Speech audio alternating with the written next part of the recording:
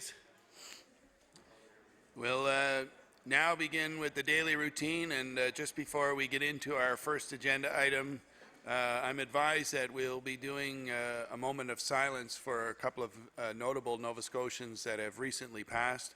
And I've just been advised news out of Ottawa that the Speaker of the Senate, Pierre-Claude Nolan, has passed away overnight.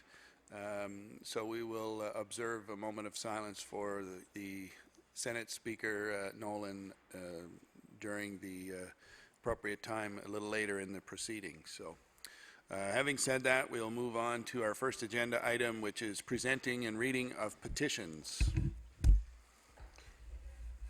Presenting reports of committees.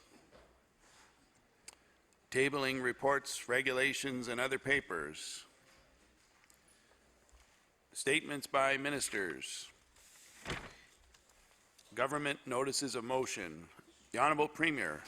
Thank you, Mr. Speaker. Hereby give notice that on a future day I shall move the adoption of the following resolution. Whereas yesterday Nova Scotia lost retired Senator Al Graham, a man who was passionate about our province and its people.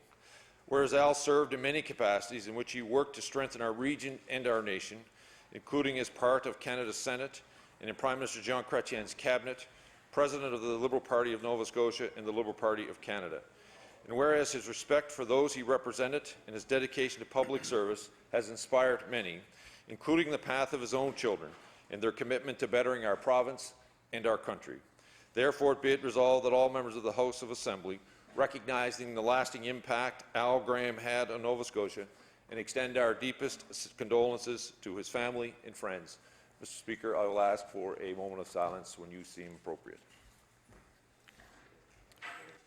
You want a waiver? Waiver? Waiver of notice passed to the debate. There's been a request for waiver. Is it agreed? It is agreed. Would all those in favor of the motion please say aye. Contrary-minded, nay. Motion is carried. The Honourable Premier. Mr. Speaker, hereby give notice that on a future day I shall move the adoption of the following resolution. Whereas Charlie Joe Dennis, a remarkable Mi'kmaq leader and elder in the Mi'kmaq community of Escasoni, passed away yesterday. And whereas he's remembered for his leadership as a former chief and his kind nature and great integrity and honesty. And whereas Charlie Joe Dennis was a leader in the development of the Escasona fishery, as well as a founder of the Unimagi Institute of Natural Resources, an organization that continues to be a leader in its field across our province. Therefore, be it resolved, this House recognize the life and service of Charlie Joe Dennis and express condolences to his family and the Mi'kmaq community of Escasoni on his passing. Mr. Speaker, I ask for waiver of notice and passage of the debate and a moment of silence at the appropriate time. There's been a request for waiver. Is it agreed? It is agreed. Would all those in favor of the motion please say aye. Contrary-minded, nay. Motion is carried. Now, with the unanimous consent of the House, we'll skip ahead to member statements to allow the Honourable Member for Sydney River Myra Lewisburg to make a statement about Chief Charlie Joe Dennis. Is it agreed? It is agreed. The Honourable Member for Sydney River Myra Lewisburg. Thank you very much, Mr. Speaker, and I thank the host for this opportunity. Mr. Speaker, today Nova Scotians mourn the passing of former Escasoni First Nation Chief Charlie Joe Dennis. He was first elected as chief in 2006 and was re-elected to a 2-year term in November of 2008. Chief Charlie was also a long-time executive director of the Unimagi Institute of Natural Resources and continued his involvement with the Institute, most recently as an advisor. He is being remembered as a true statesman and a tireless advocate for the environment and natural resources. Today, our thoughts are with Chief Charlie Joe Dennis' large family, his many friends and colleagues. I was proud to call him my friend, and he will be missed. Thank you, Mr. Speaker.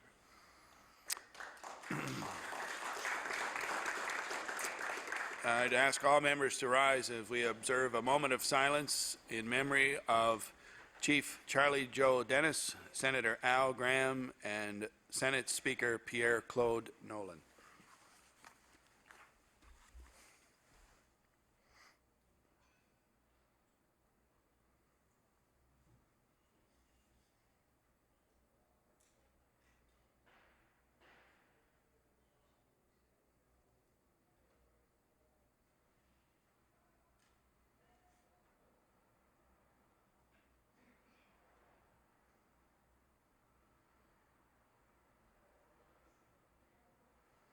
Thank you.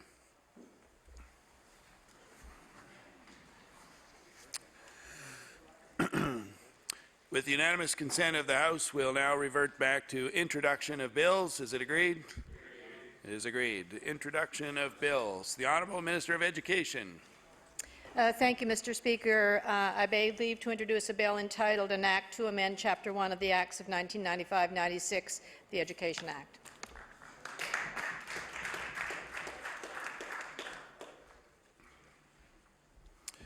The Honourable Minister of Education begs leave to introduce a bill entitled An Act to Amend Chapter 1 of the Acts of 1995-96, the Education Act. Bill number 105, entitled An Act to Amend Chapter 1 of the Acts of 1995-96, the Education Act. Ordered that the bill be read a second time on a future day. The Honourable Minister of Education. Thank you, Mr. Speaker. I beg leave to introduce a bill entitled An Act to Wind Up the Colchester Regional Development Agency.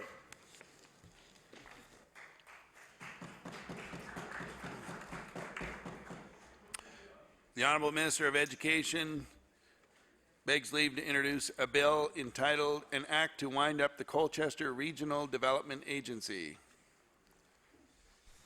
Bill number 106, entitled An Act to Wind Up the Colchester Regional Development Agency.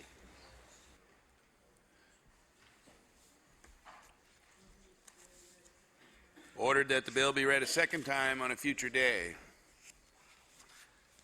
We'll now move on to notices of motion. Statements by members. The Honourable Member for Cumberland South. Thank you, Mr. Speaker. Mr. Speaker, the Ivany Report set out very specific and important goals for our province and continues to be an important guiding light. The Liberal government's incompetent handling of the film tax credit goes completely against the spirit of the Ivany Report. We must rebuild our economy to bring our sons and daughters back home. The Liberal government is doing the opposite, driving away young, creative, tax-paying Nova Scotians. Rather than dragging its heels on the Ivany Report goals, the government should be enacting them in law as a framework for decision-making. Maybe then, disasters like the film tax credit crisis could be averted in the future. This government's poor view of the young and vibrant film industry is causing irreparable damage. We can and must do better to create jobs and rebuild our economy. The Honourable Member for Halifax Needham. Thank you very much, Mr. Speaker. Mr. Speaker, on April 9th, the employees of Film and Creative Industries Nova Scotia were quietly given their pink slips, and later that day, the Minister of Finance introduced a budget that gutted the film tax credit. The backlash was swift. On April 15th, thousands circled this legislature in the largest peaceful rally in recent memory. The Premier may have betrayed their trust and may not have listened to them before making his drastic cuts, but they were going to make sure he listened to them now. Yesterday, we heard that representatives from Screen Nova Scotia had reached an agreement with finance officials that would allow at least a few projects to continue. Sadly, it leaves little room for the industry to grow and still leaves much uncertainty, frustration, and confusion. This is a feeling felt by many in relation to the McNeil government's budget. Thank you, Mr. Speaker.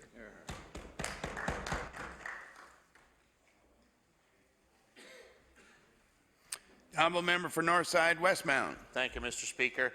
Kelly MacDonald is a professional film technician. She has worked in the Nova Scotia film industry as a props technical with IATSE 849 for almost 10 years, and she loves what she does. Kelly pays taxes, shops locally, and was looking forward to becoming a first-time homebuyer this year. If the Liberal government doesn't fix the error it made with the film tax credit, Kelly can't plan a future here in Nova Scotia. Kelly believes the government should be committed to job creation and keeping green industry and skills craft people in our province. Like thousands of other Nova Scotians, Kelly hopes the error the McNeil Liberals made with the film's tax credit will be fixed. She wants to see a strong future for her industry here in Nova Scotia. She wants to continue to contribute to our province. She believes she belongs here. Thank you, Mr. Speaker. Honourable Member for Queen Shelburne. Mr. Speaker, today marks the very first budget that the McNeil government can call their own. Mr. Speaker, this also marks a sad day for rural Nova Scotia with the loss of provincial park workers, closures of provincial satellite courthouses, community services, and land registration offices. This budget froze healthcare spending, gutted the film tax credit, and laid off hundreds of public service workers, cut community programs, and cut dental care for children and teens. And now, the only improvement the Premier can point to is a new door in the Premier's office this far in this mandate. Mr. Speaker, the cost of this door to taxpayers of Nova Scotia is $42,000. Thank you. The honourable member for Argyle-Barrington. Thank you very much, Mr. Speaker. William Gerhardt has written his MLA about his great concerns about the changes to the film tax credit. William told the member for Lunenburg that a large amount of film work occurs in the Lunenburg area. He estimates that more than half of a project's budget stays in the area where filming takes place. Restaurants, hotels, hardware stores, grocery stores, rental accommodations, and everyday people who are hired as extras directly benefit from the industry.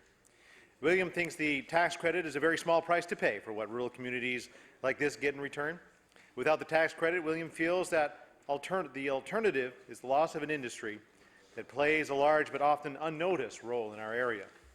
Mr. Gerhardt asked the member for Lunenburg to meet with the Minister of Finance to discuss this important issue for his area. The honourable member for Chester St. Margaret's. Thank you, Mr. Speaker. Mr. Speaker, on March 12th of this year, the Minister of Municipal Affairs told the Canadian press that he would work with municipalities and villages to find sustainable governance structures. Now, despite receiving a report that recommended existing villages, such as the village of Chester, should be allowed to apply for town status if they wish, this government has now decided that, and I will quote their press release, "The change prevents towns from becoming villages and vice versa." Why has the McNeil government once again gone back on their word, this time hindering the independence of villages like Chester? Yesterday, the Premier told rural Nova Scotians that they were on their own, yet the McNeil government continually brings in legislation to take away the rights of Nova Scotians. The honourable member for Pictou West. Thank you very much, Mr. Speaker. Mr. Speaker, I rise today to congratulate Arlene MacDonald on being chosen as one of 24 women across Canada to participate in the Canadian Women's Foundation Leadership Institute.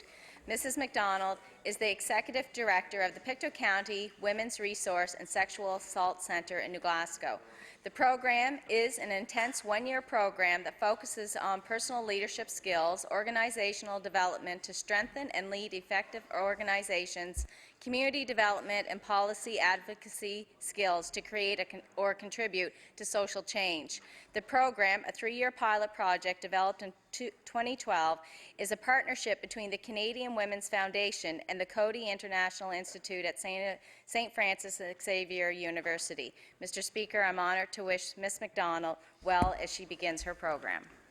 The honourable member for Queens Shelburne. Thank you, Mr. Speaker. Mr. Speaker, on November the 23rd, 2011, the Premier, then the Leader of the Opposition, criticized the government for not doing enough to address the problems in rural Nova Scotia. He asked, and I quote, "Why is the Premier ignoring the crisis in rural Nova Scotia?" And then he went on to say, "Stop ignoring rural Nova Scotia and provide a clear economic strategy to put people back to work," end quote. It seems, Mr. Speaker, that rural Nova Scotia is only viewed as being in a crisis when the Premier sits in opposition. Now that he's in government, he thinks that rural communities should be left to figure out things on their own. This budget has sent a strong message to rural Nova Scotia that their jobs, their health, their services, and their culture is not as important as others. Mr. Speaker, more than 20,000 jobs have been lost in Nova Scotia, including the constituency of Annapolis. Mr. Speaker, rural Nova Scotia is not a barrier to economic rural growth in this province. Rural Nova Scotia is the key to unlocking the economic potential. I urge the Premier to take his own advice. The honourable member for Colchester, Musquedominid Valley. Thank you, Mr. Speaker. Mr. Speaker, I would like to shine the spotlight on a local athlete with dreams of representing Canada on the world stage. Murray Siding resident Julia Scammell recently took home hardware during the Nova Scotia Female Midget Hockey League's annual awards banquet, including an award for top defense.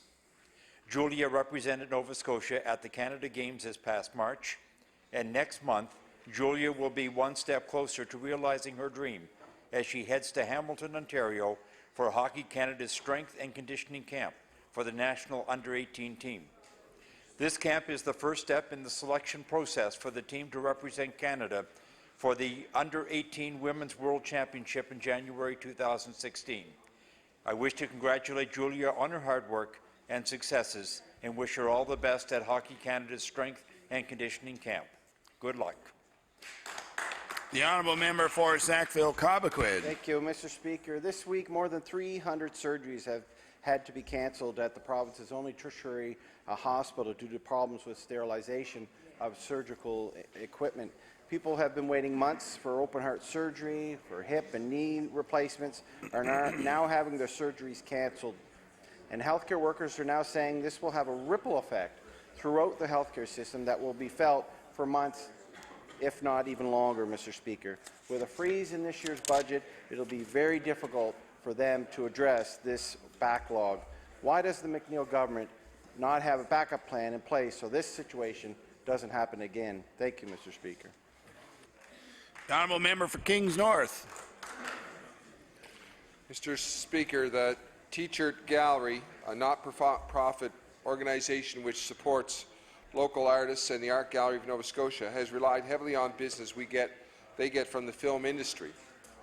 Production, rent, artwork to decorate their sets and have always been a significant and reliable source of revenue for the gallery. The recent tax credit cuts that will negatively impact the film industry will certainly affect the gallery's viability as well. The T-shirt Gallery represents over 200 Nova Scotia artists and employs several staff members. The art community in Nova Scotia, a large and important entity, can ill afford to step backward as the changes in the film tax credit are. Thank you, Mr. Speaker. The honourable member for Truro, Bible Hill, Millbrook, Salmon River. Thank you, Mr. Speaker. Mr. Speaker, I'd like to make an introduction, if I could, before I start my statement. Permission granted. Thank you.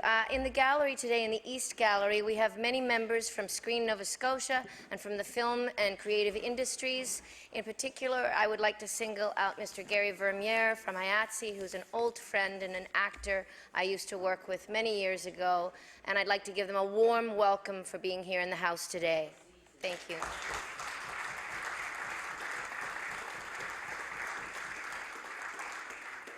Mr. Speaker, I'm so proud to stand here today as a proud member of the film and creative industry and a 35-year member of ACTRA, the Actors Union of Canada. When industry was forced to deal with a situation about which they were not consulted, one that they knew was short-sighted and didn't take into account the economic spin-offs of the industry for actors, writers, producers, set designers, directors, and many others, when push came to shove, they did what they do best. They told their story. Many Nova Scotians listened, and so did we. Thousands of people marched outside our legislature in a show of support for the creative industries that the McNeil government was gutting. While yesterday's consultation or talk between the government and industry representatives is not nearly as competitive and as fully done as it could be, at least we know that we stood together. People from across the country support this industry in our province, and that's a story worth repeating, and we look forward to further talks with this industry because the story is not over. Thank you very much.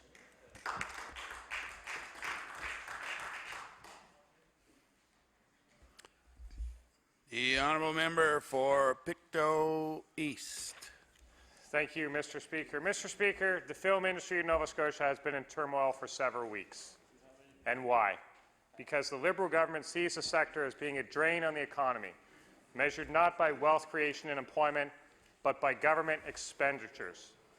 The McNeil Liberal government have caused damage and are jeopardizing our ability to attract future business to the province of Nova Scotia. Aside from eliminating any marketing efforts through Film and Creative Nova Scotia, the overall cap size and per production or per company caps with likely first-come, first-served protocols may make for meaningless or non-existent rebates in relation to large budgets. The sad impact will be fewer and smaller productions, more downtime, and fewer employment opportunities for the very real Nova Scotians that work in this industry. Mr. Speaker, the Premier should apologize to the film industry for his short-sighted decision-making and his handling of their lives over the last 2 weeks. The honourable member for Halifax Needham. Thank you very much, Mr. Speaker. Mr. Speaker, the elimination of the film and creative industries Nova Scotia has left many people and projects in limbo. Young producers, some making their very first professional films, are being denied access to funding previously promised to them. Some won't be able to complete their filming this year and will miss out on prearranged opportunities in international film festivals. Other producers and directors from outside the province who want to bring projects and money into Nova Scotia aren't having their calls returned by NSBI. Some filmmakers have had to turn down opportunities to partner with international production companies because they can't guarantee funding. The upheaval caused by the McNeil government is already being felt in the industry and has already cost our province millions of dollars. The Premier should realize that this is not how you create an environment for business. Thank you, Mr. Speaker. The honourable member for Sydney River Myra Lewisburg. Thank you very much, Mr. Speaker. Mr. Speaker, I rise today to bring attention to the impact of the Liberals' gutting of the film tax credit. Patrick and Kimberly Sharon moved to Marion Bridge from Ontario in 2007 with their 2 children. They made this choice because they, along with their children, were involved in the film industry. Their family has been involved in many TV and film productions, including Ice Castles, Blackbird, Christmas with Holly, Deep End, Haven, Mr. D, Wisps, Seed, and Lizzie Borden. Patrick Sharon has worked 2 jobs in an effort to stay here, but now with the film industry in turmoil, there's little reason for them to stay. Their 16-year-old son is an ACTRA union member and was looking forward to a bright future here in the film industry. The Sharon family is now looking to move to Vancouver. Thank you, Mr. Speaker. The honourable member for Pictou Centre. Mr. Speaker, the film tax credit is for all of Nova Scotia. This industry and these entrepreneurs are not only very important to our economy, but they are very important for our identity. The amazing stories that have been told through film right here in Nova Scotia offer a tremendous sense of pride. A competitive tax structure and stable regulatory environment are key for the continued success and growth of this vital industry. The Liberal government has caused irreversible damage to this important framework with this compromise. The Liberal government must send a clear signal to the rest of the world that our film industry is open for business. That requires a guarantee that no production will be turned away. The honourable member for Chester St. Margaret's. Mr. Speaker, I can't help but wonder which sector the McNeil government is going to throw into chaos next. We know they've already picked fights with nurses, threatened home care workers to take the deal, forgotten completely about frontline health care, and let our ERs get more overcrowded than they have been in years. They have pulled the rug out from under our creative industries and caused many film and television projects to be cancelled, including a $12 million project slated to film in Chester. And a Jim Henson production has already been cancelled that was scheduled to film on the South Shore. The Premier talks about creating an environment for business, but fighting with workers and slashing support for a growing industry that creates jobs is hardly an environment that anyone would want to start a business in. Thank you, Mr. Speaker. The honourable member for Pictou West. Thank you, Mr. Speaker. Mr. Speaker, I rise today to congratulate Captain Bernard Van Zyl for his position as the new commanding officer at Construction Engineering Flight 144 in Pictou. Captain Van Zyl obtained a civil engineering degree and then joined the military in 2012. He began at Flight 144 in March 2013. Flight 144 is one of only 4 sites of its kind in Canada, operated under the direction of the Royal Canadian Air Force. The flight trains recruits in areas of construction, including carpentry, wiring, and plumbing. There are currently 30 recruits. They receive training with hands-on learning by partnering with community groups and assisting with a variety of community-based projects. Mr. Speaker, I am pleased to congratulate Captain Van Zyl on his new position. The honourable member for Truro, Bible Hill, Millbrook, Salmon River. Thank you, Mr. Speaker. In October 2013, Nova Scotians thought they were getting a government that would listen to them. Boy, were they wrong. Nova Scotians know by now that the McNeil government doesn't listen. The McNeil government makes decisions with no consultation, and their austerity budget slashes funding to important community organizations, including those who work with at-risk youth and organizations that support individuals with mental health issues. The Finance Ministry even came out yesterday saying that they had a deal with the film industry. Well, they beg to differ, Mr. Speaker, because until this government opens up its ears and its heart instead of just its mouth, then they don't understand what a consultation really means, because a consultation is a two-way stream. And until they deal with the fact that a $10 million cap is not going to work in this province for us to grow our creative economy, then they are certainly not listening. The Premier may have been able to get the trust of Nova Scotians in 2013, but in this 2015 budget, now we see his true colours. The honourable member for Pictou Centre. Thank you, Mr. Speaker. Mr. Speaker, I am pleased to have the opportunity to thank Mayor Barry McMillan of the town of New Glasgow for his dedication and commitment to his community. His positive attitude allows him to remain calm and logical as he guides his town staff through challenges, priorities, and projects. He's a leader that will ask numerous questions, consider all options, and leads by example. Mayor McMillan has always focused on the immediate needs of New Glasgow and is a good listener when residents have concerns. He has always demonstrated confidence and respect through consistent leadership while implementing new ideas, programs, and policies in his community. Thank you, Mr. Speaker. The honourable member for Sackville-Cobequid. Mr. Speaker, over 170 people showed up at a meeting in Whitney Pier this week. They're concerned that the McNeil government's plan to open home care to a competitive bidding process will result in the exact same problems we've seen in Ontario and British Columbia. Home care workers lost their jobs and service declined as companies paying lower wages trimmed their budget to boost profits to the detriment of their clients, Mr. Speaker. Home care workers have already been attacked by the McNeil government in last spring's budget with Bill 30 and last fall with Bill 1. Our home care workers deserve better, Mr. Speaker. They deserve a government that listens when frontline workers raise concerns about patient care. The honourable member for Colchester, Musqueam Valley. Thank you, Mr. Speaker. Mr. Speaker, Lillehammer, Norway will host the 2016 Youth Olympics, and Hilden's Carly Burgess, along with her skip Mary Fay, have been named to the Canadian national team for curling. The pair will play on a mixed team alongside 2 representatives from British Columbia. The exciting news from the National Curling Association was icing on the cake to the phenomenal season this dynamic duo has just completed. In March, Ms. Burgess, Ms. Fay, and fellow teammates Jen Smith and Janique LeBlanc won a silver medal at the Canada Games. The team also had a 4th place finish at the Canada Junior Championships in February. Congratulations are in order to the team for their amazing season, with a special hurrah to Carly and Mary on earning the honour of representing Canada on the world stage next February in the 2016 Youth Olympics.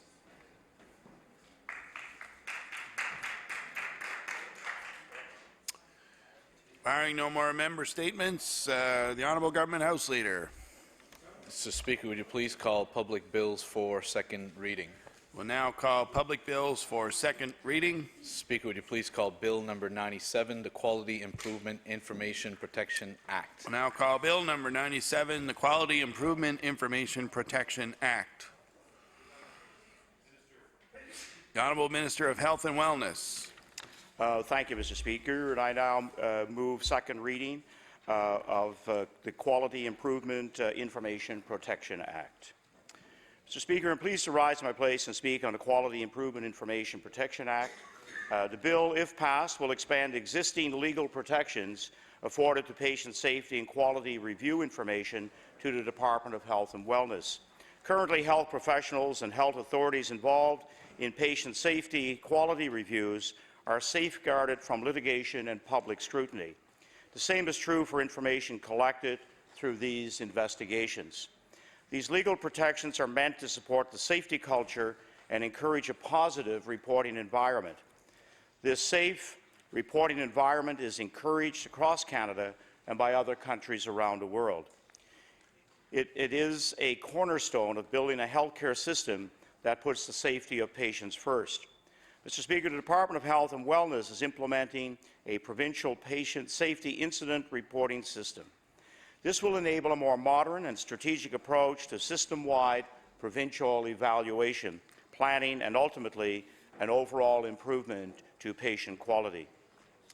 Under the new patient-centric model of healthcare, if one healthcare facility in one region is producing positive patient outcomes, we want to be able to quantify that data and share those lessons across the entire provincial system. This is one of the benefits of a united single provincial health authority plus the IWK.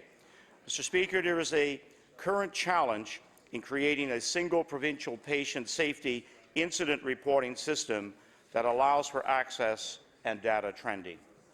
Under existing legislation, once data is transferred outside the control of a health authority, that data is no longer legally safeguarded from litigation and public scrutiny. Existing legal protections only apply to quality reviews done in a health authority. Today, if the Department of Health and Wellness obtained access to that data, it would be vulnerable to litigation or public scrutiny. That means some healthcare professionals may think twice before reporting on patient safety. Mr. Speaker, research shows that a critical aspect of a safety culture is the ability to report patient safety incidents in a supportive environment. Where this does not exist, healthcare professionals are less likely to report incidents of patient safety. Mr. Speaker, less reporting means a potential reduction in patient safety. That is counterproductive to our goals of improved patient outcomes across the entire health system for all Nova Scotians. The information that is collected from health authorities by the Department of Health and Wellness will be aggregate data that has personal identifiers removed. Indirect identifiers such as age and sex will maintained as they provide meaningful information about particular populations. Let me be clear. This does not reduce or impede the flow or access to data or information as it currently stands. This only extends the current protections to include the Department of Health and Wellness. Mr. Speaker, the basic question is why should the Department have access to that data? The answer is simple. Being able to analyze patient safety and quality information at a province-wide level will allow for system-wide analysis. That means lessons learned in one region can be implemented across the province.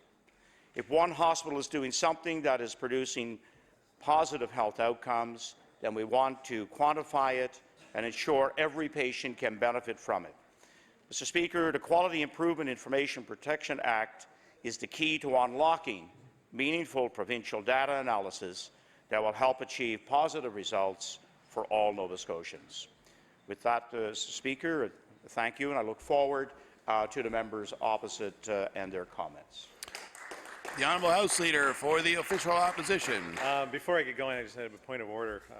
Last night when we concluded, the Minister said that that concludes the government's business for today. Mr. Speaker, we'll rise again tomorrow from the hours of. Following the daily routine, we will resume with the remaining 4 hours of estimate debate and final vote on the budget. At that point, we'll conclude the government's business for the day. He didn't call bills for today, so I'm just wondering what your ruling is on calling bills when they have been called the night before. Recess for 2 minutes while I consult with the clerk, and we'll come back to you. The House will now be in recess for 2 minutes.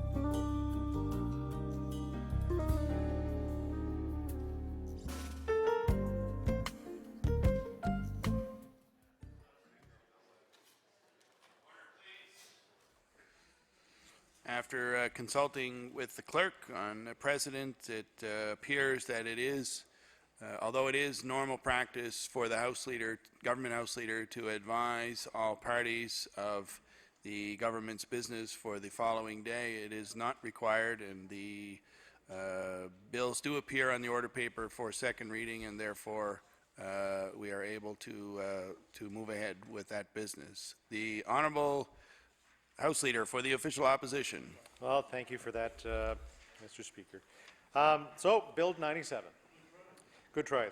Protecting the information on health patients is paramount, Mr. Speaker.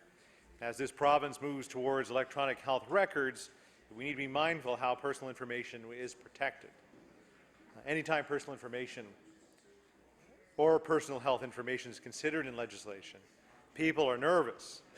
Of course, we share those concerns, but believe non-identifying information can be very helpful to the advancement of our healthcare system. If you just look at the sheer data that is brought forward through our health system, it is amazing. And if there's a way to use that, of course, washed of the personal information of that, I think is a value to any modern healthcare system as we're responding to different diseases, different outbreaks of one thing or another, that if we can see the trends within our communities, I think it's a benefit to our healthcare system to respond to those risks. This bill is very good intention. Anytime there's an issue or risk of patient safety, it is of concern. We need to make sure that each and every mistake or misstep or accident comes with a lesson for all those parties involved. The ability of the department to compile data and develop trends to show which areas of the province are exceeding those facing problems will be helpful in helping others develop solutions. We believe that an accountable, transparent healthcare system is essential, and the size of our province makes that possible. We need to recognize that the difference between healthcare delivery in rural and urban areas, but this data has the potential to do just that. We share their concern, and though we believe the intent of this bill is sound, we are eager to hear what Nova Scotians in the field and in the healthcare system feel about it, and look forward to hearing their feedback at the Law Amendments Committee. So thank you very much, Mr. Speaker. The Honourable House Leader for the New Democratic Party. Thank you, Mr. Speaker. I'm glad to rise to speak on Bill number 97. This issue is extremely important and one that our caucus definitely supports. We initiated, thank you, we initiated this process within the Department of Health a number of years ago, and I'm glad that the current government continued on with that work, especially, Mr. Speaker, with the Deputy Minister, Peter Vaughan. The Deputy, for those who might not know, has worked extremely hard and has been very dedicated to quality assurance, not only in the region he represented, but province-wide. He's worked extremely hard, and I believe even on a national level. So I'm glad to see this piece of legislation come through. I would have been surprised if I didn't, knowing the background of the new Deputy Minister of Health. But also, there's been many strong advocates over the last number of years and even decades to try to change the culture and the environment within the healthcare sector. And and what I mean by that is the fact that our healthcare delivery is delivered by people, and when you have that type of delivery, there are mistakes that happen. There's human error. People do make mistakes. We don't want to see that, especially in healthcare, but it happens. And the culture and the environment for many years have been that if you made a mistake, you better hide it, you better not talk about it, you better not report it. People were fearful of losing their jobs and much worse, Mr. Speaker. But there's been people who have been trying to change that throughout a number of years. I know my interaction with some of them throughout my career as a paramedic, and the profession of paramedicine has a real strong emphasis on making sure that incidences are reported, that we talk about it and paramedics talk about things that might have gone wrong. And part of the new system when the paramedic system was transformed was to have that built right in it. And part of the re-registration and the registration of paramedics, and for those who want to keep their license, you have to go through a number of things. And one of the exercises that has taken place is something called M&Ms. And this is a venue for our quality assurance, our medical control physician, and the paramedics to interact. And not only for a case that someone might be involved in, but for other medics, for example, to listen to those cases. So it's brought to a meeting, to a gathering of those paramedics, and I know they do this in other sectors of health, and they talk about a case that might be not a normal case, something that may have gone wrong, for example, or something that you don't see often. And the medics involved do a little bit of history. They are able to gain access to some of the information from the patient and the results of the incident that they took part in trying to support that individual. And you learn from that. If there was something different that that medic could have done, maybe used a different medication, it's talked about in a safe environment. It's talked about in an environment that welcomes input not only from those who are directly involved, but those who are listening to the incident.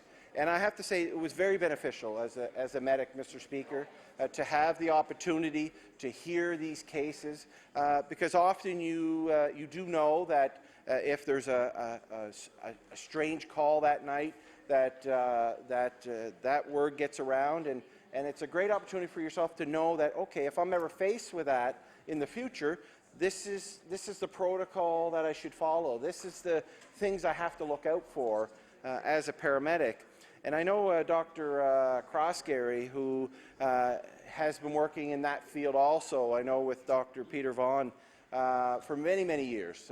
He wrote, I know, a book, maybe several books on it, and definitely has been involved on a national level to try to change that culture and that environment within the healthcare sector. And I think this legislation goes along with doing that and ensuring that medical personnel who might find themselves in either witnessing something that an incident that may have a negative impact on that patient, that they can come forward, that they can talk about this and report it, and hopefully things can change, and maybe there's a change in the policy, a change in a protocol that I think is important. So when we look at this piece of legislation, I think it goes hand in hand with work that has been going on for a number of years. And I know there's more people that I may miss who have been involved in this over the years, but definitely I think this piece of legislation goes along with the work, and I know that this will be welcomed by the healthcare sector.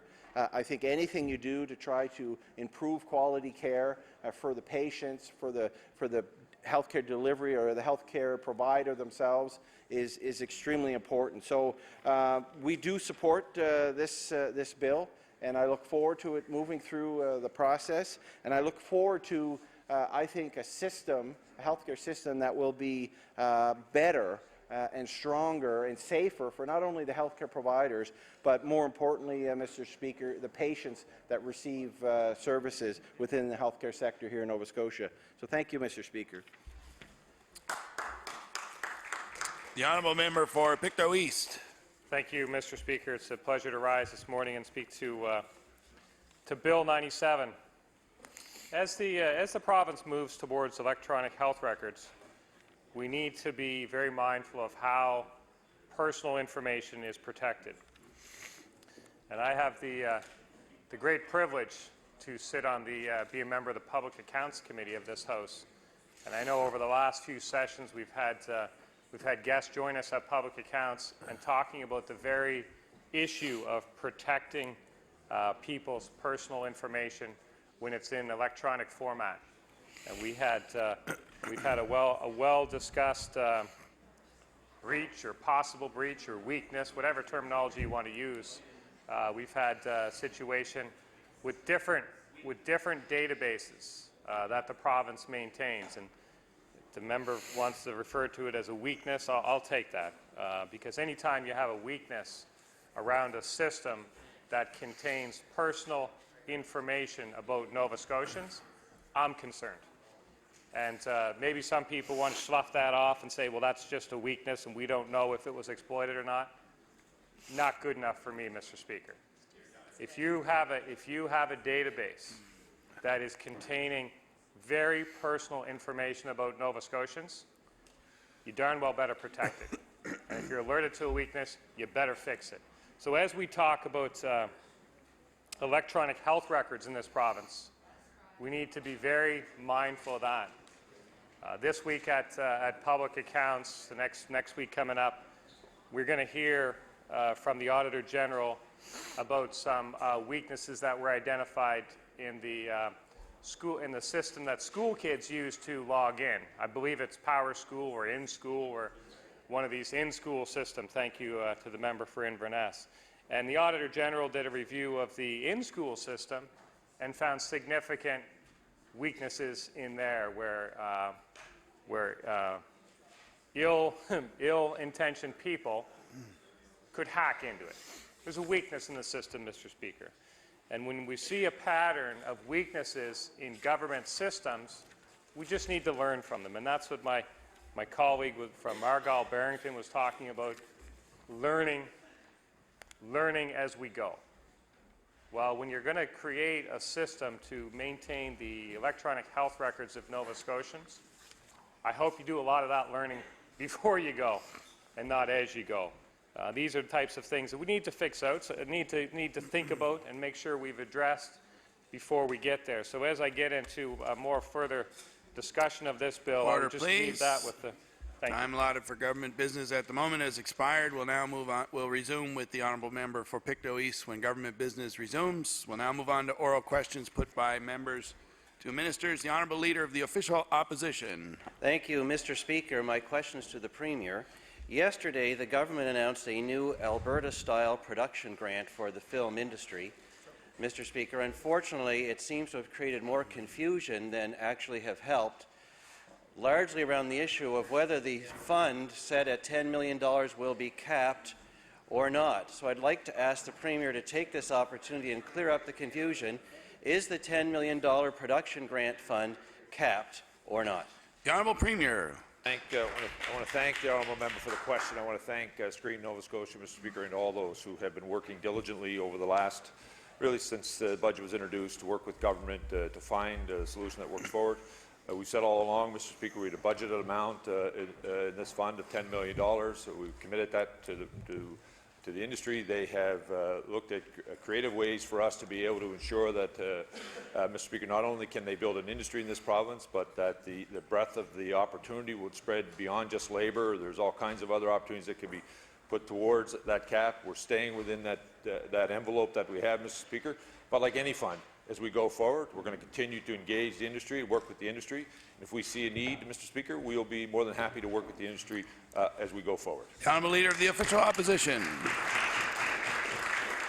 Thank you, Mr. Speaker. I appreciate that answer, but in the interest of the 2,700 people that work in the film industry, and for all those Nova Scotians that have rallied behind them, who want to know that we're going to have a growing and vibrant tax-paying film industry, we see this grant. I've asked the Premier directly, is it capped at $10 million, yes or no? I just want to be clear with the Premier, is the fund capped at $10 million, yes or no? The Honourable Premier. Mr. Speaker, I just want to be clear with the leader of the Conservative Party. Mr. Speaker, we said we budgeted $10 million, that all of that money is allotted into the fund. And what we said, which we continue to work with the industry, Mr. Speaker, if there's needs go forward, like any fund that we have, Mr. Speaker, if it's seen that we can make changes to that fund that would benefit the industry and benefit Nova Scotians, grow economic opportunities, of course, Mr. Speaker, we continue to work with the industry to see that that happens. The honourable leader of the official opposition. Mr. Speaker, you're going to have to forgive an industry that was promised an extension of the film tax credit for 5 years as is, for wanting to know for sure what the government plan is. It is not enough to say it's in the budget and we'll see. The government has lost the trust of the industry to take them at their word. So, Mr. Speaker, here is an opportunity to be clear. When the fund reaches its $10 million maximum, will the government be declining film production applications, yes or no? The Honourable Premier.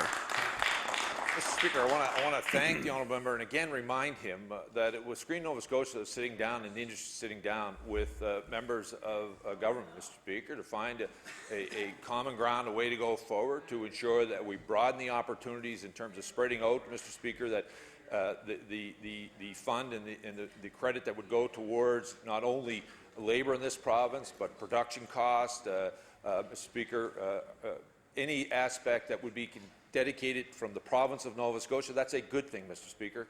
That is actually broadening the opportunity right across the entire spectrum. We have said all along we have $10 million in this fund. We're thrilled that the industry is committed with us, and we've said to them we would continue to review that as we go forward, Mr. Speaker. If there's adjustment needs to be made, we're prepared to have those conversations. The Honourable Leader of the New Democratic Party. Thank you very much, Mr. Speaker. Mr. Speaker, I think we are all trying to understand the details of the new film industry arrangement. The devil is always in the details, as they say, though, Mr. Speaker. And, Mr. Speaker, there seems to be confusion about whether the cap that the government has imposed is a hard cap or a soft cap, Mr. Speaker. So I would like to ask the Premier if he could please explain whether the Film Investment Fund is being capped at $10 million or not, yes or no? The Honourable Premier. Mr. Speaker, it may come as a surprise to the Leader of the Democratic Party, but as a former finance minister, she would recognize, Mr. Speaker, that every fund has a set amount in it, Mr. Speaker. And every time the province of Nova Scotia enters into any fund, it gets reviewed over time and whether or not there needs to be made adjustments to it, Mr. Speaker. We have said very clearly to the industry that there is $10 million in this fund. We broaden the opportunities, and I am very grateful, quite frankly, for the work that they've been doing on behalf of all those in this province who are making a livelihood, Mr. Speaker, out of the film industry. They've been working diligently with the province of Nova Scotia. We have said to them we'll continue to work with them, and if there needs to be adjustments made to this fund as we go forward, we've very clearly said we're prepared to listen. The Honourable Leader of the New Democratic Party. Thank you very much, Mr. Speaker. Well, Mr. Speaker, a fair amount of damage has been done already to the industry, as well as the trust that members of the industry feel for this government. They feel betrayed, frankly, Mr. Speaker, because they've broken a campaign promise. But, Mr. Speaker, my question to the Premier is this. How does he plan to fix the fallout from the bad and hasty decision to the film tax credit? The Honourable Premier. Thank you, Mr. Speaker. We're going to continue to do as we did in this budget, Mr. Speaker. We put a tremendous amount of money on the table for the creative economy. Mr. Speaker, we're very encouraged by the reception we've been receiving from sectors of the industry. We've recognized, Mr. Speaker, the film industry's pointed out very clearly the mechanism that we had in place didn't work for them. We said we would listen. We have a fund on the table that they've agreed with, Mr. Speaker, that has broadened the parameters, kept within the fiscal envelope, and we've said to them we'll continue this conversation, Mr. Speaker, and if there are adjustments need to be made to that fund, we're more than prepared to listen and work with them. The Honourable Leader of the New Democratic Party. Thank you very much, Mr. Speaker. Mr. Speaker, everyone knows that a cap on an industry doesn't promote growth within the industry, and it doesn't help filmmakers leverage funding for future investments, Mr. Speaker. So I want to ask the Minister, or the Premier, if he would please explain how the cap will promote growth of this industry. The Honourable Premier.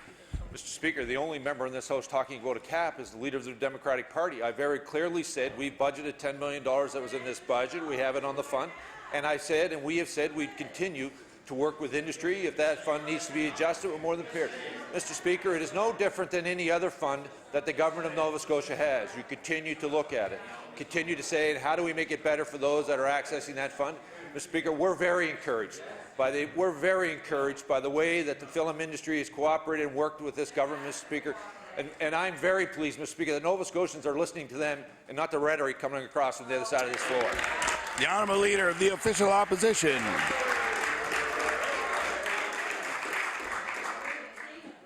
Mr. Speaker, let's cut through the rhetoric right now The Premier believes it's only opposition members asking about a cap. Well, I have this morning's Chronicle Herald right here, and in the article on the changes for the film industry, it says, and I quote, finance officials say there won't be a cap on that figure, the figure of $10 million. So I'll ask the Premier, yes and no, is the Chronicle Herald report saying finance officials say there is no cap? Is it accurate, yes or no? The Honourable Premier. Mr. Speaker, the honourable member is a chartered accountant, and he brags about that across this province. Even he should understand that the government has to put an amount in a fund to budget for. It's the reality, Mr. Speaker. What we have said, Mr. Speaker, what we have said to the industry, Mr. Speaker, and let me tell you how grateful I am to the members of that Order, industry. please. The Honourable Premier has the floor. Mr. Speaker, how grateful I am to those members in the industry who sat down with government, fully articulated the challenges I had with the way we're going to deliver them. Mr. Speaker, I've worked with us to broaden the opportunities for more Nova Scotians to be able to participate and be able to earn an income from this fund, Mr. Speaker, and how we can leverage, Mr. Speaker, more money from this province. And we've said to them, if this fund needs to be adjusted on a go-forward basis, we're more than prepared to sit down and discuss that with you. The Honourable Leader of the Official Opposition.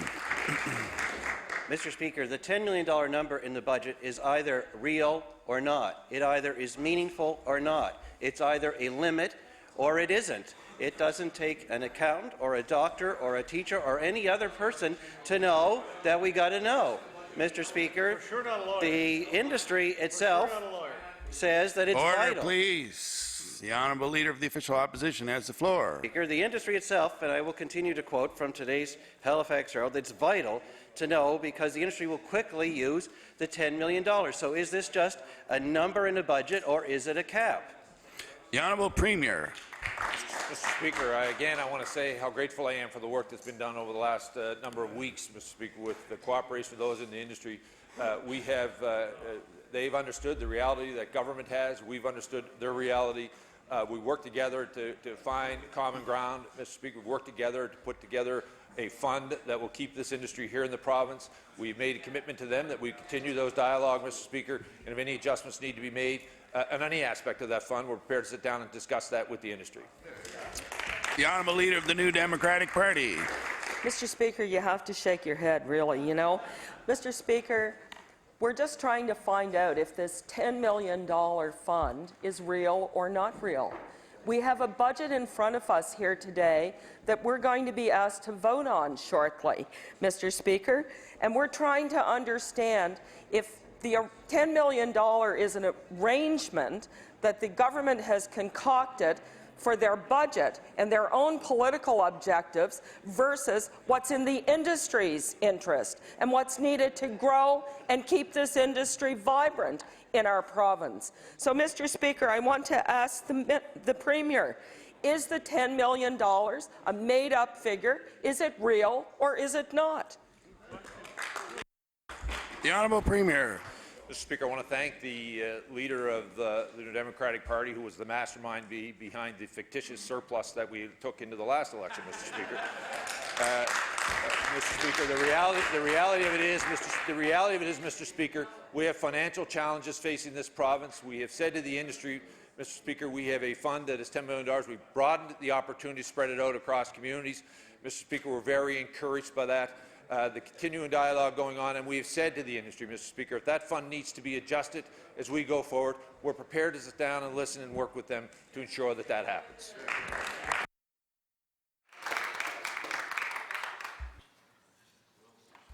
The Honourable Leader of the New Democratic Party. Thank you, Mr. Speaker. Mr. Speaker, I don't know if this government has learned anything at all throughout the last debate over the number of weeks we've been looking at this.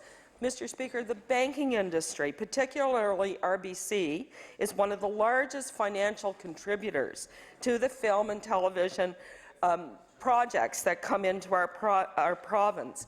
And the funds that we have available are used as leverage to secure funding. How in the world is the industry going to be able to go and secure funding when we don't even know what's available?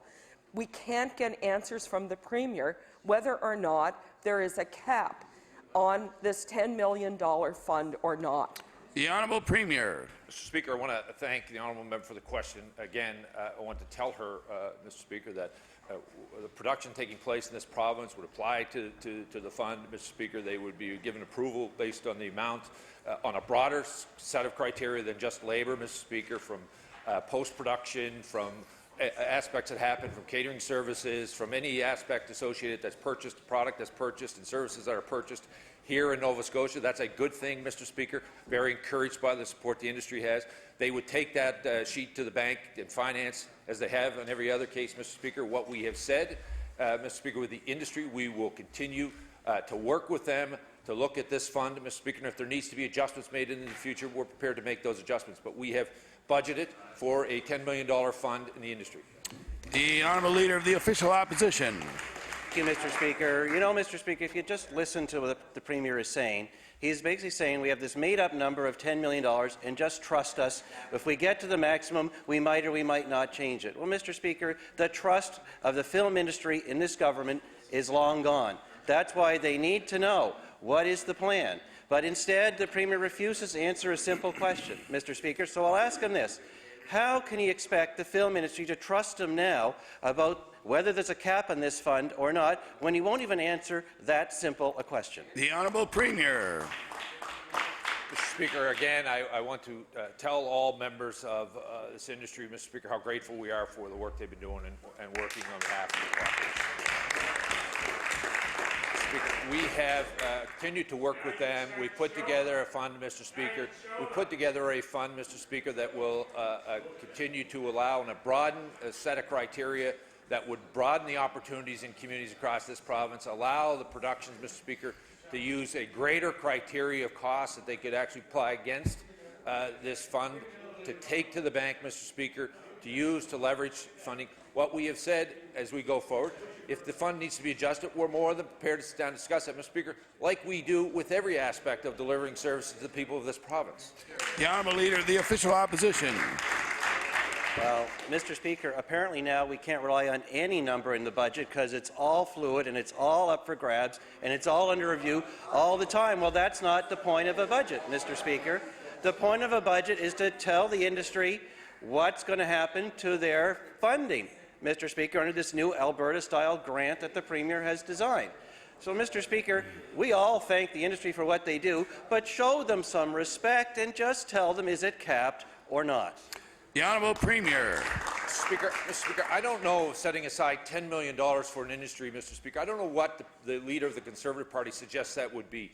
We've continued to sit down, and we will continue to sit down, Mr. Speaker, to engage the community, engage the industry, Mr. Speaker, if that adjustment needs to take place. I've been really encouraged, Mr. Speaker, by the way and the professionalism they've continued to go. They see a future, Mr. Speaker. Order, please. The Honourable Premier has the floor. The industry sees a future in this province. Nova Scotians are optimistic about the future. I just wish at some point the opposition parties would see a future here, Mr. Speaker.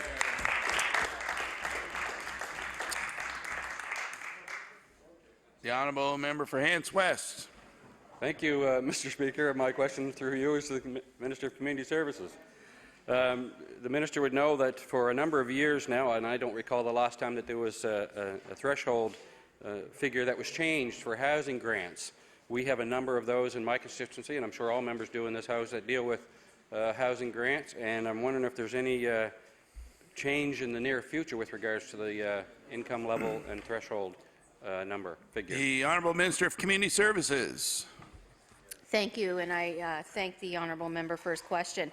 Thresholds in Nova Scotia for community grants for housing depend on the region, depend on the bedroom count within the home. Last year, we were able to provide $17.6 million for different programs that will help particularly seniors stay in their home. That was 200 more than the year before. This year, the government has also invested another $1.5 million into that program, which will help another 200 homes. So approximately by the end of this fiscal year coming up, we will have close to almost 2,600 homes within that threshold. The Honourable Member for Hants West. Thank you, Mr. Speaker, and I thank the Minister for that answer. Can she just clarify with the increase, does that mean that there will be a change in the income level, or just that there are more people working in a lower income level? The Honourable Minister of Community Services. The increase doesn't have anything to do with the income level, but in the income level, we look at each case individually, and we try to do a solution that absolutely will fit with the client. So if they're $50 or $100 above one threshold, we look at other programs, including small loans or SPD if they're available. I just also have to say that we are audited by CMHC, and if we go over the threshold for applications, Housing Nova Scotia is penalized for that.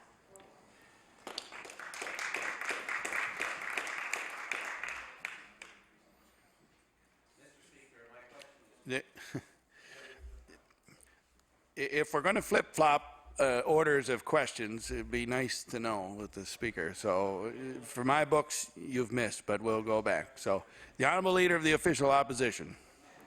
Thank you, Mr. Speaker. My question is for the Premier. Let's just call it what it is, Mr. Speaker. The government is trying to say one thing to the film industry, oh, the $10 million, don't worry, we're not going to stick to it, while they're trying to tell Nova Scotia taxpayers that they're holding the line at $10 million. Well, Mr. Speaker, both of those things can't be true at the same time. You know what? Here we are in the legislature where the Premier has a chance to tell all Nova Scotians the same story and not two different stories. So I'll ask him, is he sticking to the $10 million in his budget or not? The Honourable Premier. Thank you, Mr. Speaker. I want to remind the honourable member there's actually $24 million for the industry, Mr. Speaker. As you know, we're going into the same criteria that we had. We budgeted $10 million, Mr. Speaker, in a $10 billion budget. We are going to continue to move forward with the industry. We're very encouraged by the support they provided to us, the education, Mr. Speaker, that I think both sides are providing one another. We've come to some common principles and ground on broadening this fund to make sure that the impact is felt broadly across Nova Scotian communities. That's a good thing, Mr. Speaker. What we said to the industry that we'll continue to work with them. If there are more challenges, Mr. Speaker, we'll continue to work with them to address those. The Honourable Leader of the Official Opposition. Mr. Speaker, this is what happens when the government goes behind closed doors and says one thing and then tells the taxpayers of Nova Scotia another. And I'll show you what I mean, Mr. Speaker. Mr. Speaker, I have... Order, please. The Honourable Leader of the Official Opposition has the floor. Mr. Speaker, here is the report that Screen Nova Scotia sent to its members last night, and it says, and I quote, "It is important to note that the government has stated that this is not a hard cap. They have flexibility in the funding that they can devote for our industry's needs." That's what they told their members, based on what the government told them. Oh, wait. There's more. Order, please. Does a member have a question? Order.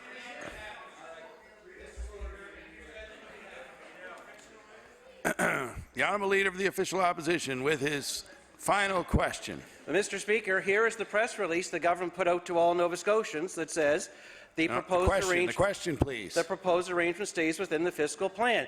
Which is true? Is there flexibility, or does it stay within the fiscal plan? The Honourable Premier.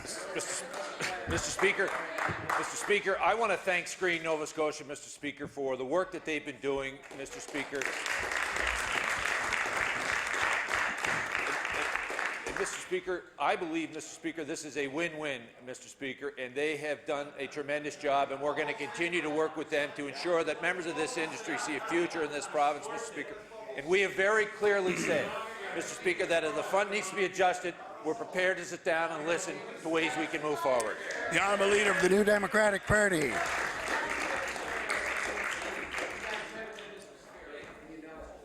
Mr. Speaker, it's certainly the case that this government likes to pick fights and talk after they've picked fights, but, Mr. Speaker, they also make decisions without any study.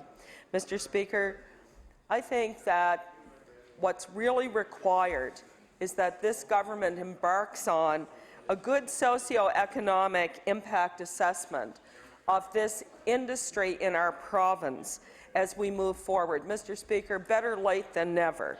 So, Mr. Speaker, I want to ask the Premier, as this discussion continues with the industry, will the government now do the homework they should have done initially and do an up-to-date socio-economic impact assessment of this industry on our province. The Honourable Premier.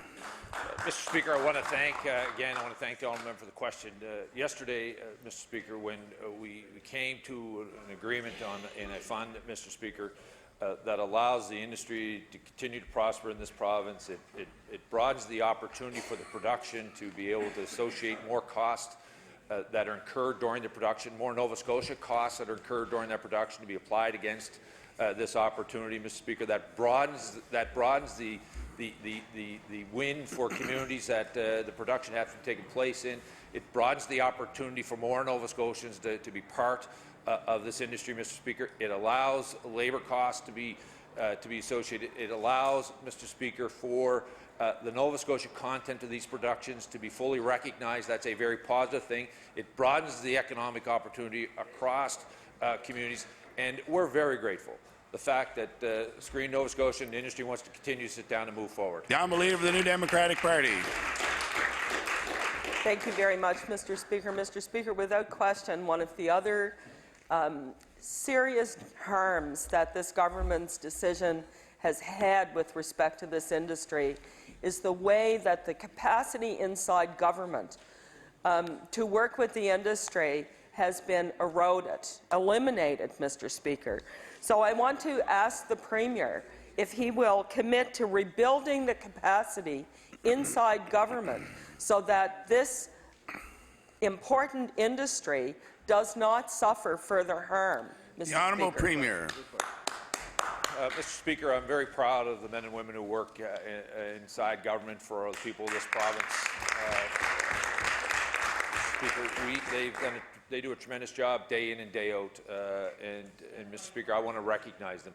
There is absolutely no question the challenges this province has been facing.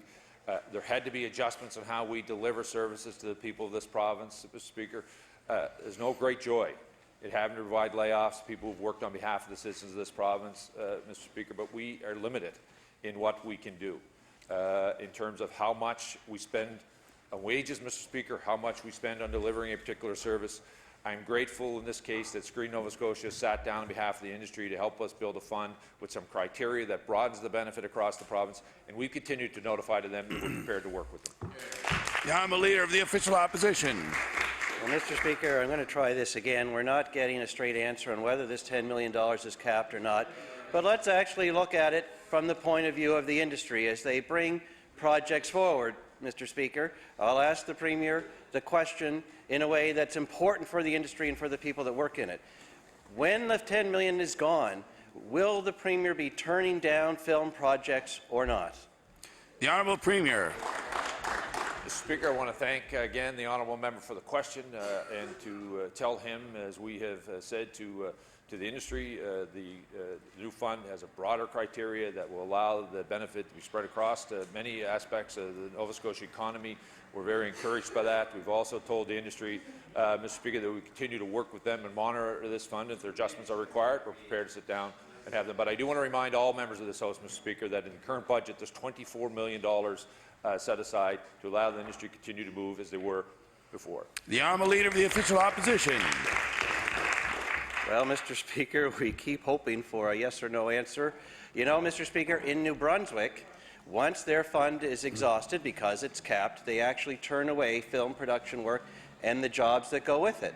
That's what we want to know here in Nova Scotia. The Premier wants to tell us that there's flexibility, so I'll just ask him straight up, yes or no, will he guarantee that film projects will not be turned down here once the $10 million fund is reached? The Honourable Premier. Speaker, I can't speak on behalf of the New Brunswick government, Mr. Speaker. I can speak on behalf of this government. What we very clearly said to the industry, Mr. Speaker, and I want to thank them for allowing us to build a fund that broadens the benefit across many aspects of community, Mr. Speaker, that allows us to recognize the entire Nova Scotia content of the film and production, Mr. Speaker, not just labour, but the other aspects that are benefiting communities. And we said we continue to work with them, Mr. Speaker, if adjustments are required.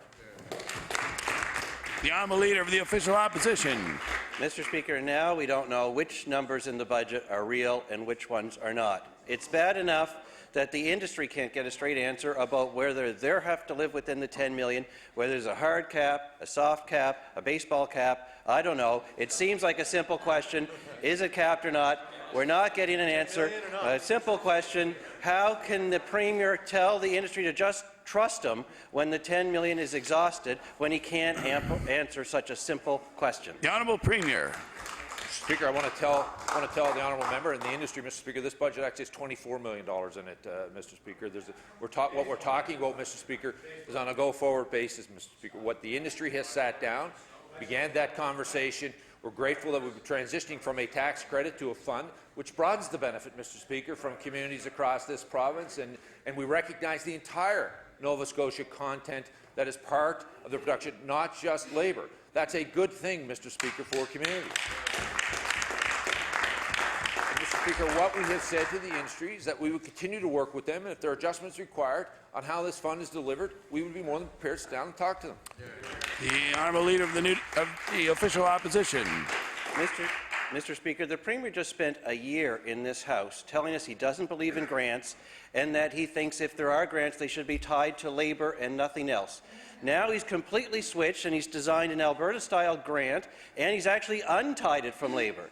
So that's why the industry needs to know whether this fund, once exhausted, means the end of their business for that year or not. So I'll ask the Premier, when the fund is exhausted, the $10 million fund, is that it for the film industry in Nova Scotia for that year? The Honourable Premier.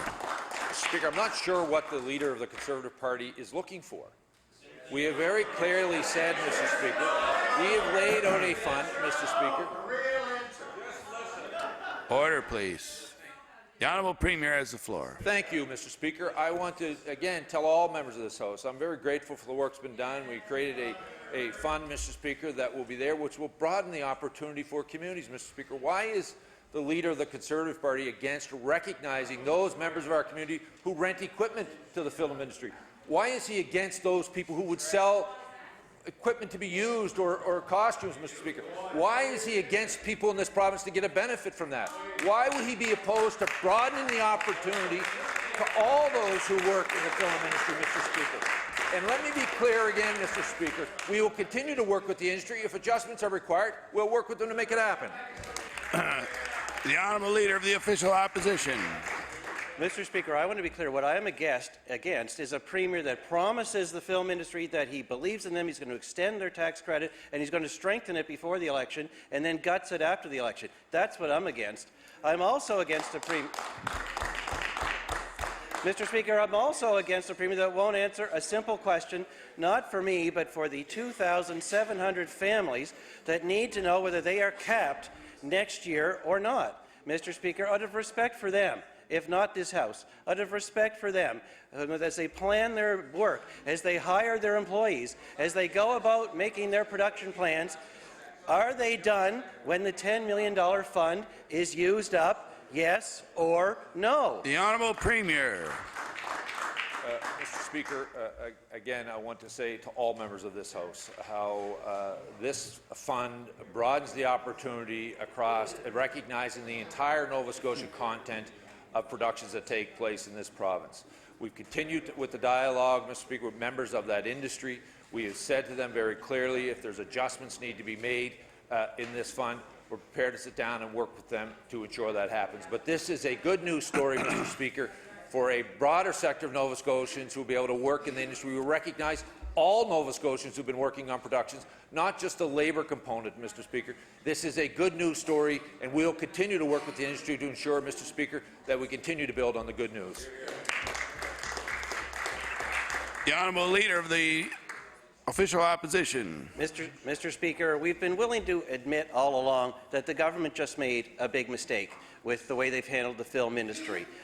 We truly can't believe that they deliberately set out to disrupt the lives of 2,700 hard-working, tax-paying Nova Scotians. Mr. Speaker, yesterday it looked like there might be a way out of this mess, but you know what, Mr. Speaker? It would be a bigger mistake. It would be a bigger mistake, Mr. Speaker, to leave such a fundamental issue as to whether the industry is capped next year at $10 million or not unanswered. So let's not have two mistakes in a row here, Mr. Speaker. Will the Premier not make the second mistake? And please clear up, is the industry capped, and finish their work when the $10 million fund is exhausted, yes or no? The Honourable Premier.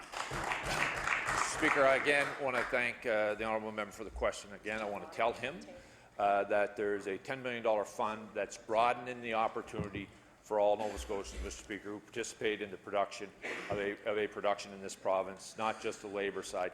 That's a good news story for Nova Scotians. We have said to the industry, Mr. Speaker, that we would work with them if adjustments need to be made to the program we continue. But, Mr. Speaker, here's what leads to uncertainty and anxiety for families. The leader of the Conservative Party never once mentioned anything about the tax cut, Mr. Speaker, until he was going to wait to see what he read in the paper. There came uncertainty, and now he's been going around driving divisive politics, Mr. Speaker. At the same time, we've been working with the industry to find common ground, to put in place a fund that will broaden the opportunity across this province, and I want to say thank you to all those in the film industry. The honourable member for Truro, Bible Hill, Millbrook, Salmon River.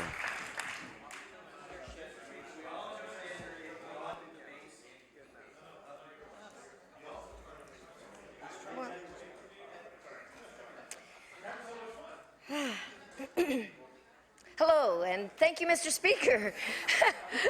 The Premier has proven to be very good at spinning a story and making the public believe what he wants them to believe. But he forgets the film and creative industries are professional storytellers, and they know the difference. Yeah, that's right. So, Mr. Speaker, the Premier has told this industry many things so far, and now they feel that they would like to know for sure whether there is a cap on their industry, because they feel that it is unreliable to not have a firm answer, and they would like to have it in writing. So they would the Premier be willing to put it in writing about whether or not there's going to be a cap or no cap, so that this industry can grow in Nova Scotia? The Honourable Premier. Mr. Speaker, I want to thank the honourable member for the question. Again, I want to remind all members of this House there's $24 million in this current budget that will continue to be part. I want to thank the industry for moving towards a fund, Mr. Speaker, that will broaden the opportunities across communities, will recognize all Nova Scotia content in the production of movies, and we have said then we'll continue to work with them, Mr. Speaker. If there's adjustments that are required, we're more than prepared to sit down and talk to them. The honourable member for Truro, Bible Hill, Millbrook, Salmon River. Thank you, Mr. Speaker. Well, I have to say that the McNeil government has used their majority to pick fights with unions, with students, with filmmakers, and with the whole entire creative community. And they've used it to strip support and freeze funding for the most vulnerable people in our province. So in this year's budget, for instance, income assistance rates were frozen for a second year in a row, and support was cut for many people with challenges: the deaf, the blind, mentally ill. So my question for the Premier is this: like everything else, does the Premier think it's up to the private sector to help the film community and vulnerable Nova Scotians, or does he actually understand that's his job? The Honourable Premier. Mr. Speaker, I want to thank the honourable member for her question. It very clearly, Mr. Speaker, it very clearly understands why the finances of this province were in such a mess when we came to power, Mr. Speaker. And that is the kind of Mr. Speaker, her leader stood up 2 days ago accusing us of being on a spending spree last year because we dealt with a long-standing issue around the home for Nova Scotia Home for Coloured Children, Mr. Speaker.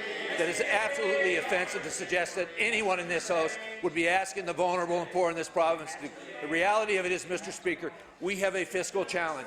One hand, they're asking us to deal with that problem, spend more money, and then do it on the other. Where's Order, the balance, please. Mr. Speaker?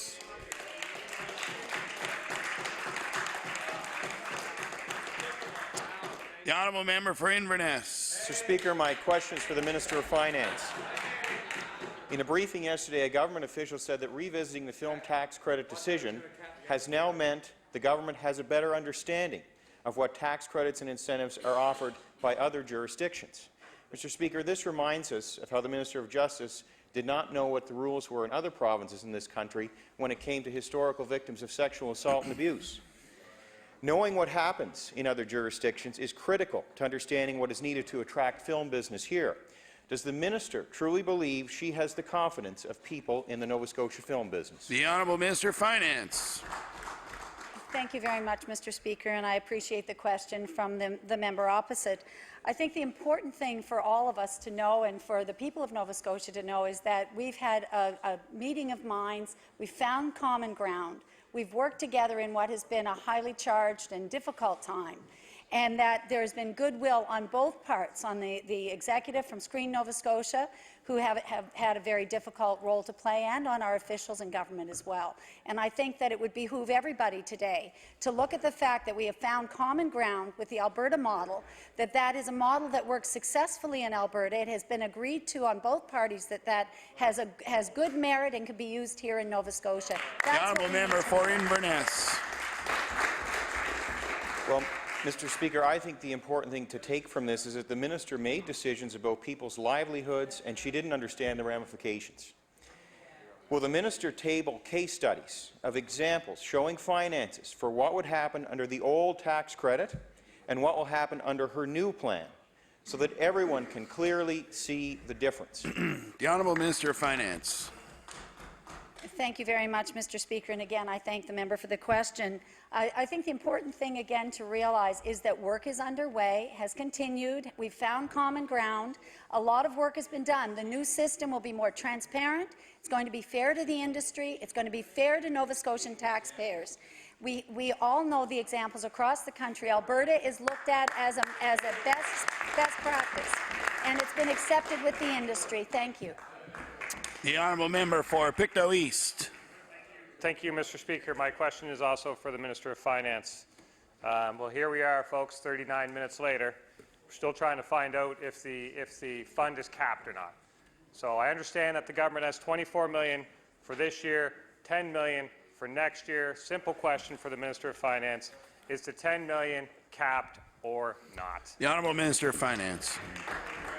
Thank you very much, Mr. Speaker. And I think that there's been a lot of give and take in terms of the discussions that have been held with the industry. We have to put numbers in a budget. Of course we do. And we try to manage to a budget. And the honourable member opposite is also a chartered accountant. We'll soon all be CPAs. We understand that you don't run any organization without having some targets in mind, some way to move forward. But what's really missed here is that what we've done is come a long distance, and we've got a common program now that we can look at and that we can monitor it. We've promised that we will be monitoring, as we do with all of our spending, with updates and transparency. And that's how it will be. Nova Scotians will also know how it's going. It'll be the online. Honourable Member for Pictou East. Thank you, Mr. Speaker. The date of July 1st is very significant for next year's productions. It's not that far away. And I don't want to try and put myself in the heads of this government and understand what they're thinking, and I am certain that members of the film industry don't want to take a gamble on what you might be thinking either. So the question is it capped or not? The Honourable Minister of Finance. Thank you very much, Mr. Speaker. And I think it's very important to recognize the value of the industry, the fact that we value the industry, the fact that a fund has been created. It will be in place for the 16-17 year. Applications and information will begin to flow on July 1st. And certainly there have been no claims at all on that fund at this point in time, so July 1st it will begin. I think that gives certainty to move forward with summer talks, with continuing talks, with all the details that need to be put in place for the fund. And I think posturing in this House of Assembly does nobody any good. Thank you. The Honourable House Leader for the New Democratic Party. Thank you, Mr. Speaker. Order, please. The Honourable House Leader for the New Democratic Party. Thank you, Mr. Speaker. The McNeil government's budget hasn't even passed yet, and the freeze on the healthcare budget is going to have a negative impact on healthcare delivery here in our province. Over 312 surgeries have been cancelled this week, Mr. Speaker, and in estimates, the minister has indicated that they were looking for equipment in the U.S. To bring into our province. So I'd like to ask the minister, has that equipment been found, and when will it be in our province? The Honourable Minister of Health. Thank you, Mr. Speaker. First of all, I want to commend all those at the QE2 Health Sciences and others across the province who have pulled together this week to make sure that all the emergency and urgent surgeries have gone forward. There are a number of areas that are in play. The staff meet every morning at 9:30 to plan for that day, plus for next week. And at this point, we can say that they are looking at a mobile sterilization equipment, just in case the equipment at the infirmary is not able to be made functional for the future. The Honourable House Leader for the New Democratic Party. It's not just in the film industry, Mr. Speaker. In the health sector, the minister and the government has given mixed messages, Mr. Speaker. He indicated in estimates that they were looking at the U.S. for equipment for replacement. And today we hear reports that there's needed about $1 million investment to replace the sterilization equipment. That's in a freezed healthcare budget. So I'd like to ask the Minister of Health, will the Minister of Health and his government provide the $1 million to replace the sterilization equipment at the QE2 hospital? The Honourable Minister of Health. Thank you very much, Mr. Speaker. And while on the line item there is less money in the budget for hospital equipment this year because we were able to do quite a bit more ordering last year, and we were able to put more into the equipment budget during the last fiscal year. What I can assure the member opposite and all Nova Scotians is that perhaps in the interim there will be a mobile sterilized equipment. If new equipment is needed to be replaced, that surely will happen. The Honourable Member for Inverness. Mr. Speaker, my question is to the Minister of Finance. The Minister has just said that we are posturing. Mr. Speaker, I think what we need here is some facts. In my last question, I asked a very simple request: table some facts before the legislature. Show how things will change, looking at the way things were done under the most recent credit before the change is made in this budget, and what the minister is proposing now. Will the minister table that so people in this legislature and people in the industry can understand what exactly she is proposing? The Honourable Minister of Finance. Thank you very much, and I do appreciate the question again from the honourable member. I think I've made it very clear that the industry and government are still talking, that there are details that are being discussed, that there are still elements that we need to work out together, and that we have come to common ground. In fact, I think it's worth saying that yesterday was a significant accomplishment for both sides to come to that common ground. And Mr. Speaker, the idea of coming up with other information at this point is a little bit early. It doesn't mean that it won't be available, and I'd be happy to sit down with the member opposite when we're at that point. Thank you. The Honourable Member for Inverness. Well, Mr. Speaker, how can the government members expect us to support a budget when we're not even told how things that are affecting people's lives, how they're even going to work out for them? Table it in this legislature, Mr. Speaker. Table whether or not there's a cap, as has been asked, I think, about 30 or 40 times so far today, Mr. Speaker. All we want is some answers. Will the minister table this information before we vote on this budget? The Honourable Minister of Finance. Thank you very much, Mr. Speaker. And I've said that talks are underway and continue, and that there are things that still need to be discussed. And it is very important that when you come to common ground, there are still more things. We've agreed on the Alberta model. It's successful. You can look at that. It works well in Alberta. They have a successful industry there. We'd like to be able to say that here in Nova Scotia we are competitive, and I can say that today. I can say that the way we're moving forward is with a fair system for both the industry and taxpayers, a more competitive, competitive system, and that we've looked at the transparency issue, which means everything will be very open and transparent. We also know there will be better and more measurable benefits to Nova Scotia. We'll be able to track it better. Let me put it that way, Mr. Speaker. The Honourable Member for Pictou West. Thank you very much, Mr. Speaker. My question through you is to the Minister of Finance. I have Bruce Productions in Pictou County, Steve Brazil, and yesterday he was very excited about the discussions. Today he's confused a little, and I think the question here to help him understand it is that he has $27 million in productions. He wants to know that once other companies reach that $10 million cap, does that mean that it's done for him, that he can't tap into anything? So that's just the simple question. Once it's reached to that cap, is there anything left for anyone else to tap into? The Honourable Minister of Finance. Thank you very much, Mr. Speaker. And again, I'm glad to see that the member's constituent was pleased yesterday. I think there is great reason for optimism. And I do think that we should point to that and say that we need to move forward working with the industry and in good faith, and that a lot of the rhetoric that comes up here on the floor doesn't help, because this isn't where we'll make decisions about the industry. We'll make it with the industry, not here on the floor of the legislature. That's important. So, Mr. Speaker, perhaps I'll let the honourable member have her second question. The honourable member for Pictou West, and I just want to remind her that it's not proper during question period to ask questions on behalf of a constituent, so just rephrase your question. I get what you're trying to do, but... Yeah, thank you very much, Mr. Speaker. So my question again is to the Minister of Finance. Will Bruce Productions then not be left behind?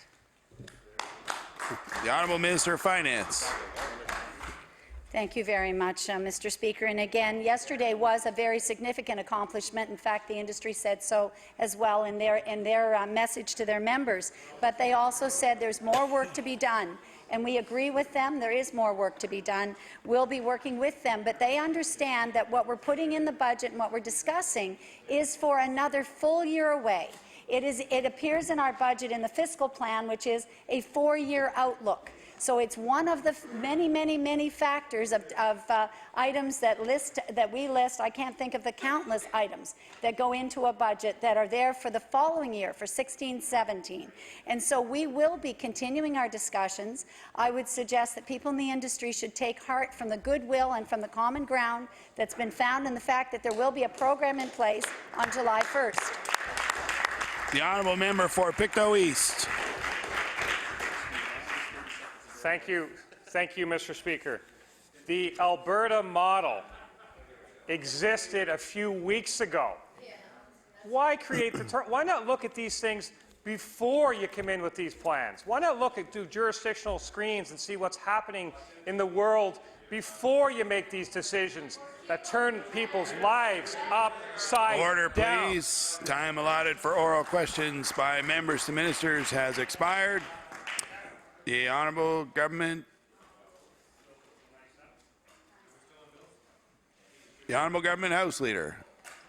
Thank you, Mr. Speaker, as if there wasn't enough confusion already. Speaker, I move that you do now leave the chair and that the House resolve itself into a committee of the whole on bills.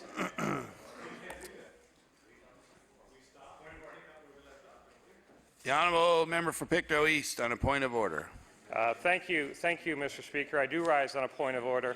Before we went into question period this morning, we did not adjourn debate on 97. In fact, very specifically, Mr. Speaker, I remember you saying, I don't want to quote you out of context, but saying the member will return to speaking this morning. So I would like to return to speaking to Bill 97 at this time. The debate has not been adjourned. I have quite a bit to say on Bill 97, and I'd like to finish out my hour. So that's my point of order. Thank you.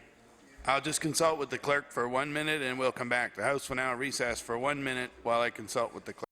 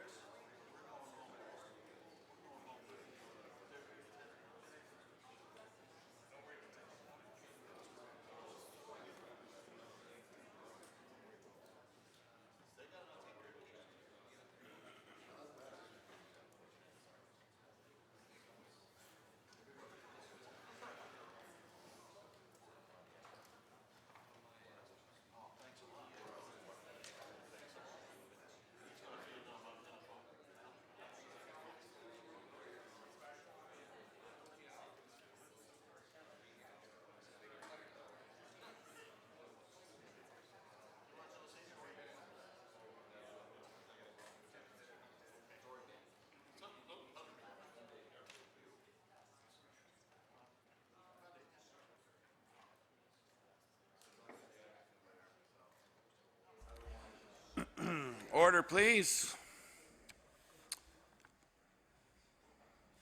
We'll come back with a ruling on the member for Pictou East point of order. Having a fixed time for question period is a relatively new provision in our rules. This is the first time the question of how the interruption of business by the start of question period affects that business. O'Brien and Bosk provide that under government business, any item that has been called and on which debate has begun must be dealt with until it is adjourned, interrupted, or disposed of. Our Assembly rules do not deal with this issue directly. Rule 17.2b provides that when question period interrupts the daily routine, we revert back to the daily routine. Rule 2 provides that where our usage and precedents do not provide guidance, we look to the standing orders of the Canadian House of Commons. Standing Order 41.1 of the House of Commons provides that when business before the House is interrupted by question period, it stands over until question period concludes. Accordingly, the member for Pictou East is correct, and I said I would return to him after question period, and that is consistent with the authorities and the standing orders in Ottawa. So we'll go to the member for Pictou East, who has 57 minutes left, and then to the NDP, and then to the government. The honourable member for Pictou East with 57 minutes. Thank you, Mr. Speaker. It's a pleasure to stand this morning and to speak to this bill. And I have to confess I wasn't expecting to be speaking to this bill today, but it is an important bill. And when it's called for second reading, whether or not we expect it to have been called, we must speak on behalf of our constituents. So this is what the order is before the business of this House today, so I'm pleased to speak to it.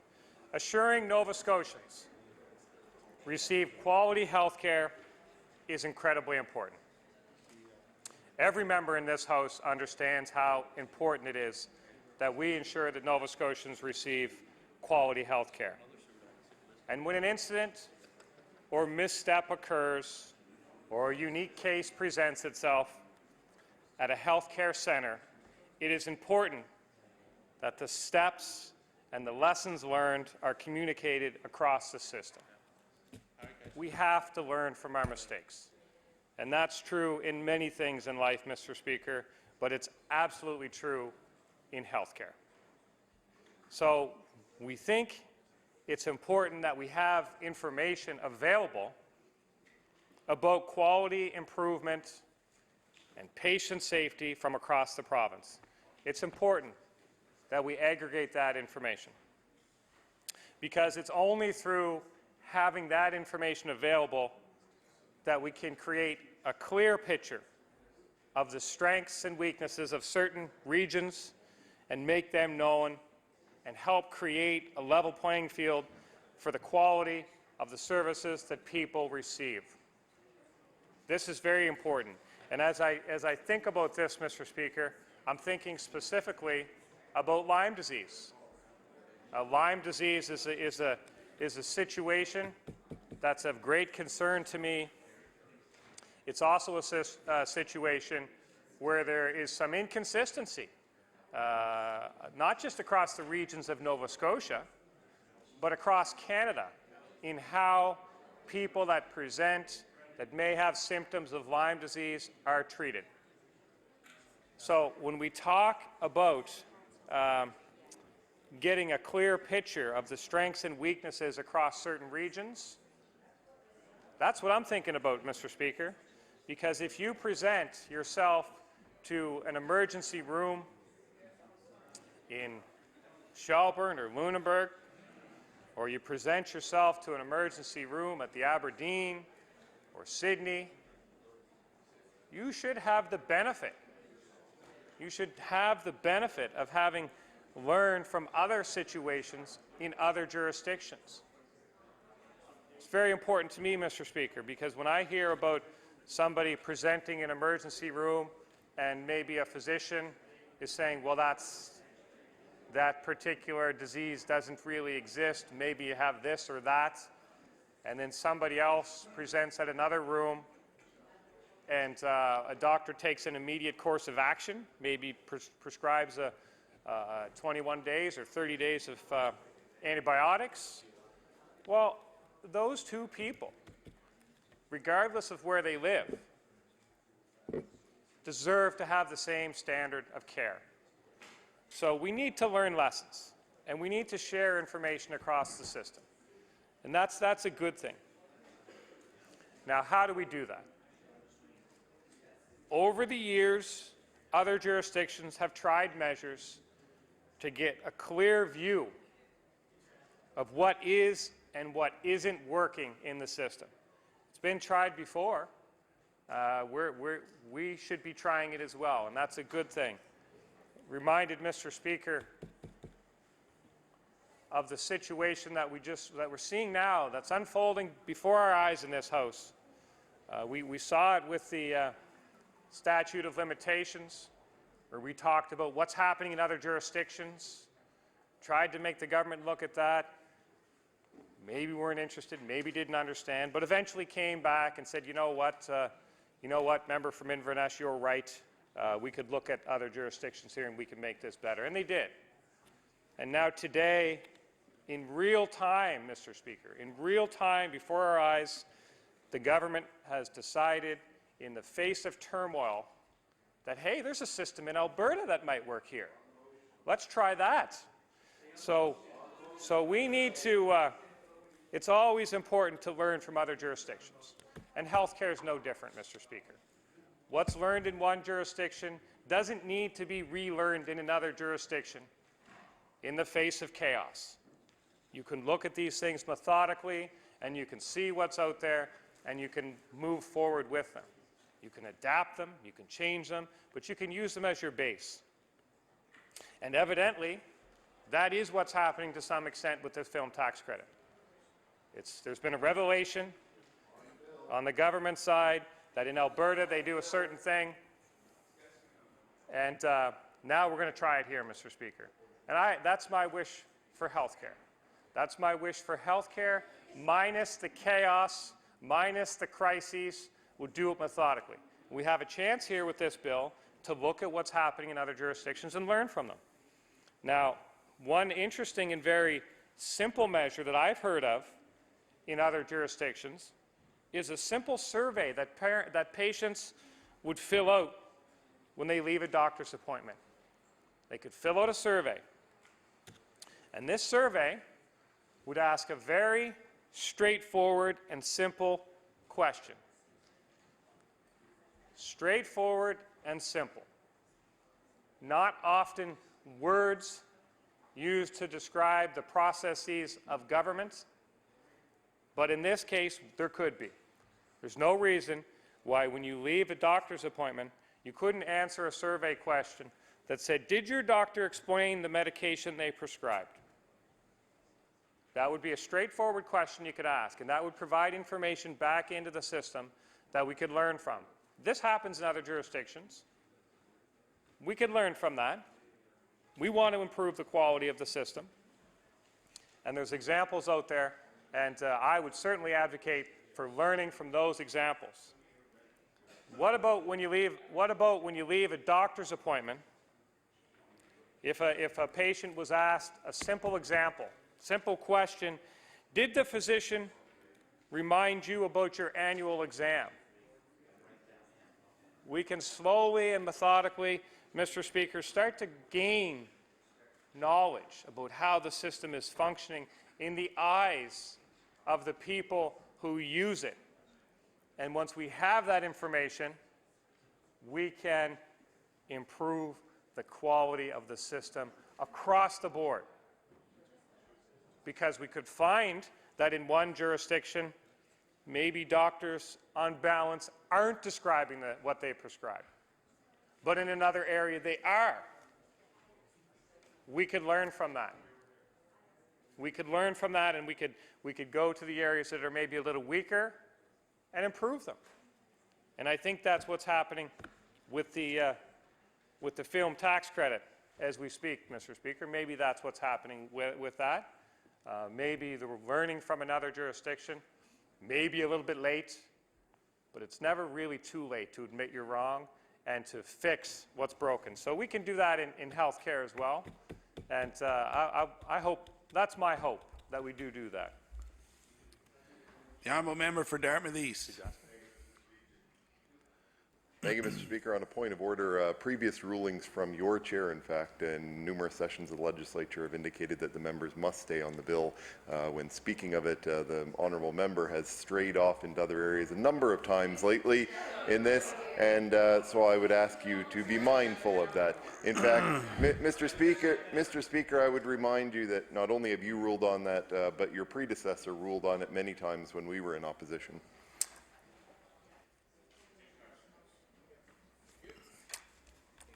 I want to thank the member for Dartmouth East for bringing that up. However, I am listening intently to the honourable member for Pictou East, and I believe that he is using the examples to demonstrate his point. So I will assure you that I'm listening carefully, and I will continue to listen carefully. The honourable member for Kings North on an introduction. Thank you, Mr. Speaker. I beg leave to introduce some people from my constituency, Northeast Kings Education Centre, political science classes up there, and I would like to introduce Don Batstone and Peter Giebhart, teachers from Northeast Kings, and the class in the West Gallery, if we could give them the warm welcome of the House. Stand up.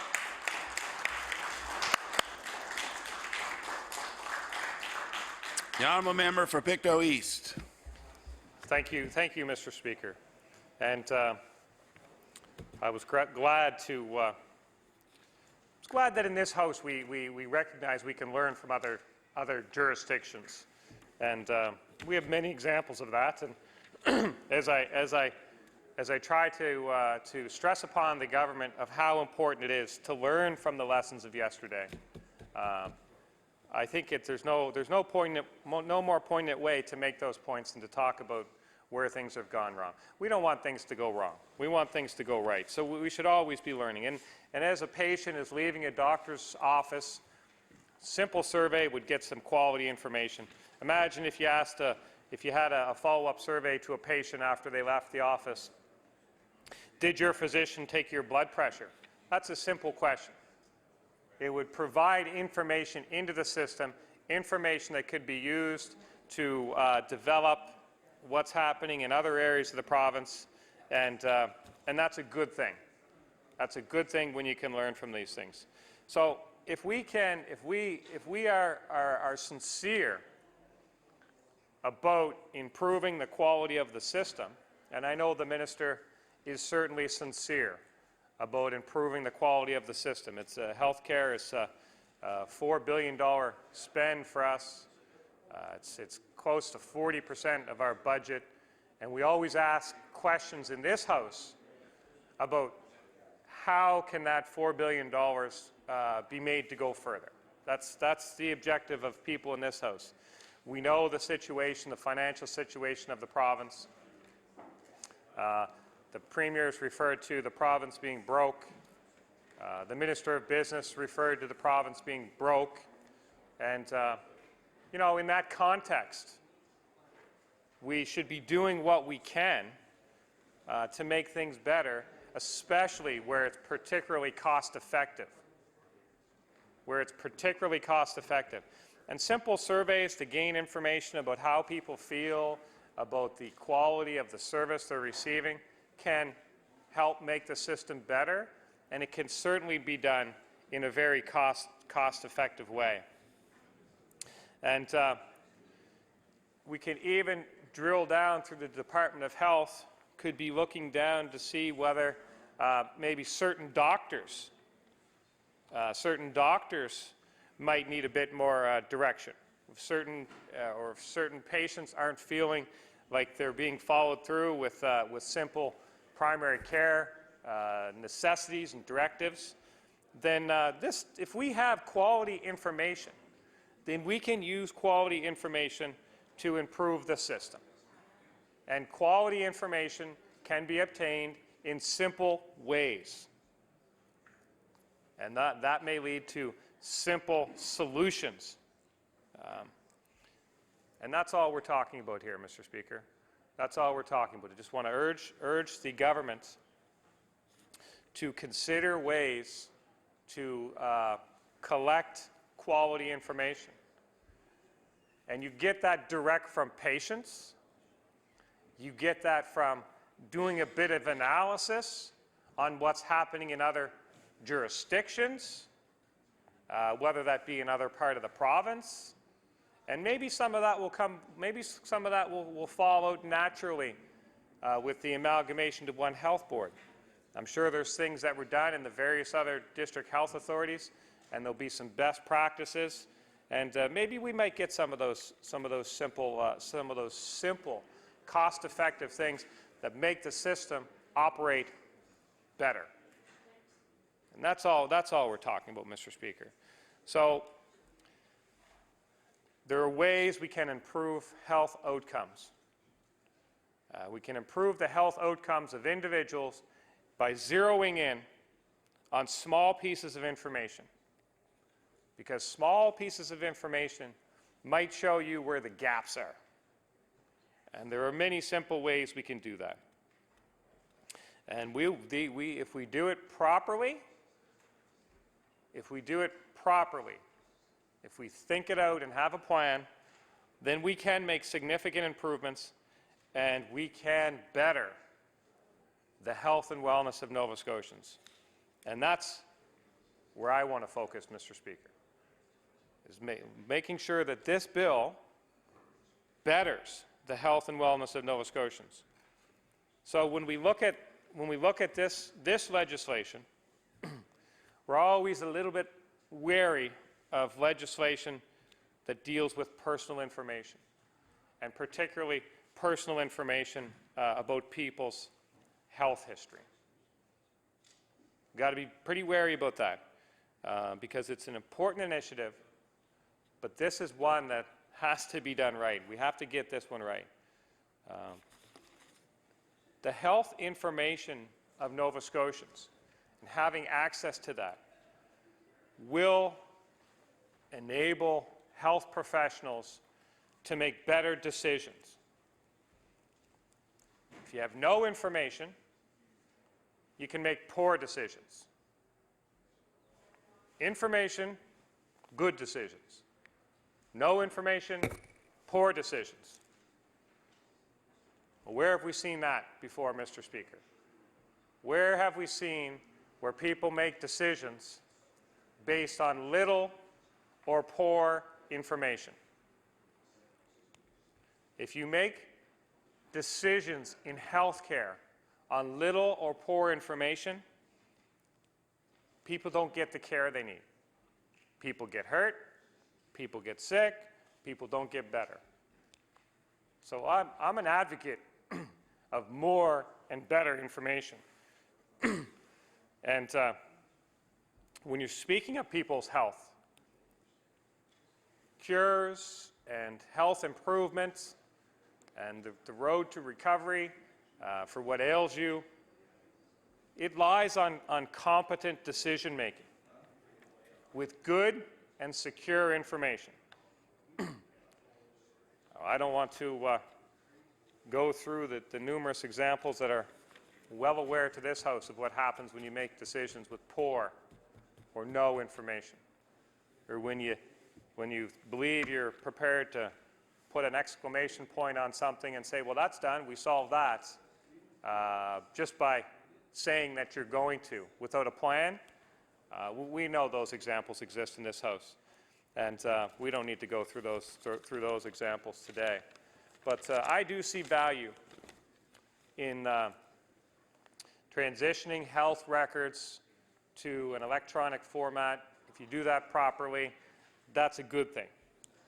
I see value in recognizing that the internet is important. And online electronic data, that's an effective way to distribute information. And it's an effective way to distribute information to Nova Scotians. It's an effective way to distribute information to healthcare providers about a history. I see value in that. And I've been an advocate in this House of looking for opportunities to distribute more information electronically. And members of this House may remember just a few days ago, we debated about whether or not ministerial expenses should be online. And I heard one of the members of the House said, well, you know, maybe, but people don't look at that information anyway. And that's not good enough for me, Mr. Speaker. And we need to recognize that if you make information available to people, they will use it. And if you make information available to healthcare professionals, they will certainly use it. In fact, there is a few websites that have spawned from this, where you can go and research different. If you have some symptoms, you can do a bit of self-diagnosis on the internet, Mr. Speaker. So electronic information is useful. It's powerful, and we should be moving there as a province, within the context of making sure that we know how to protect that information. I spoke briefly before we were interrupted for question period about some of the examples, some of my concerns where the government, where as a province we have access to very personal information about people, and the Auditor General has identified some weaknesses in how we as a province control and maintain that data. We should be mindful of the Auditor General's concerns over our ability to maintain protection of data as we think about moving healthcare records online. And I spoke briefly about coming up at public accounts. We have the Department of Education is going to come and talk about some weaknesses that the Auditor General identified surrounding the in-school system that students can use to log in and track their, see what they had on marks on certain quizzes, or see what their attendance was. I know my daughter is in grade 10. She's a pretty religious user of this in-school system. And knowing how she and her friends rely on this system to communicate with their teachers, to look at their marks, to see if they were marked absent or present, knowing how much they rely on it, I was pretty taken aback to hear some of the Auditor General's concerns about the weaknesses of that system. And I look forward to exploring those weaknesses and finding out what the department may have done to close those weaknesses next week at public accounts. But, Mr. Speaker, I raise that in the context of within the government as it exists today, there is an incredible amount of information about us. Everything from our taxes to our social insurance to our family situations. There's an incredible amount of personal information that the government has at its hands. And much of that information is in electronic form. And I have, as part of my privilege being a member of Public Accounts, I have heard two departments come forward and have the Auditor General explain some weaknesses in how those departments were controlling that information. And man, oh man, Mr. Speaker, I don't want to be there. At some point, if the Health Department comes forward and the Auditor General has pointed some weaknesses in the control over people's health information. So my focus is on we need quality information. We need to aggregate information. And we need to use that information. But we better protect it. We better protect it. Just imagine that information getting into the wrong hands and how devastating that could be to a person. And I remember when I was younger and I was working in an industry that had an interest in a lot of insurance companies. And I remember one day I got an email. It was direct to, "Hi Tim, here's the file you've been looking for." And this is, Mr. Speaker, this is before That's kind of a common theme now to spread bugs and hacking and stuff like that. But back then it wasn't. And there was a file attached. And the file that was attached was the workers' compensation file, the entire detail of a person's life and their accident at work and their medical records. And within minutes, Mr. Speaker, I received another email from the same person saying, Tim, please disregard that email. And it was a friend of mine, and I did disregard it, and I did delete it at that stage. At first I was wondering what, I thought it might have been a claim file we were working on together, but I did, and he called me, and he said, I was preparing to send the email, I hit Tim in my address book, and I hit the first one, and I sent it, and man, oh man, I'm so sorry, and I'm so embarrassed. And these are the types of things that happen in the real world, Mr. Speaker. And they happen within this province. And so I would like to see a system in place around the electronic health data where if that happens, it's logged, it's known, it's discussed, and we know what's happening. And you know, that would have been a very minor breach in that case because it went into friendly hands. It went into to my hands, and I was a friendly. And I understood because I worked in that industry, and that was that. But that won't always be the case, Mr. Speaker. If electronic information inadvertently or without knowledge gets into the wrong hands, it can cause quite a bit of turmoil for people. And if we're talking about the benefits, if we want to talk about the benefits of moving to electronic health records, then we need to have a serious discussion about the risks. And that's really just the point, Mr. Speaker, is we need to, needs to be done properly.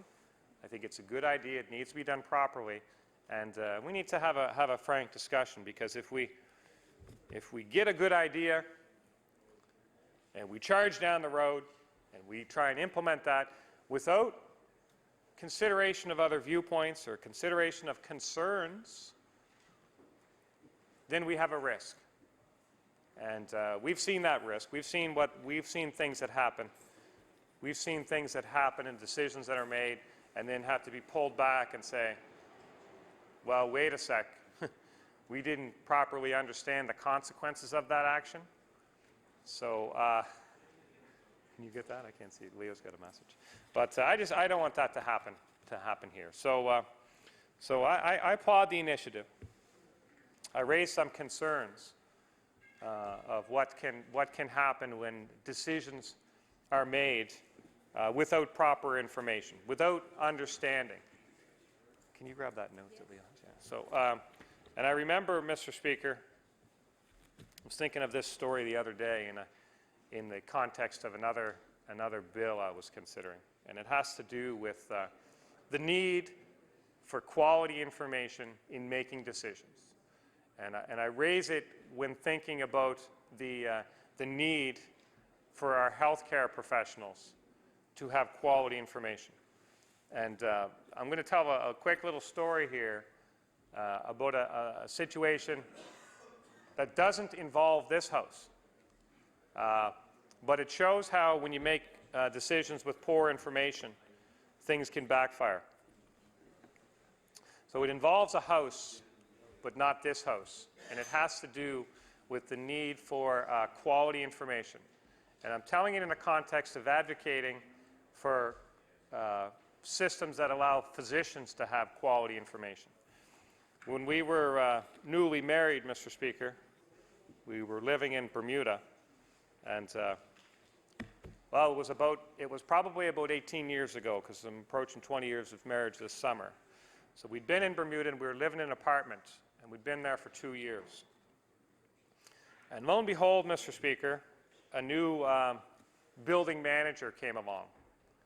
And the first interaction I had with the new building manager was when he handed me a piece of paper that said he was going to double my rent effective the start of the month. And was quite taken aback by that, Mr. Speaker. We were young and starting out, and we certainly couldn't afford that to happen. We tried to have some discussions about that, and there was no budging. In discussions with some of my Bermudian friends, they said, well, Tim, you should check and see if your apartment is rent controlled. Now, it turns out 4 to 6% of all the apartments in Bermuda are rent controlled. And through some discussion, mine was. And working with the tenancy board, we got to a situation where we went and sat down with the landlord, and I said to him that he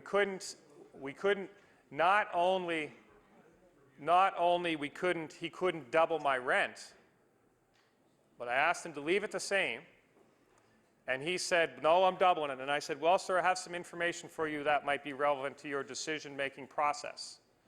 And the information I provided him was that I was in a rent-controlled apartment, and actually, they'd been overcharging me for 2 years, the 2 years I'd been there. So not only did he not increase my rent, he actually owed me a significant refund. And when I told that to some of the other neighbors in the building, they were quite interested in this, Mr. Speaker. And turns out there was only 2 or 3 apartments in the whole building, and mine was. But if you make decisions without information, it can often blow up in your face. And that one blew up in his face. And I don't want to be in a situation where our physicians don't always have good information. If you have access to good information, you can make good decisions. If you don't have access to good information, maybe you make a decision that costs your boss a little bit of coin in this case, Mr. Speaker. But we're talking about something much more serious than a little bit of coin. We're talking about the health records of Nova Scotians.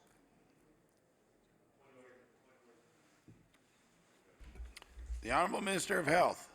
Oh, thank you very much, Mr. Speaker, and beg the indulgence of the member opposite to do an introduction. In the East Gallery, we have the Warden of Kings County, Diana Brothers, with us today. And if everybody would give her a warm welcome to the House, please. The Honourable Member for Pictou East. Thank you, Mr. Speaker.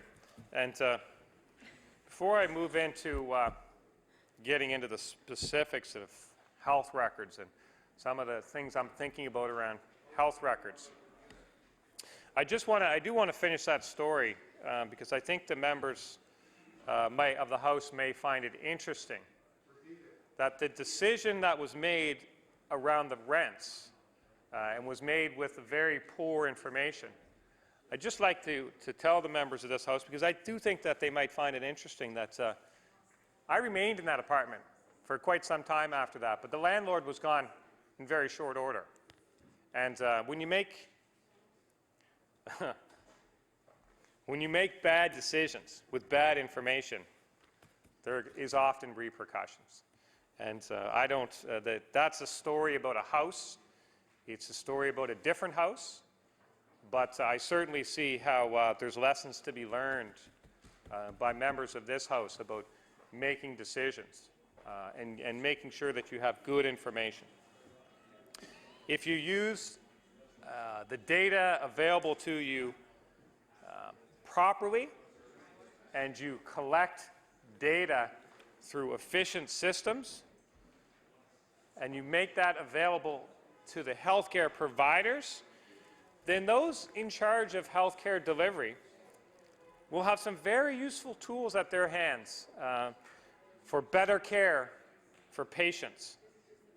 And if the department acts on that information, we may have more efficient decisions being made, and that's important. That's what we're here to do, Mr. Speaker. If we can get to a point where different jurisdictions collaborate and share information from across the province, from among hospitals, across different regions, then we can share best practices, and that would be a very positive thing for Nova Scotians. So, but it's only positive if it's done properly. And I've said many times, I think some of the things that have happened in this House before are positive, well-intentioned ideas. Unfortunately, for Nova Scotians, the execution on some of them has been pretty lacking, and we've seen some failed things. We don't want to see failure on well-intentioned ideas. We support well-intentioned ideas, and we have on many times. We point out concerns we have with the execution, and I think that people making decisions should always be willing to receive concerns about execution. They should always be willing to take those concerns and respond to them. And healthcare can be no different. If we're talking about improving the quality of the healthcare system, then we should be listening to all the concerns that are expressed by equally well-intentioned people who also want to improve the system. We can listen to their concerns, and then we can address those concerns. And that's what should be happening in the floor of this House. And oftentimes I think of situations that I hear about, or that I read about, or that I see before my very eyes. And I wonder to myself, why in our community we have people that would have known how to fix that. We have people in our community that would have known how to address that. Why do we need to bring somebody in from somewhere else and pay them a lot of money to tell us what we know in our own community? And I think oftentimes it's lost that that could apply in this House. If you listen to the concerns, then you can address to those concerns and make things better. And if you don't listen to the concerns, then you can poo-poo them and ignore them, and maybe I withdraw the expression, Mr. Speaker. But I think if you ignore concerns, then you risk not getting the best that you can for Nova Scotians. And Nova Scotians do deserve the best. They absolutely deserve the best health care. And this is moving in the direction of improving the delivery of health care. And I'm happy for that. But now let's talk about the concerns. And I have concerns with this bill, just like I have concerns with the rental rates in Bermuda, Mr. Speaker. It is something that I'm a little less concerned about now after 2008 and what some of the things that happened in the world economy. But it is something that concerns me when I think of my friends there. But I have concerns about many things, Mr. Speaker, and sometimes it causes me to lie a little restless at night, thinking of concerns of things that I have. But on this bill here, I wonder, how will this approach to health care records work in Nova Scotia? Is it modeled on the Ontario approach? And it wouldn't be novel to model things in this province on something that's happening somewhere else. It would be novel to have the foresight to look for that. But is this modeled on what's happening in Ontario? Now, in Ontario, there is an electronic health information system, and it falls into three general categories. And for the benefit of the House, the information about the eHealth Ontario is available on the internet. And you can Google eHealth Ontario, and you will find information about their program. And that is the beauty of the internet. And if I may, Mr. Speaker, it's the very reason we introduced a bill on putting ministerial expenses online. So no matter where you're at, you can access this information. So if we think about the ability to sit here today, I could go into the room behind us and log on to the computer, and I could find everything I need to know about eHealth Ontario.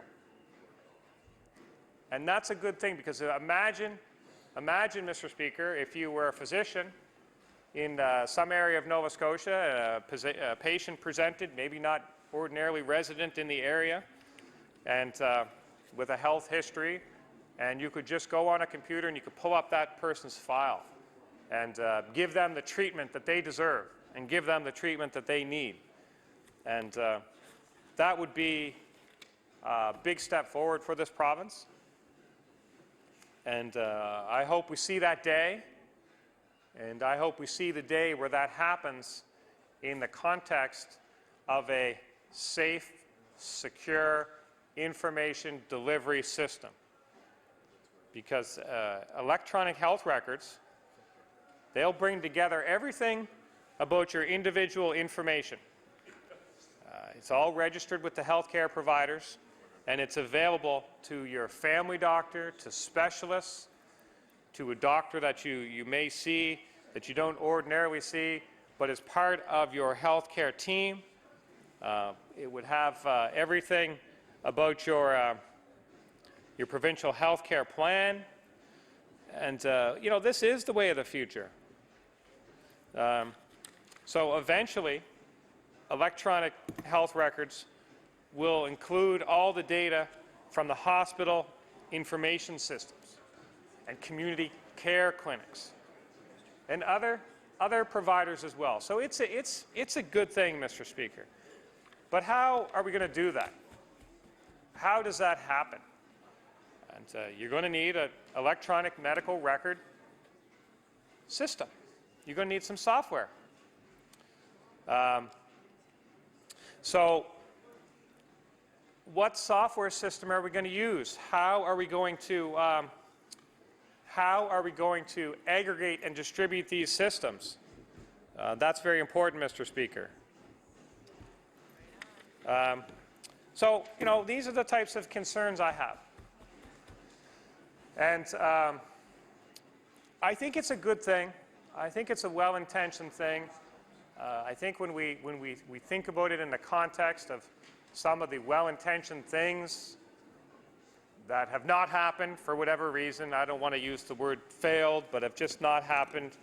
You know, there's lots of well-intentioned things, Mr. Speaker, in life that don't happen. And it's for a variety of reasons. But with the electronic health records,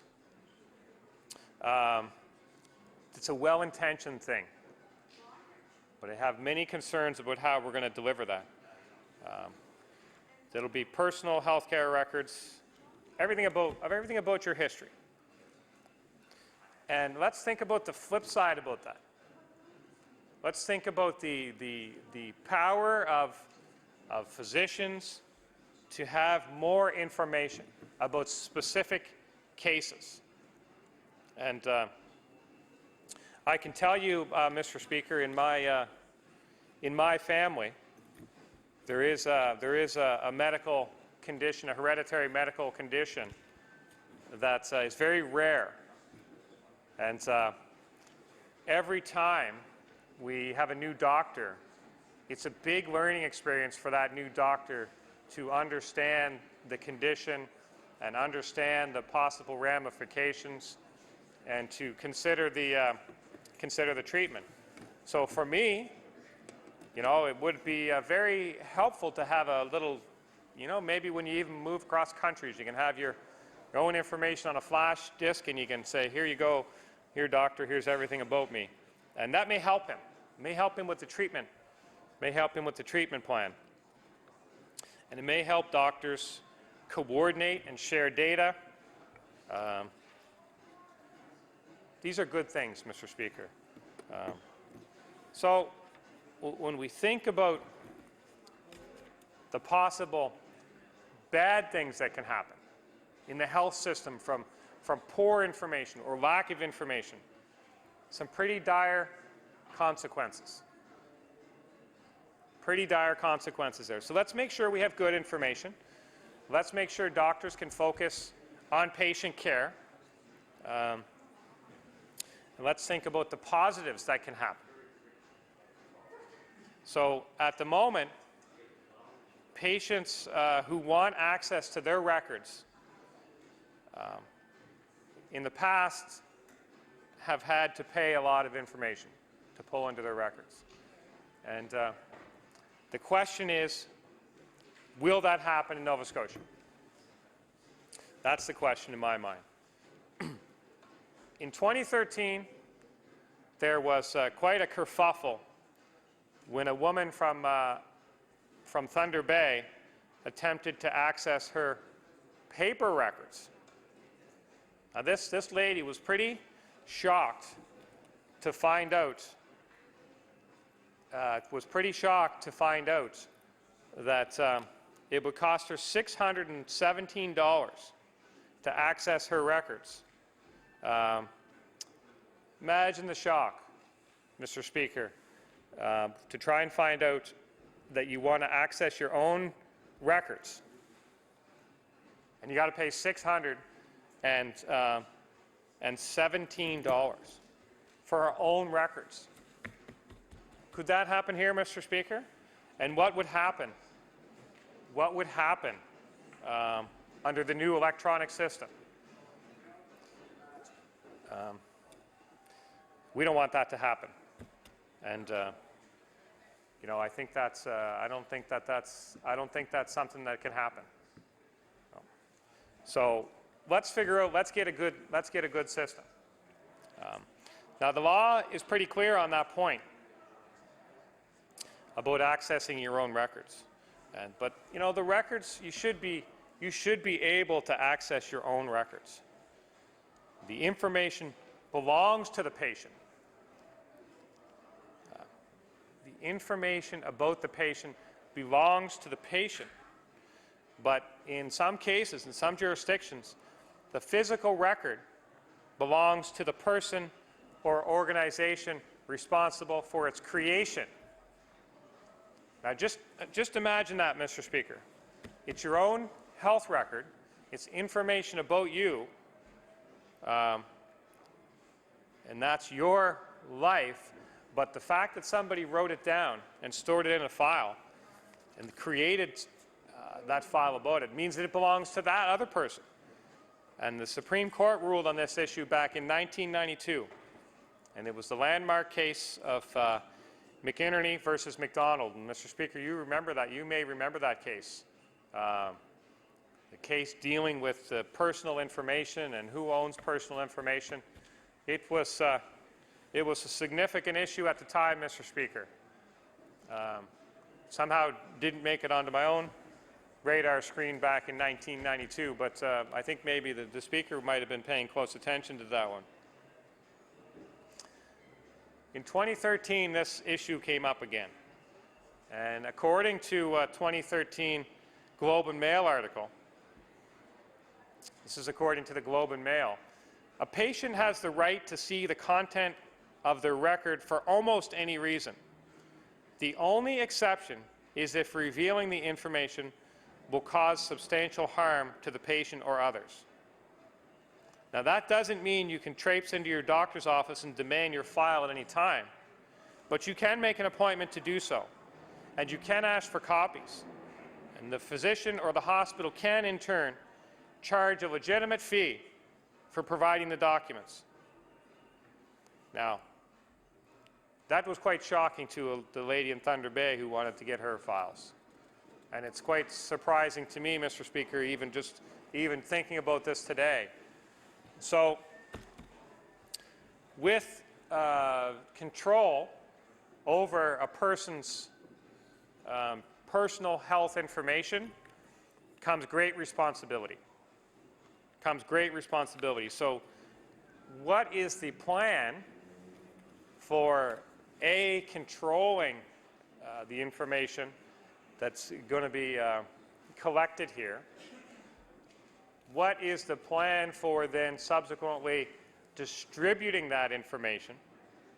To who, to when, and what will we do if somebody does traipse in and want their own electric file? They want their own health file. What will happen then, Mr. Speaker? Now, the reality is that anyone who has read medical files will know they aren't always easy to read. And members of this House will be familiar with things that aren't easy to read if they have tried to read a bill.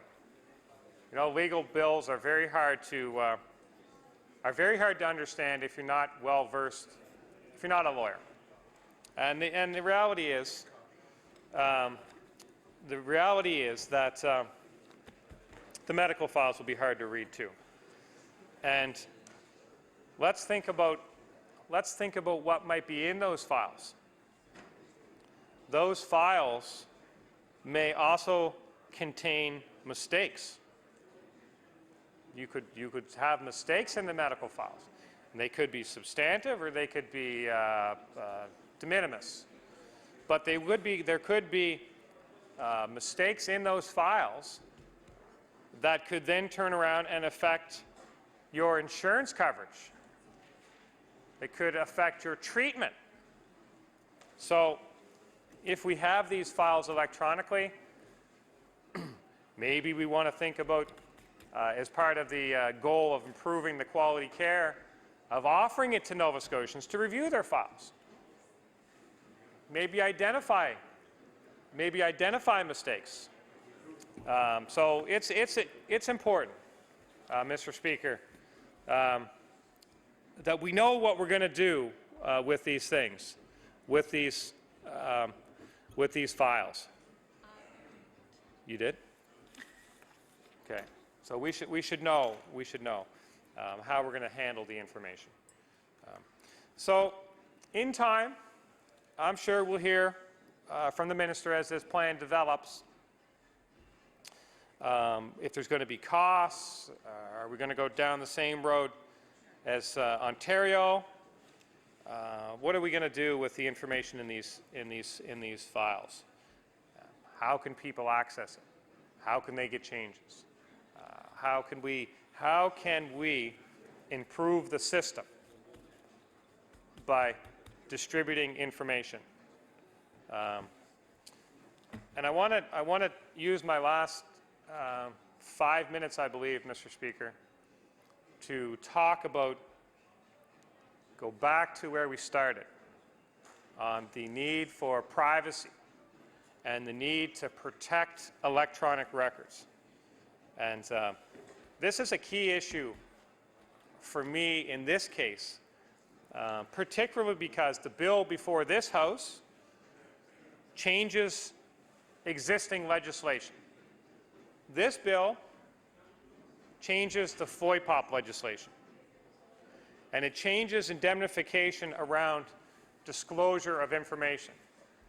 So I don't want that to be lost in the details of this bill. This is a bill that changes other pieces of legislation, and attempts to change this legislation in other areas, in other jurisdictions, are being reviewed. So we have something before this House today on this bill that's actually under review in other jurisdictions. And we should understand what's happening in those jurisdictions around this issue. The Law Commission of Ontario has been reviewing this matter. And, Mr. Speaker, that review is available online. It's the way of the world, this online thing, Mr. Speaker.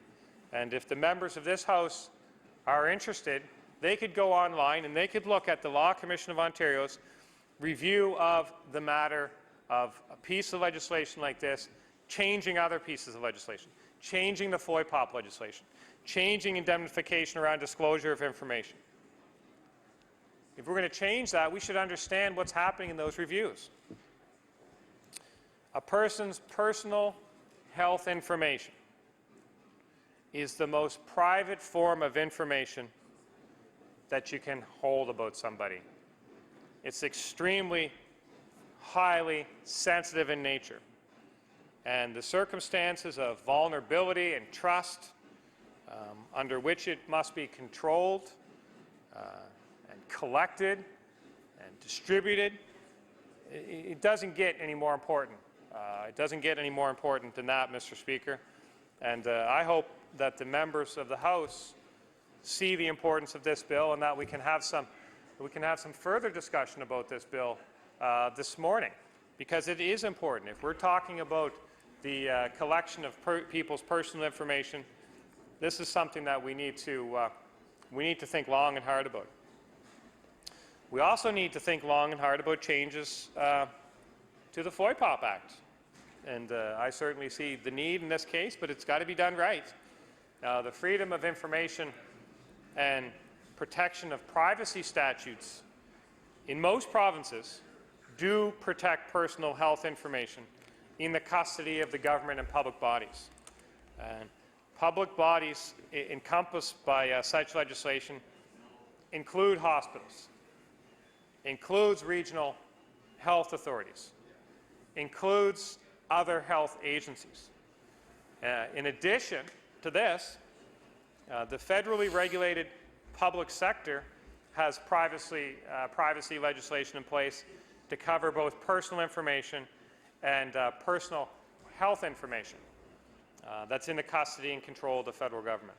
So these are very serious things, and I hope we get this right, Mr. Speaker. It has the potential to be a positive thing for Nova Scotians. It will only be a positive thing if it's properly executed, if it's properly planned, and if it's done right. And I don't want to see this fall by the wayside of good ideas and good intentions that don't make it all the way through, that don't make it across the finish line. Let's do Bill 97 right. Let's make every effort we can to improve health care in this province. And with those very few words, Mr. Speaker, I'll take my place. The Honourable Government House Leader. Speaker, I move that debate on Bill number 97 be now adjourned. The Honourable the motion is to adjourn debate on the bill. Would all those in favour of the motion please say aye. Aye. Contrary-minded, nay. Motion is carried. The Honourable Government House Leader. Speaker, I move that you do now leave the chair and that the House resolve itself into a committee of the whole on supply. Motion carried.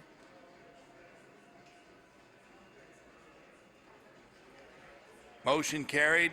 The House will now recess while it resolves itself into the Committee of the Whole House on Supply.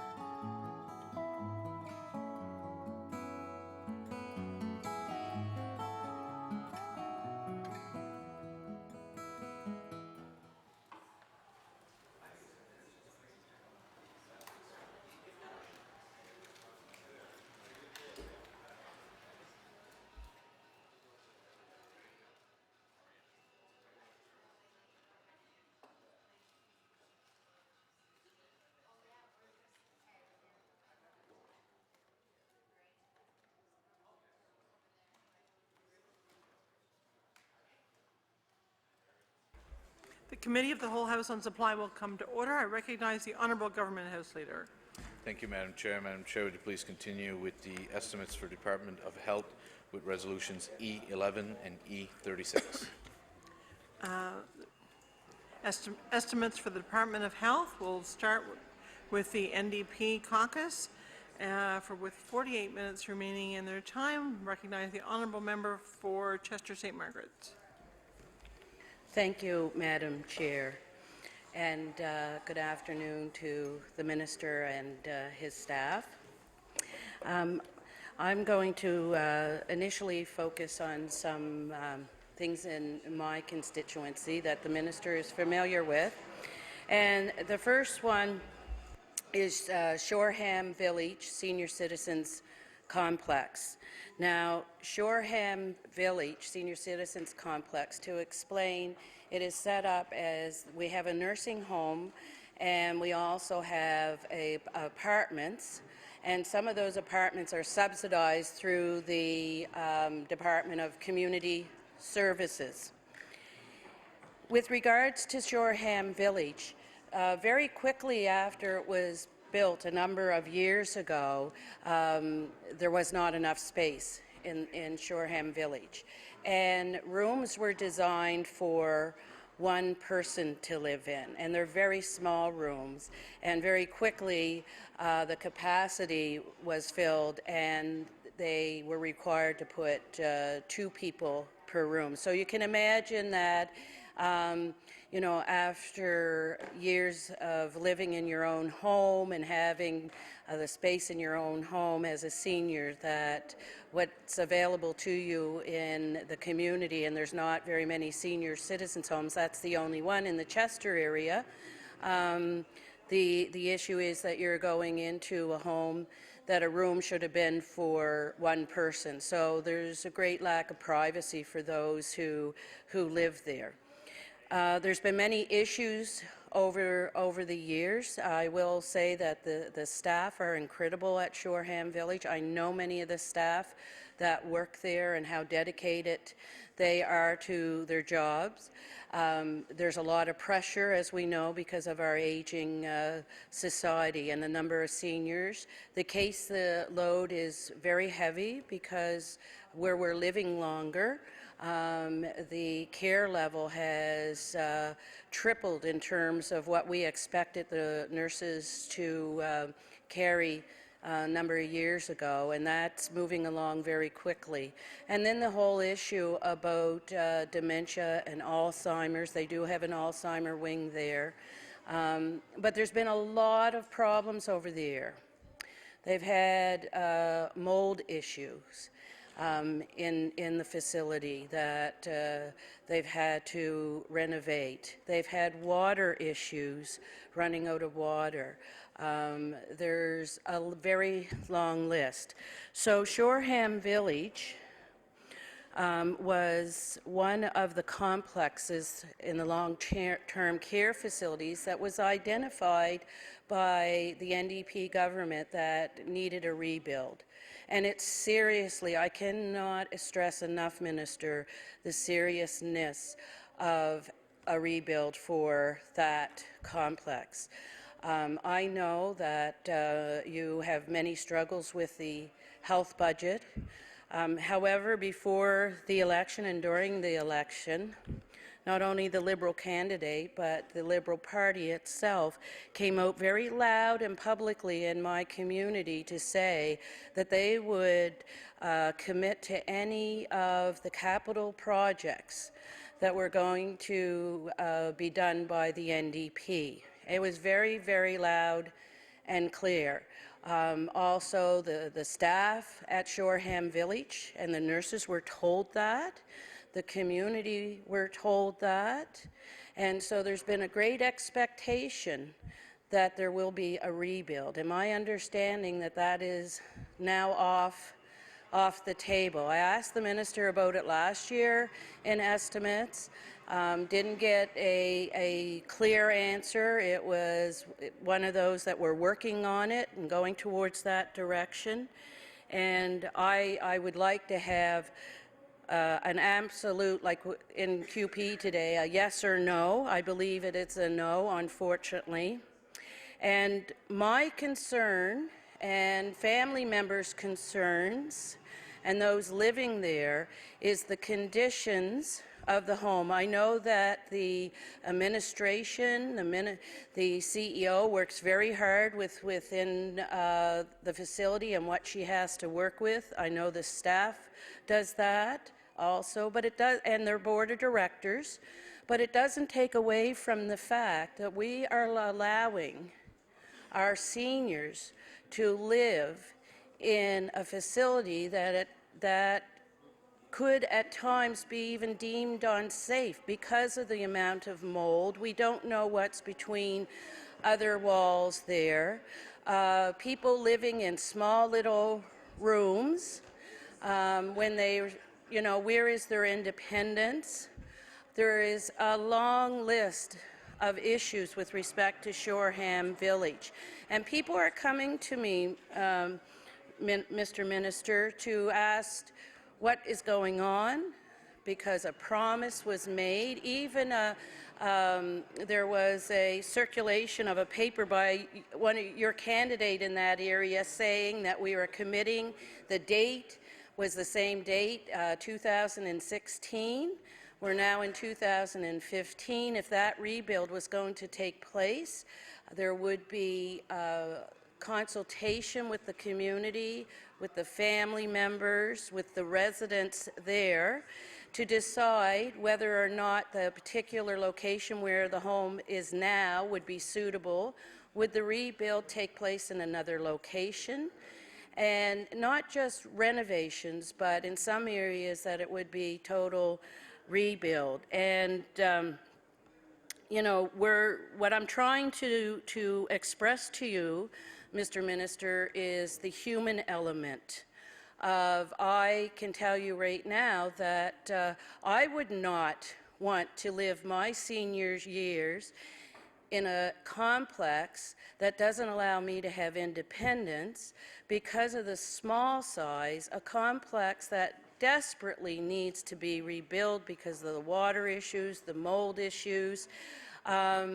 But that does not take away from the value of the staff and how hard they have to work under those conditions, how our seniors have to live under those conditions.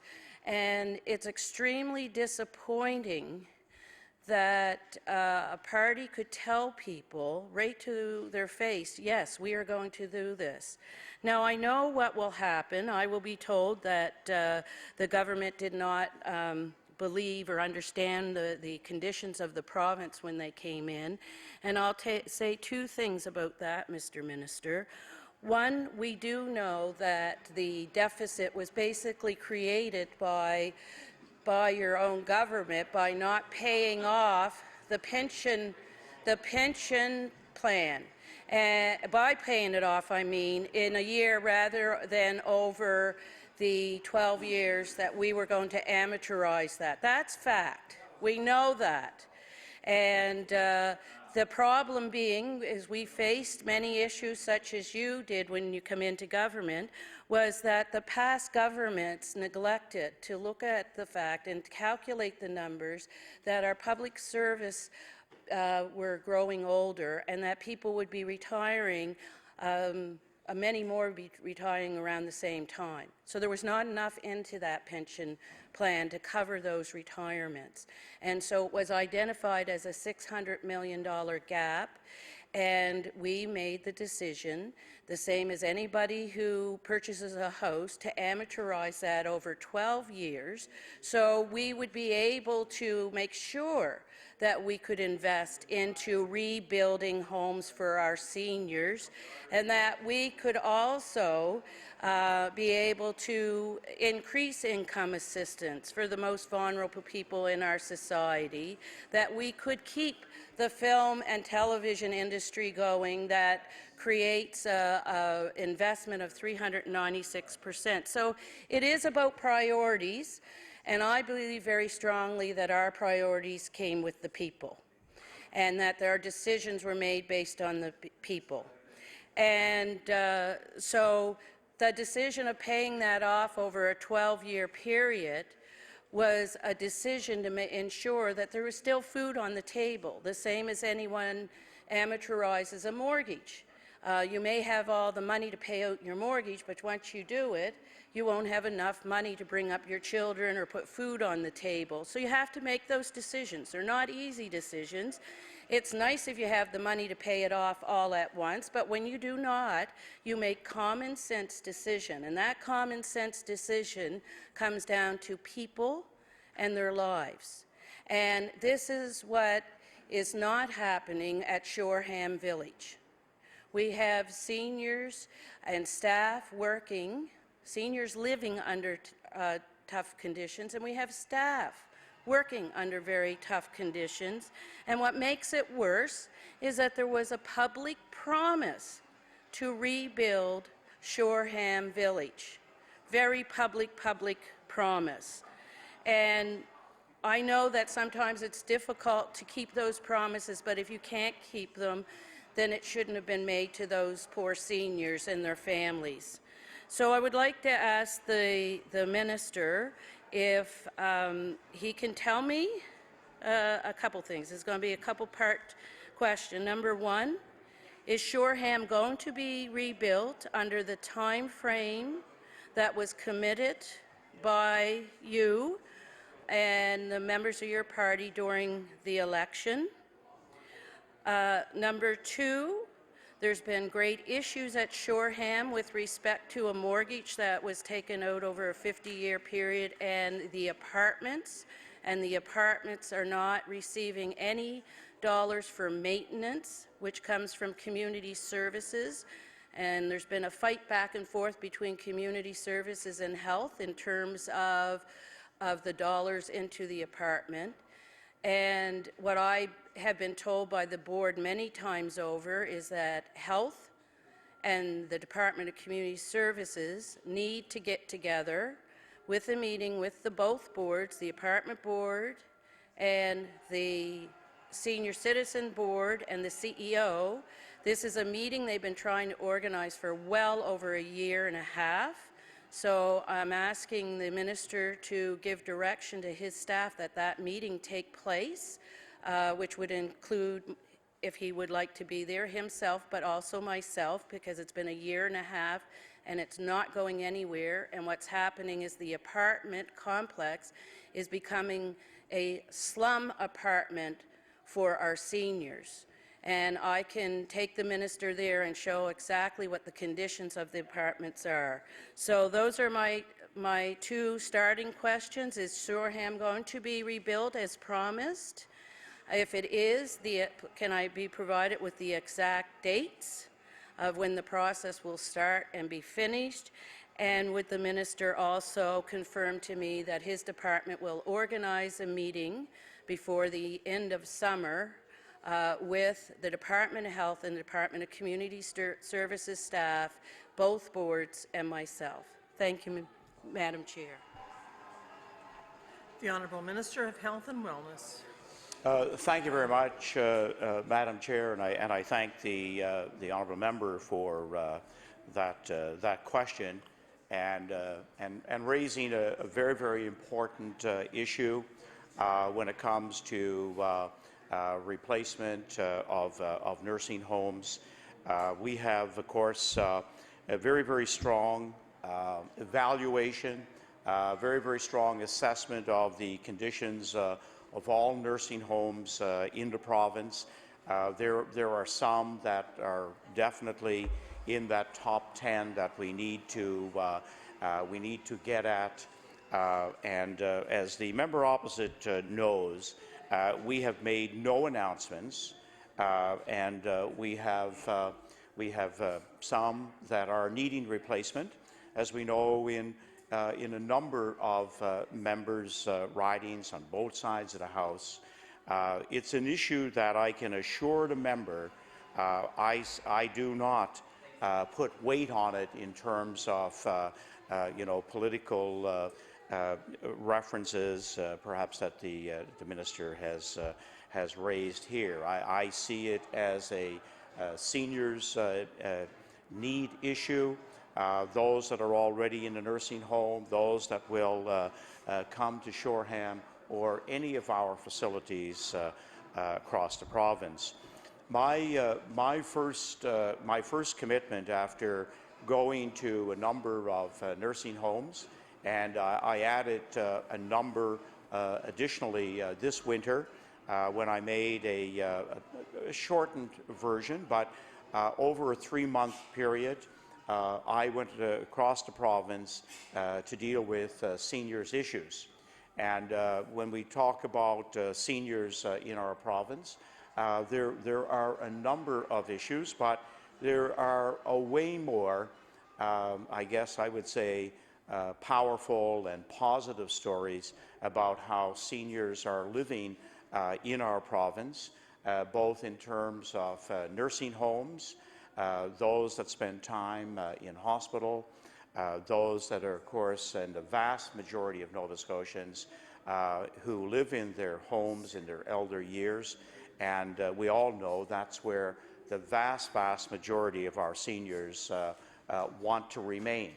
At the present time in our province, we have about 7,060 nursing home beds, and that for the member's reference point, and maybe she does already know this, that is the highest number per capita in the country. So we're not about to add nursing home beds. But she is right in saying there are some, like Shoreham, that now need a very significant upgrade or full replacement. There are some that are on the list that in fact can go through an upgrade. There are some that I have visited that, as we know, as need for more nursing home beds came along, especially since the year 2000. There was an addition of a number of beds. And if we go across the province, it's interesting to see that you go into a home and there are 3 very different styles, 3 different degrees of modernity of the home as it currently exists. And in fact, there really are a few homes that are in the top 10 that could have a partial build or could go through an extensive renovation project. And we're all familiar with renovation projects on public buildings that turned a 50-year-old building into a very modern complex. So we have to look at the structure of a building and see what is possible in a particular area. The first commitment that I made in terms of a nursing home in the province, and I've already stated this publicly before, but is to look at a replacement for Bethany. The Sisters of St. Martha currently have a nursing home / infirmary on the third floor of their very old, aging, decrepit, in need of repair complex in Antigonish. So that's the first area. In fact, we've had to make some special provisions, being on the third floor of a complex. So, and in fact, we have spent a lot of hours in the department finding what will be that best way to get that development off the ground, because the sisters have a number of requirements in relation to their congregation, and they're very I guess I would use the term perhaps they're very challenging. When you meet with them, they reference canon law. They bring out all the stops, but in the end, we realize that the Sisters of St. Martha, whose numbers, like religious congregations around the world, their numbers have been in decline. But we must stop, pause, and remember the phenomenal contribution that the Sisters of St. Martha and other congregations have made to the province of Nova Scotia. So that's the first order of business for this minister and this government, and we're very close to announcing how that build will be done for the sisters. And I believe we'll find that is indeed a very interesting manner in which we will address their needs as a congregation, and that we will have a nursing home in Antigonish for the sisters that will meet, I think, will meet the congregation as well as community needs. So we're looking forward certainly to that in the very near future. As the member pointed out, governments, her government, the government before, probably it wasn't, I guess we go back about a decade to the John Ham government in terms of having a little bit more fiscal latitude. I know in one of those years when I was first here in the legislature, I'd say around 2003-04, they had an additional $400 to $500 million in revenue just from the royalties of the Sable oil project. So that gave them a tremendous amount of money to do things as a government, and that's what every government truly would like to do when they come to office, while they're in office, is to be able to have some fiscal opportunity to say, here's a program, here's a facility, or here's a plan to upgrade a number of facilities in our province. And the last 2-3 governments have really not had that kind of ability. So when we look at the current need of taking 11 nursing homes, and I believe it's 1, maybe 2 residential facilities, and go through a modern update or a complete rebuild, we know that we're probably in the neighborhood of $300 to $400 million. And so having that money quickly accessible for any government with the fiscal realities that our province face, and as we're finding out almost every day, other jurisdictions now across Canada are going through the same kind of very significant challenges. When the province of Alberta, in fact, has been a great contributor of wealth to our province through those who have gone out to apply their trades in communities across Alberta, but continue to live here in Nova Scotia.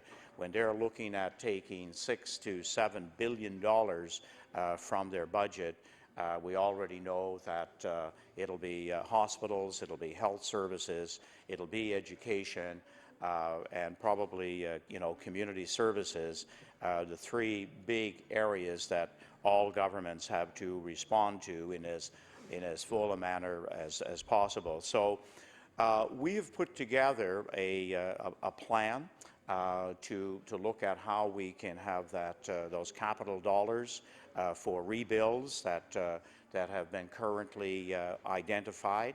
And while the member opposite perhaps thought that we were thinking some of those were on the list as for political purposes, we know that the review that the department did, it was a very vigorous review.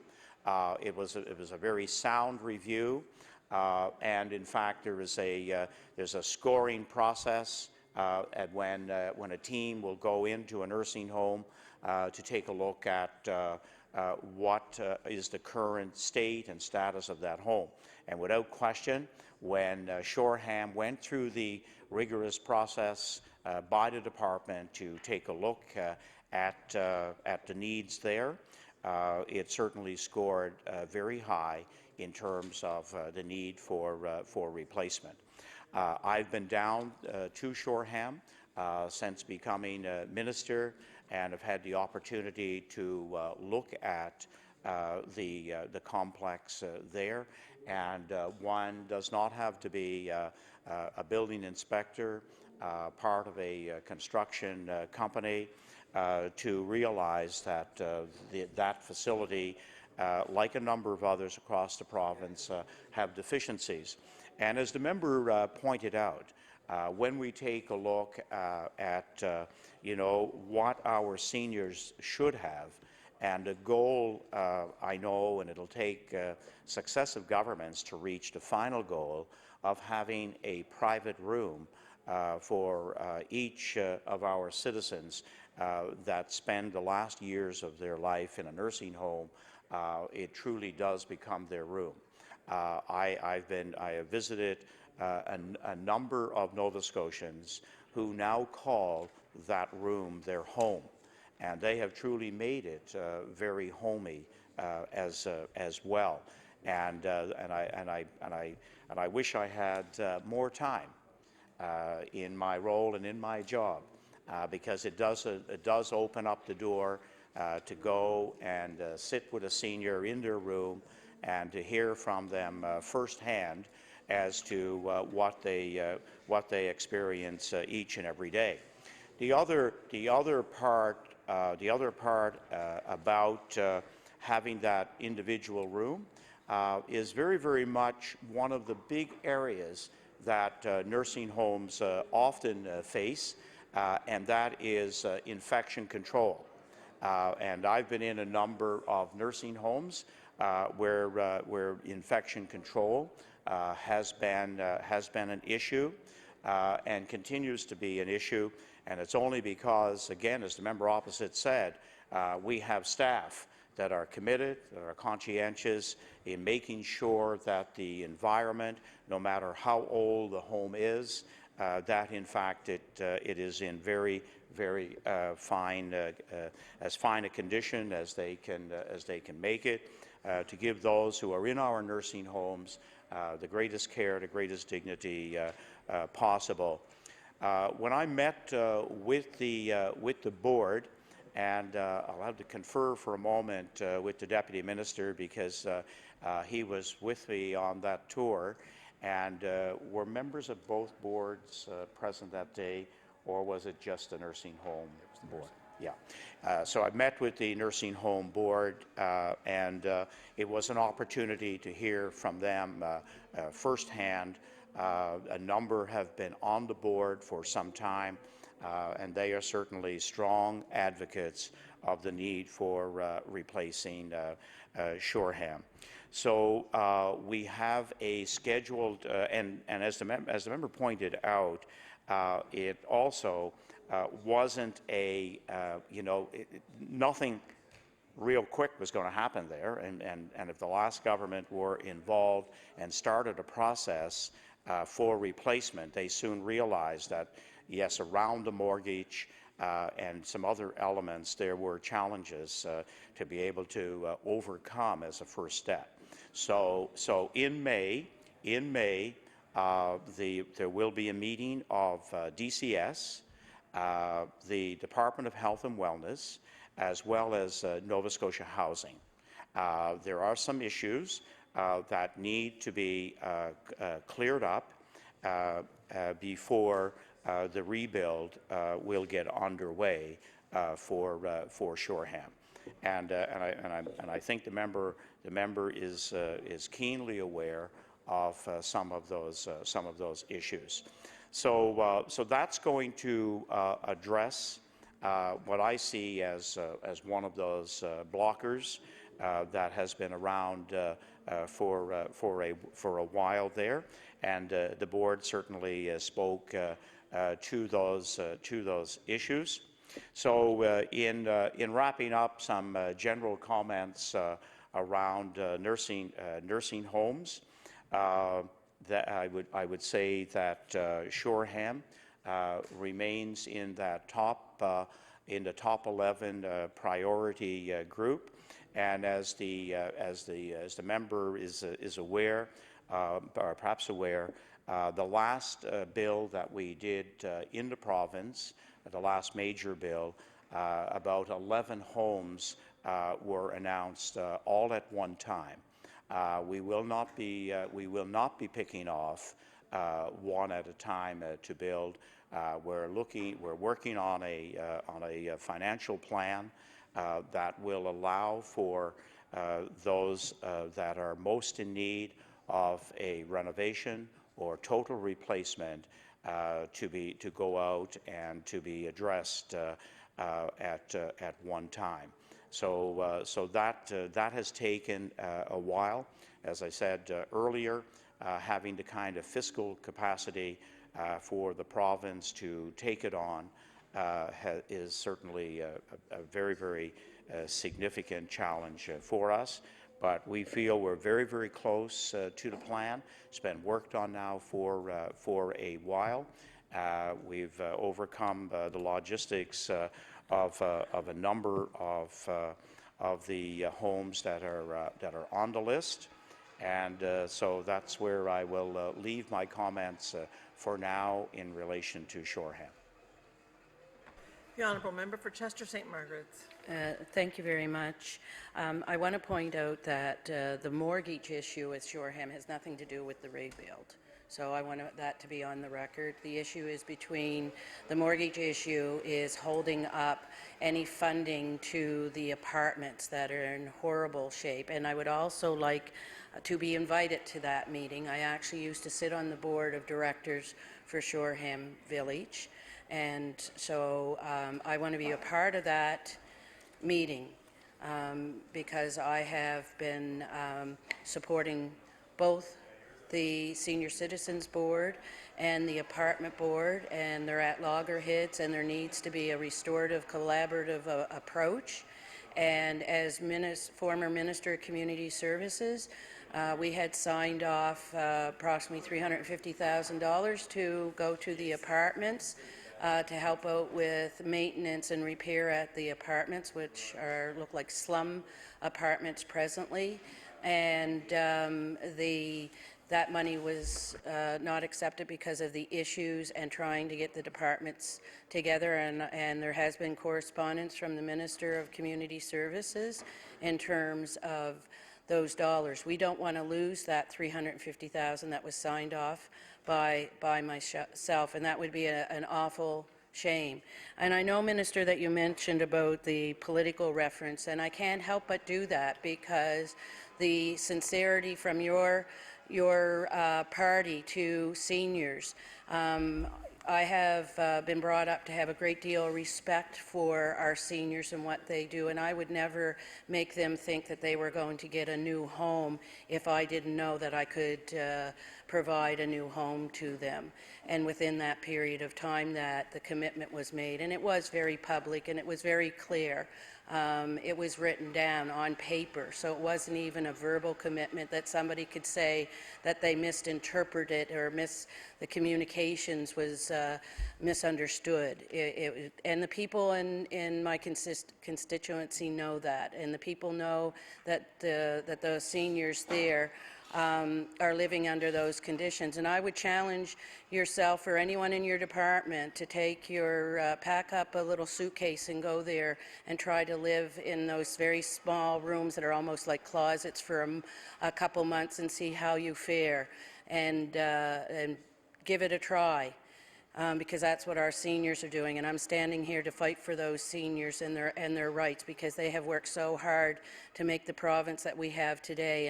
And when you make a commitment of that level, and their families were so excited, and they were so excited, and the staff were so excited, and then turn around and say, oh, well, we have a different plan now, that's plain and blatantly unfair to our senior population. So I'm going to ask quickly. I know my time is going. I'd like to, an easy answer is to know how much is in the budget for Shoreham Village, and that you should be able to identify what the budget is. Please and thank you. And I also want to quickly talk about home care and the fear that the home care workers have with the path this government is taking towards privatization. I know it intimately. My family has to utilize home care for my parents, and I do know how fearful those home care workers are. So my second question is the minister going to guarantee in writing to all our home care workers in the province that their jobs will be secure under his mandate, his government's mandate, and will they continually to be paid at least the pay level that they receive today? So that's 3 questions. The budget for Shoreham, the letter of commitment that home care workers' jobs are not going to change in terms of their salary. So those are the questions that I have, Minister. Thank you. The Honourable Minister of Health and Wellness. Thank you very much, Madam Chair, and to the member opposite. We have our Chief Financial Officer looking up the budget figure, and in terms of the details, letters are to be sent out 30 days after the budget is passed. If I could, I can repeat that, perhaps. That's okay. That's okay, member. So the details will be coming shortly. Letters are going to be sent out 30 days after the budget is passed. So moving on to one of the other questions that the member has asked here. Is to deal with home care, and the home care issue is of great concern to me, to all of the 12,000 Nova Scotians that receive home care, home support. Over the course of any year, about 25,000 Nova Scotians do receive home care. Currently, there are five private providers in the province, and that's private delivery and publicly funded. There are 20 others that are not-for-profit, and in some ways, that's really part of our challenge and our conundrum. And I was speaking with the former Minister of Health yesterday. I'm very open about this in terms of what it's costing the province. I asked him when he was Minister of Health if he indeed was concerned about this. And when the highest paid nurse is receiving $40.05, and we're paying $90.65 an hour for that care, is a huge, huge problem. And by extraction and by extrapolating from this, this goes all the way down through to the LPNs and to the CNAs. We have enormous inconsistency across the province in terms of the cost of delivering home support, home care, and that's what we have to change. We know that we also have a few gaps in terms of geography, where home care is not as strong as what it needs to be, because part of that continuing care refresh is in fact getting to that point where we know that every Nova Scotian who wants home care is able to receive it. And in fact, unless it's somebody needing 24/7, 365 quite intensive care, which our nursing homes provide, then home first, home care, nursing care in the home, and we know those array of even medical services in our homes are expanding.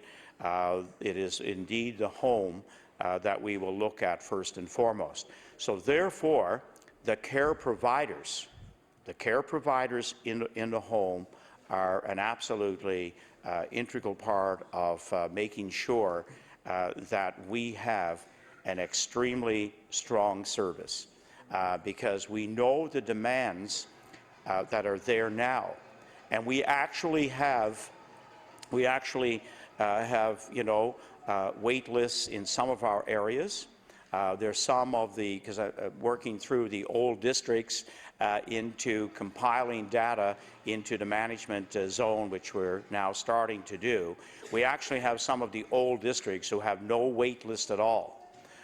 We have some districts that have actually made a terrific improvement. We've had some others who have actually the numbers on the list and the hours required have actually gone up some in the past year. And in fact, as we know, VON provides the majority of our home care in the province, and they've had to rely on some subcontracts with private deliverers in order to get all of the required work done. So we need to be very careful when we're talking about private versus public when it comes to home care, because we have high quality care being delivered by both. In fact, there are some individuals are in that income level where they're able to get public care and private care at the same time. And we have some of our providers that in fact do both.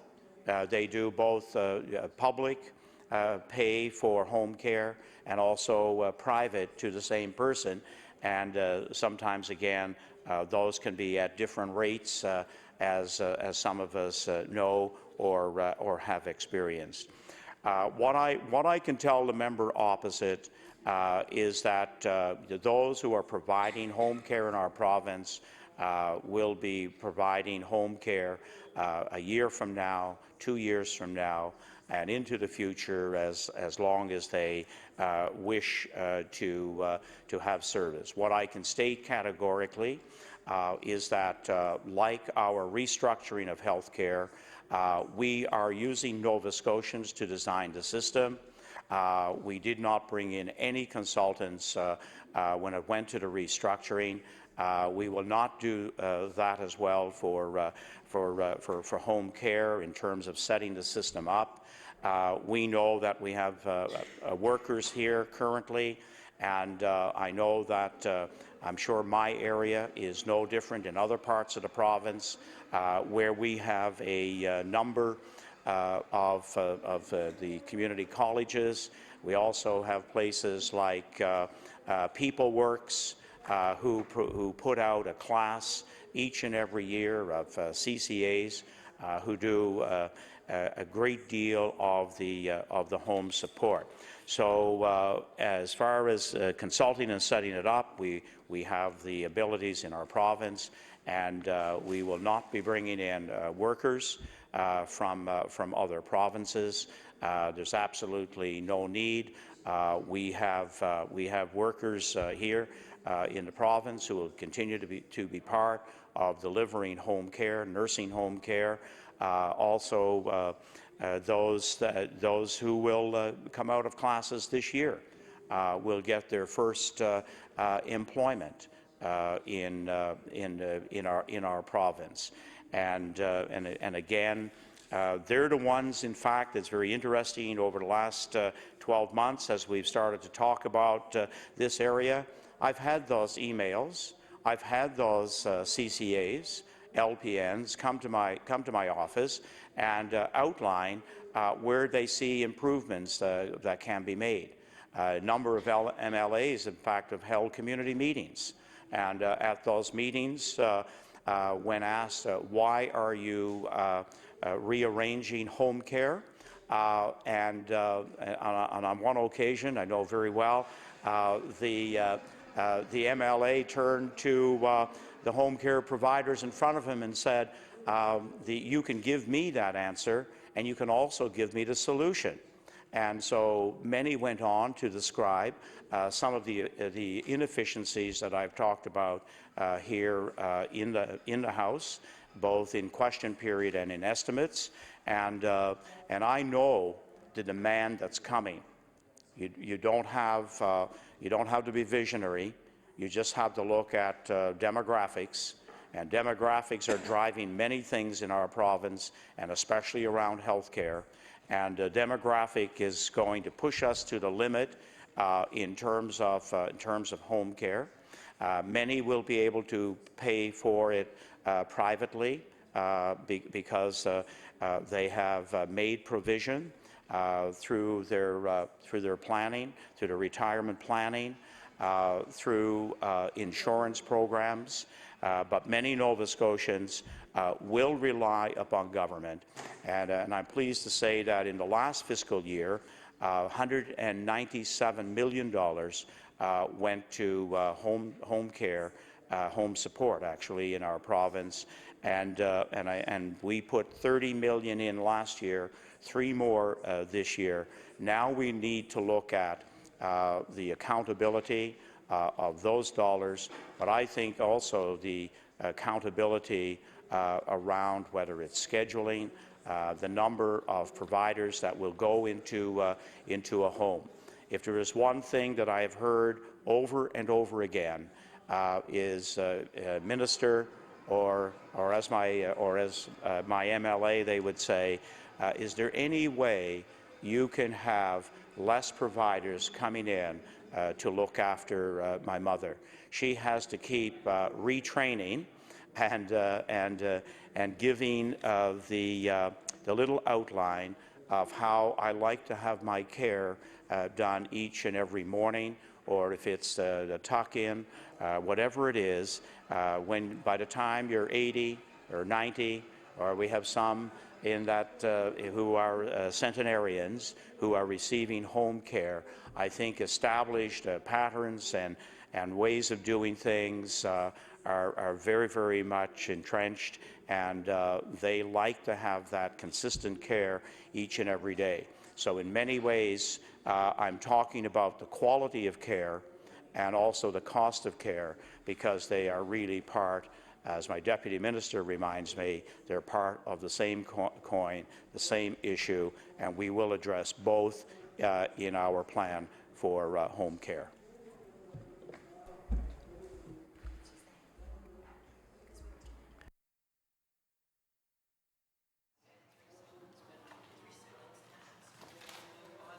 The member for Hants West. Thank you very much, Madam Chair. I'm pleased to have an opportunity this afternoon to ask a few questions to the Minister, and I'm sure there'll be nothing in my line of questions that he wouldn't expect to be coming his way. Actually, half a dozen things or so, and I'll bounce around a little bit. I want to talk a bit about dialysis, something he's very familiar with, and recently the report was completed, and it dictates that, as was planned in the past, that it will go to Kemptville at some point. Berwick will will move there also, and others will travel to Kemptville in an effort to receive their dialysis treatment. And having said that, it's been the same battle for some years, as the Minister would certainly be aware, that we lobbied for a long time for the Hants Community Hospital, and he's explained very well about the needs base that you have to have to set a satellite dialysis up. And there are some questions around that we may get into a little bit, but I'm curious, just to start the day off here with, is there a time frame that the Kemptville operation or system will be up and running fully in the Valley? The Honourable Minister of Health and Wellness. Thank you, Madam Chair, and I want to welcome the member for Hans West to the debate on estimates. I know that not just because he was a former paramedic, but I know that he's had a very, very strong interest with the general requirements of healthcare in his riding. I, in fact, have been with him when we have announced a CAP doctor. We have talked about the number of doctors also needed in his area. I know Windsor in particular has been the beneficiary of a couple of new doctors. In fact, it was a group trying to get one of them to Kingston, since that's where he grew up, but he has chosen to work in a collaborative practice in Windsor. So I've had a number of conversations with the member around healthcare issues. In relation to dialysis, we know again that with an aging population, with the high percentage of diabetics that we have in our province, again predicting high demand on dialysis is really a very easy connection.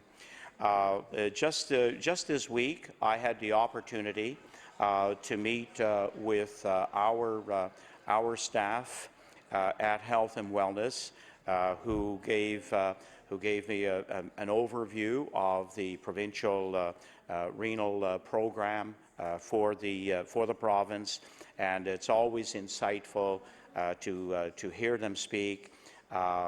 One of the areas that I took note of, and I won't depart from the member's questionnaire for very long, but one of the areas that I was quite intrigued by when I found out what happens in one of the better jurisdictions, and that is in our province currently about 17%, and it seems to be a little bit of a holding pattern, but about 17% are doing home dialysis.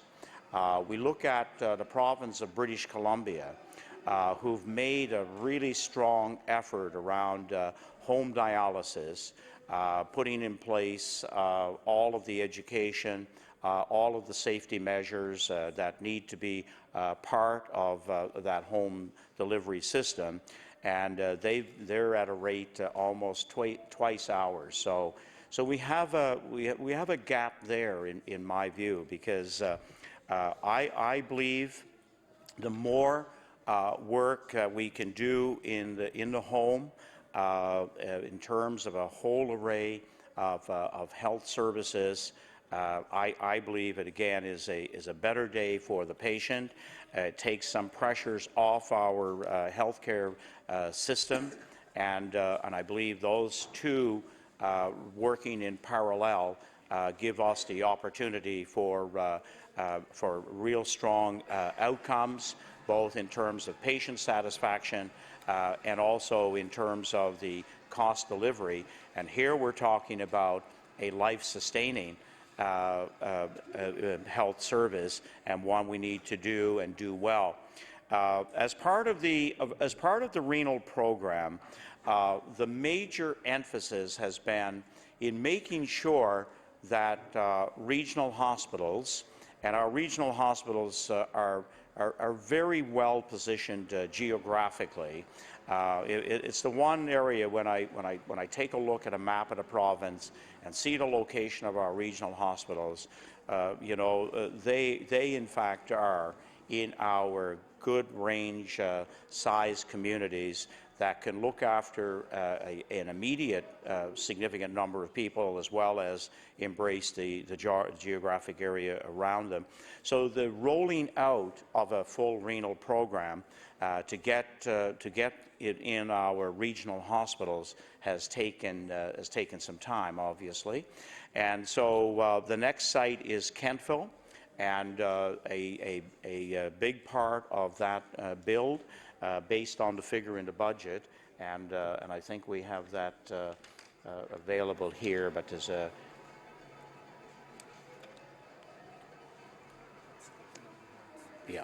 and so there is a figure I think in terms of that first phase, that we will phase 1 of this particular work it will be a 12-bed. We were, I think, originally perhaps looking at 10. It'll be a 12-bed satellite dialysis unit connected to Valley Regional Hospital, and that final figure is actually before Treasury Board. So I better hold on to that for the time being. But I know that we're very close to getting that project underway. And as the member opposite pointed out correctly, it will embrace the dialysis that's currently done at Berwick. But as we all know, and this is one of the challenges that I certainly went through, was why couldn't you have smaller dialysis units? Why couldn't we have one in Middleton, for example, or Digby, and have patients looked after closer to home? And but we know there has to be that medical backup, that whole medical team. If we're doing hemodialysis and peritoneal as well at the one site, and I've been fortunate to learn a bit from our wonderful clinical team that work out of the Dixon Centre, and of course recently opened, I would say, probably as modern, or maybe the most modern site in Canada at the moment, is wonderfully placed where there used to be a Tim Hortons. And so it's very easy to walk in off the street at the infirmary, or the VG site. Is it? It's in the infirmary. Yeah, it's at the infirmary site. I sometimes get those, as many times as I've been in, get those buildings mixed up. So it is at the infirmary site. And I would encourage the member, if he has that 15 minutes, he can no longer get a coffee, but he can go in and see what I would suspect is the most modern dialysis unit in the country at the moment. In fact, what I'm afraid of, member, is that some who go there may not want to do home dialysis. It is such a state-of-the-art, absolutely, facility. But it's much bigger than just the number of units there that are providing the dialysis Monday, Wednesday, Friday, or Tuesday, Thursday, Saturday. But it's also a center for some of the repair work, the education programs. It really is a marvelous location, and I would encourage anybody to have a look. So, one of the issues now is that we're also looking at stage gating all of these projects, so that stage 1, the design being finished up, stage 2, we'll start that first construction work, and it's to be fully operational sometime in late 17, early 18 is the plan for that project. The honourable member for Hants West. Thank you very much, Madam Chair, and I thank the Minister for the answer and the detail that he's provided. 17-18 still being a ways away, so a lot won't change over the next couple of years for these folks. And as the Minister would know, travel is their biggest issue. How am I going to get there? Those are the calls that I take. How am I going to get there? And not that all of these people are seniors, but a number of them are getting up there in age, and they are able at times to get fairly regular travel when the weather is good, but when the weather gets a little nasty, people get nervous on the roads, and that again creates another issue. But it is always about the travel. They wish that I think when you look at the idea we had around Hants Community Hospital, is there another mechanism would be the next question. If we can't have satellite units set up at the hospital, is there a mechanism that we can look at by way of that logistical part of travel? So, we've got somewhere between 35 and 40 pretty consistently, unfortunately, going to dialysis either toward Halifax or toward Berwick. At some point, there will be, that number may change a little bit, but probably not. It hasn't changed a whole lot over the years. But is there a way, or has any thought been given to the idea, maybe they all gather at Hants Community and there's 3 that are going in the morning on Monday and there's 3 that are going in the afternoon, or whatever that schedule might look like. Is there, and I should go back a little bit. We had raised, the foundation had offered to put money up. There was community fundraising, as you're well aware. We've talked about that. Is there any ideas around partnerships with the community for travel to ease that extra burden? If they had to go to Kemptville, it's only a half an hour, we'll say, from the Windsor Hospital. Is there something we could look at by way of some logistical type travel that could work up and back? I know that they go for a number of hours, would the hospital, do you think, be willing to work, or would the department be willing to work something like that in, knowing the numbers? And, for 1 or 2 it would be different perhaps, or maybe even a half a dozen, but I mean, we're talking a pretty significant number that remains consistent, which, as I said, is unfortunate. But when I talk to the folks that are in this position, again, that's their biggest concern, is how am I going to continue to get there? And the cost, of course, is, for some, has, Ricky Lapierre has been traveling for, must be 16 or 17 years now, and you can just imagine the cost that goes along with that. I mean, credit cards and remortgaging of homes and the price of gas, all those things are a factor, let alone his health in general, continues to go down. But so, on behalf of those people that I do talk to from my communities that I represent that do have the need for dialysis and do travel, is there some consideration that can be given to maybe an idea like that when Kemptville does come online, and look at consistently, are you going west or are you coming east? And I know that it's a big question, and there's a lot of people, and things change over the course of years, but the number seems to somehow remain close, and we would love to see that go down. Obviously, we all would, and maybe someday it will, but I'll leave it at that, and maybe you can speak to that, Minister, if you would, please. The Honourable Minister of Health and Wellness. Thank you, Madam Chair.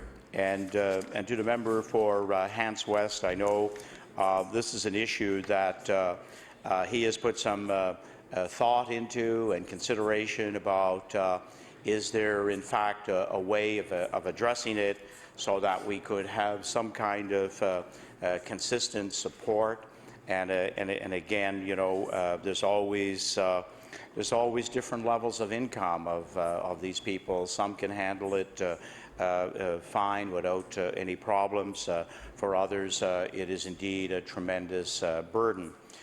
Some areas of the province, and I know the area where the Premier lives, and Trans-County Transportation has done probably the premier job, if you wish, in the province in terms of those that will come into the Dixon Centre for treatment, and having them collected from Annapolis County, possibly even Digby, picking up 1 or 2 in the Kingston Greenwood area, and have that service so that they're getting their treatment all on the same day. So they do the Monday, Wednesday, Friday routine for the most part, and they're able to bring as a group, which creates the savings for them, but also because of the special nature of the dialysis patient, that they're coming 3 times a week, 52 weeks of the year. They've been able to use a bit of a leveling mechanism for the cost of those patients being transported as a not-for-profit organization. And I believe, in fact, a call to a lady by the name of Debbie Decker. She won't mind me giving out her name. She's assisted my office many times, and I believe she's also helped do some advisory for some of the other transit companies and shuttle services around the province. And actually, some of our grants, as the member would know, our provincial grants to support the small transit shuttle services, are there in place. That would be an avenue, probably first off to take a look at. But I see the dialysis patient as a very special patient in terms of their need.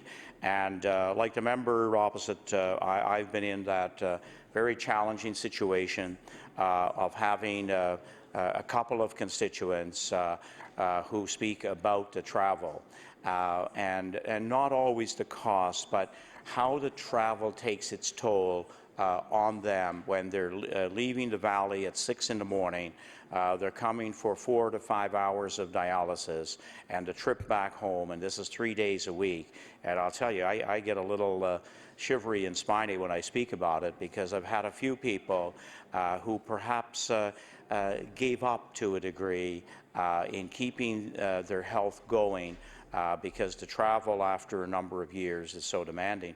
And this is why a big effort of a number of governments over the past decade have really said, look, we need a full dialysis unit in the valley.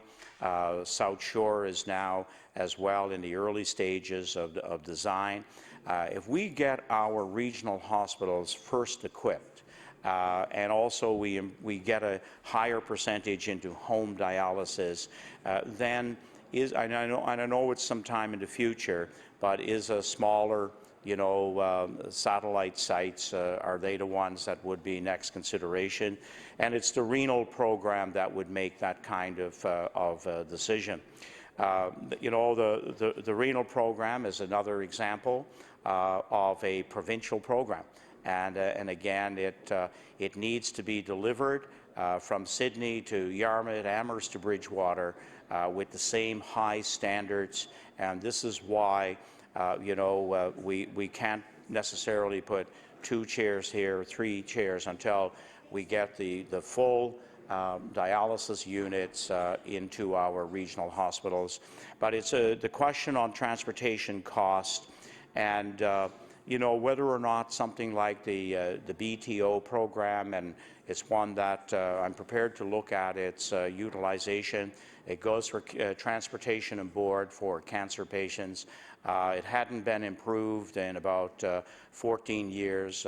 We've upped the amount of support there considerably, and whether or not something along that line, can be taken a look at over a period of time. We know exactly the number of dialysis patients that we have in the province, where they're geographically located, and it's a great question that the member opposite asks, because it is quite a burden for some people, and whether or not foundations, the special grants that go to the small transit and shuttle companies, whether it may merit that kind of more intensive look, and it's one that I've noticed that the Deputy Minister has made a note on, and one that we will certainly keep on our radar. The honourable member for Hants West.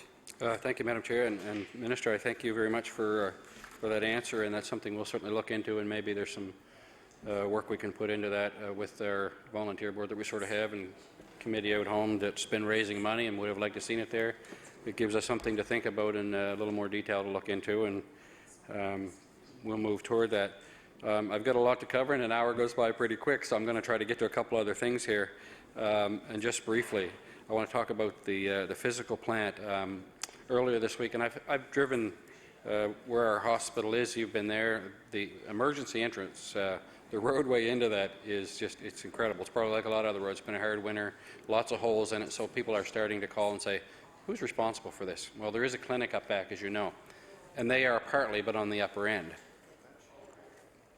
So I just, we had put a call into your EA, who's been very helpful, as always, this week again, and just curious, since I am here, how does that work? Is there a separate budget line item in your department, or does it actually go somewhere else where it is part of the infrastructure, we'll call it? Is it maybe it's a transportation infrastructure or anything? I don't know, but we're curious about that. And what's the mechanism to get that done? Is it all in? I don't want to call it the capital health budget because it isn't. It's all one here now. But I'm kind of curious how we might be able to get it fixed. But what's our resource? What's our method to get that done? Who do we go to? The Honourable Minister of Health and Wellness. Thank you very much, Madam Chair. And that's a first-time question that I've had both in the House and in the department. But I've certainly been at a few hospital sites where I would have liked to have called the Minister of Transportation to find out myself exactly where the areas of responsibilities, because there is some covered off, obviously, by the hospital site. And what I would advise the member to do here is now within the new central zone.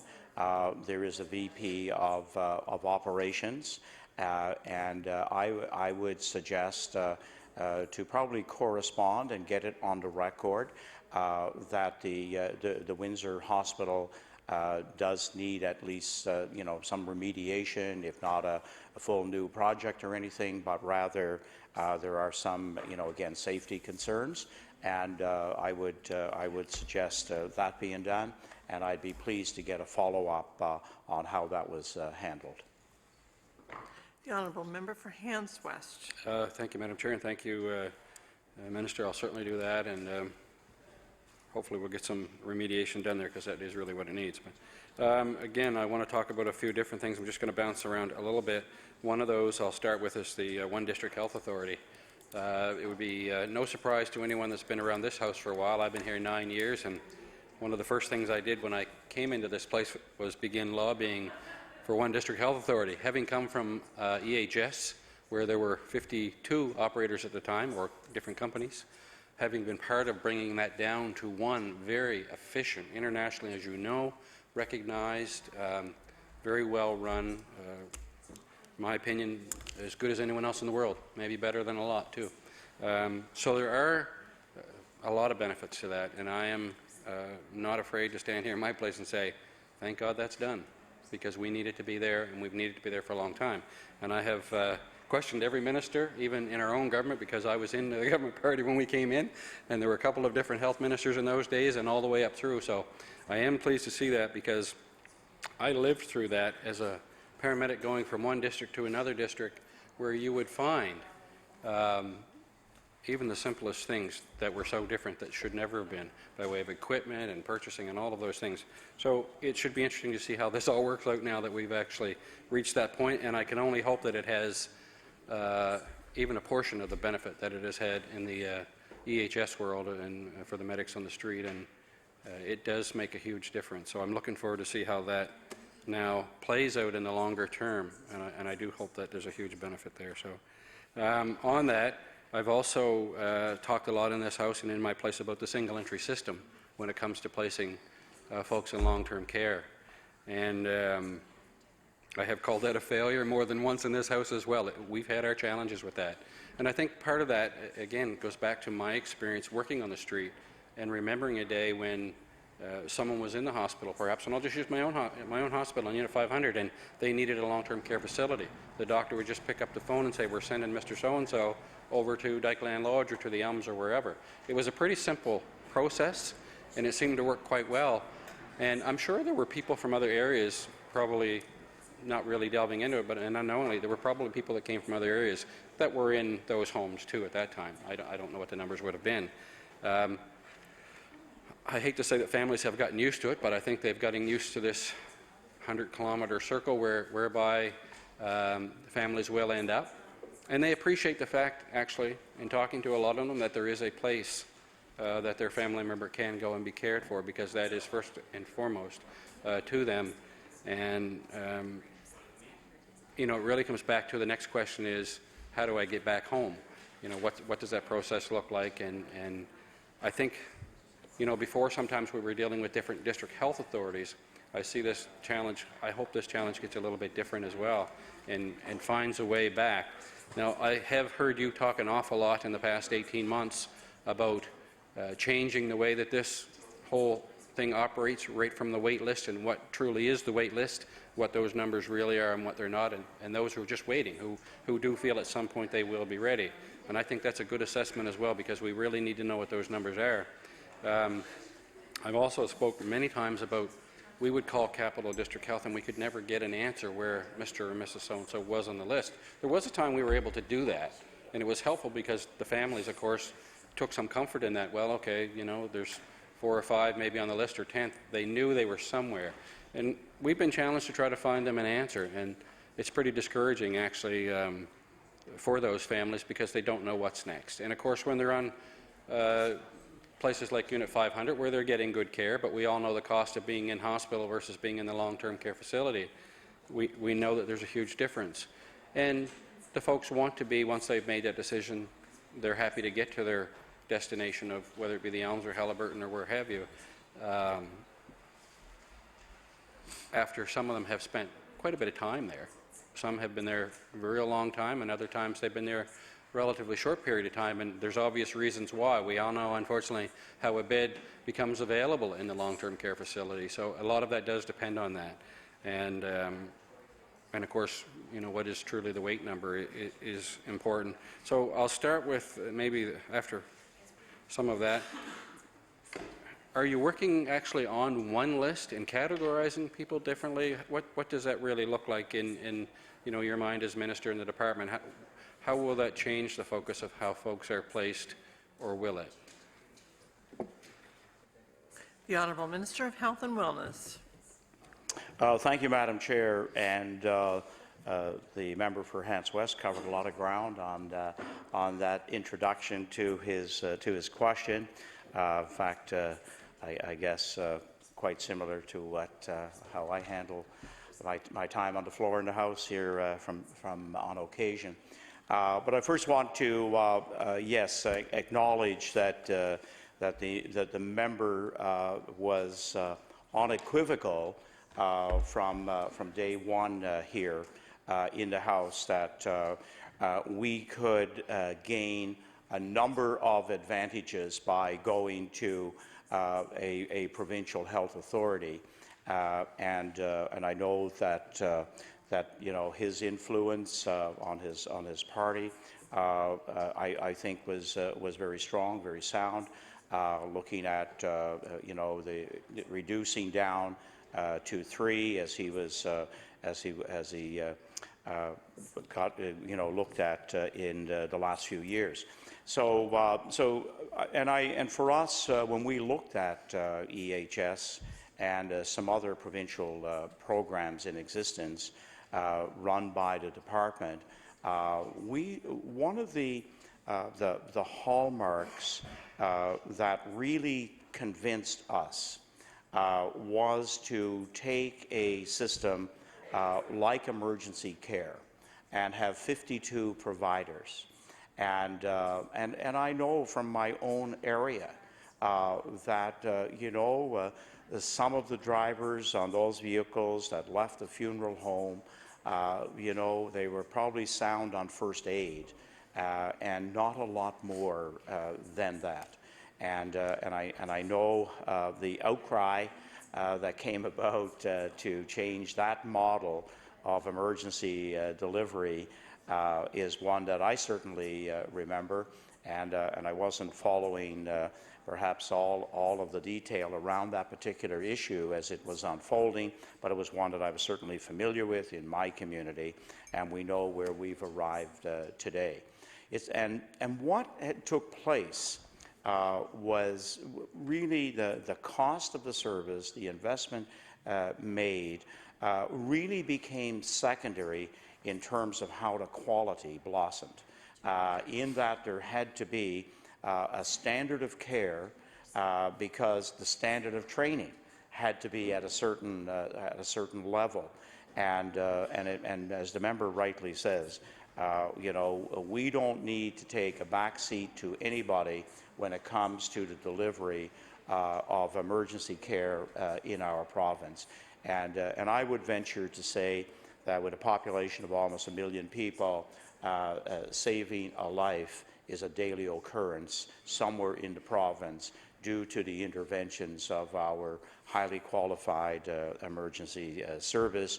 And in fact, in that regard, I can only see more advancement of their scope of practice and their role in the total healthcare delivery system for our province. In relation to home care, in fact, I'll just end off by saying I think in terms of what we've seen in a few pilot projects of our paramedics actually doing home care by when we think of Long Island and Briar Island, where the paramedic service there would do follow-up when a person came home from hospital or a senior was identified in those communities going through some health issues. In fact, it was the paramedic team that responded and became part of a daily visit to check in and you know, whether it was again checking on vitals or whatever it may have been, medications and so forth, they were doing that. One of the areas that I think every member of the House was very familiar with in terms of the nursing home list, and that's the primary question of where the member was asking me.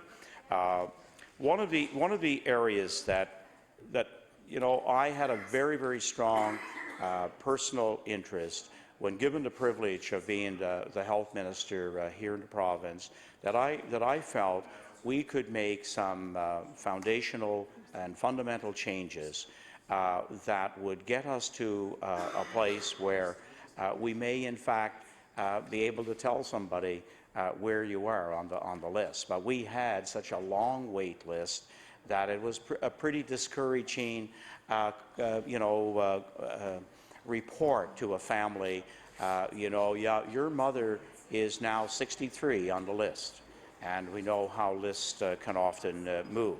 So the first thing, you know, we all realized that we didn't have an accurate list of those who really needed to go into a nursing home. And we've had this proven time and time again.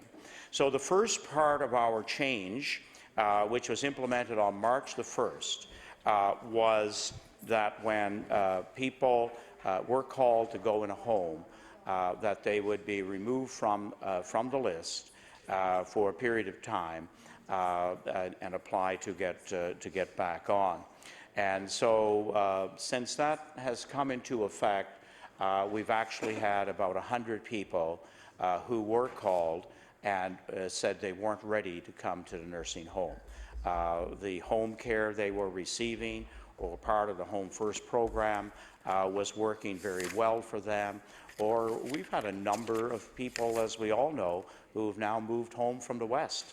And this was a huge problem in Cape Breton that I had presented to me on a number of occasions, that they were looking at a nursing home because there wasn't family around them now to look after an elderly parent.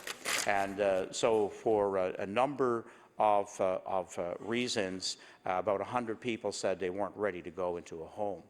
But what I was perhaps, I guess, really, you know, saw the benefit of where we're moving to part two, which is the high risk, the high needs a person that does need a nursing home very quickly. Because one of the 100 people that were called and didn't want to take a bed had a medical incident a few weeks after they refused. They went to hospital, they got the medical treatment, and based on the frailty and the medical issues, they were identified to go to a nursing home from hospital, and within about 10 days, they were in a nursing home. And this is how the system ideally should be responding.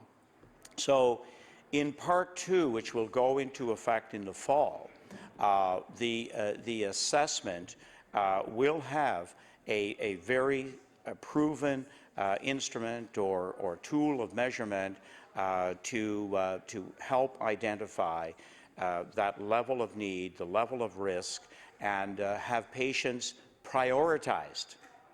Can you imagine how revolutionary that is? Where we're not just going to put a person on the list and you may be there for a year, 2 years, or longer. You will be prioritized. And that's exactly who we should be putting in our nursing homes so that we don't put the burden on the person of wondering about their care, and they don't need that stress, and a family who is also in great wonderment about how my mother or father can be looked after if they have high needs. So we're going to, I think those two elements, those two changes are really going to bring us to a wait list that is real, that will have the priority people there, and I think we're going to substantially reduce the numbers on that wait list. The idea of transferring people from one list to another, I won't accept that. I won't accept people now just being put out there and hope to get home care. We want the right people on both lists, and we want to respond as fully as possible to our seniors who are on either one of those lists. So I think the member will see some of that change in his community, and I'd be most willing to hear any comments that reflect what is going on, good, bad, or indifferent. That's the only way we improve the system. The honourable member for Hants West. Thank you, Madam Chair, and I thank the Minister for that answer. And I think most people would be pretty happy to hear that there's a better way, or a way that they're not going to be waiting as long. And I guess we call it, we'll know from the feedback, as you've just indicated, what that may look like. But I'll ask you this. A couple things. I asked you a question in QP one day, I think it was last week, about the number currently residing in long-term care facilities, and I think you gave me an answer around 7,500 today in the province, and correct that if it's wrong when you get a chance, when you get up, if you will, but I think that's the number you gave me. Also, just on the list, we have an overall number right now of people that have been on the list. We've heard a lot of figures as high as 2,500 or so, actually at one point I think I've heard, have been on the list waiting in some fashion for long-term care. So just based on what you just said, prioritizing, which certainly is the right thing to do and it meets the needs of those waiting, and that's good. So do you see a list? I guess I just want to envision, there's a list over here of everyone, and or those that want to at some point get in, and there's a list that need to be there now, and we're going to prioritize that list. Are those priorities, I guess, being determined by who? A physician says, okay, Mrs. Jones, you are on the top, you're in the top percentile, you need to get in before Mr. Porter, as an example, gets in. How do you see that working, Minister, or are you that far yet? Can you refine really what that looks like at this point? The Honourable Minister of Health and Wellness. Thank you very much, Madam Chair, and to the member opposite. I would say from my experience, both as an MLA and as a member in my community, there's been a number of ways, perhaps, of getting on the list, and some of them, of course, we have families for whatever the reason they perceive now, and I'm sure they're very good, that their parents may need to be in a home. We have physicians who are monitoring the frailty of an elderly person, and they may start pushing. But the list in many ways has become that self-fulfilling way of almost creating an even longer list, because the list being long let's try to get you on now. You don't need a nursing home bed today, but down the road, here a year or 12, 15 months, you're going to need a nursing home bed. So we've had many people on the list, as we now know, that weren't ready to go into the home. So in order to get to that priority list based on the assessments, many of the people doing the assessment are nurses. They are nurses that have worked with the elderly and already doing assessments, and also some social workers as well, because you know, it's not always just one area that impinges on a person and their need for a nursing home. We certainly know the rates of dementia and Alzheimer's in our province, which are really big movers of getting people onto a nursing home list. So some of those coordinators will go through some professional development around what this new tool, this new instrument that will be used for an assessment, and it'll just have some I think more intensive markers that really identifies when the assessor goes out to the home, and they're not coming into their office. They're looking at the home they have to live in, to navigate. We all know that one of the areas that first comes into play is having to go upstairs to the bedroom or the bathroom. And so when the assessor takes a look now at the level of mobility and so forth, and the general health, and yes, and very often a doctor's report would be certainly part of that. So currently, we lost one bed according to my calculation. I've been quoting 7,065, but I'm told by Mr. Elliott that it's actually 7,064. So that's the number of nursing home beds we have in the province. We know that's a strong number for our population, even based on the Canadian average, even with the highest age population in the country. It is still a good number of beds. I think for the foreseeable future, with a strong home care program, that will be a good number. We're also going to see nursing homes built that will be privately done, that there will be a number of people due to their retirement plans. That's what will fit for them, and they will go into that. One of the big areas that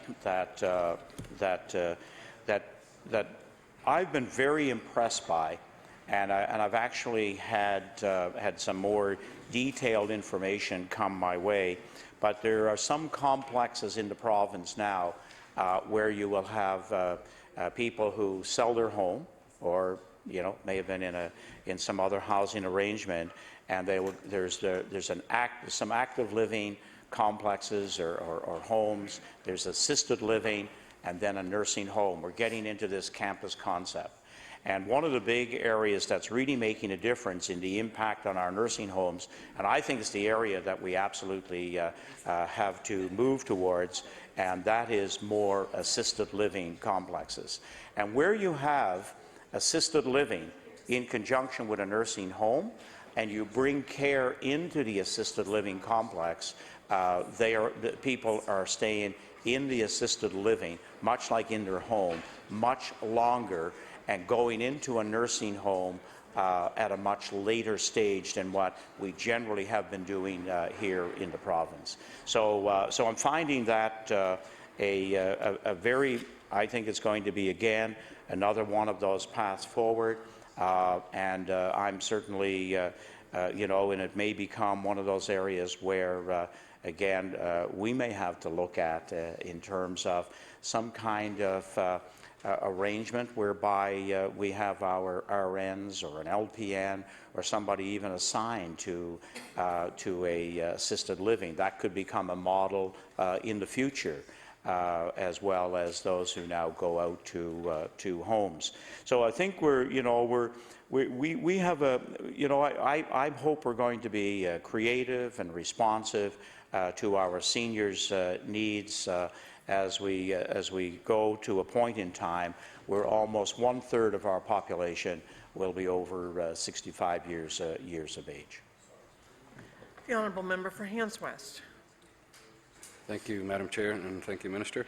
I just want to touch a little bit more on the long term. So we have this this list of people. Do we know what the real numbers of people? And that's not the right way to put it. There's a list of people looking to get into long-term care. Some who are not ready yet. Some who are ready now. Some who want to transfer back to their destination or choice.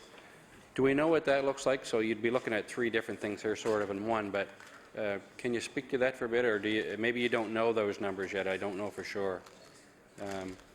But the clock runs out on me quickly here, and there's a couple more things I want to cover, but if you could just speak to that for a moment, it'd be great. The Honourable Minister of Health and Wellness. Thank you very much, Madam Chair, and thank you for that question. That's where we hope to arrive, is what is that real number for long-term care, and it will take us a little while to work through the process.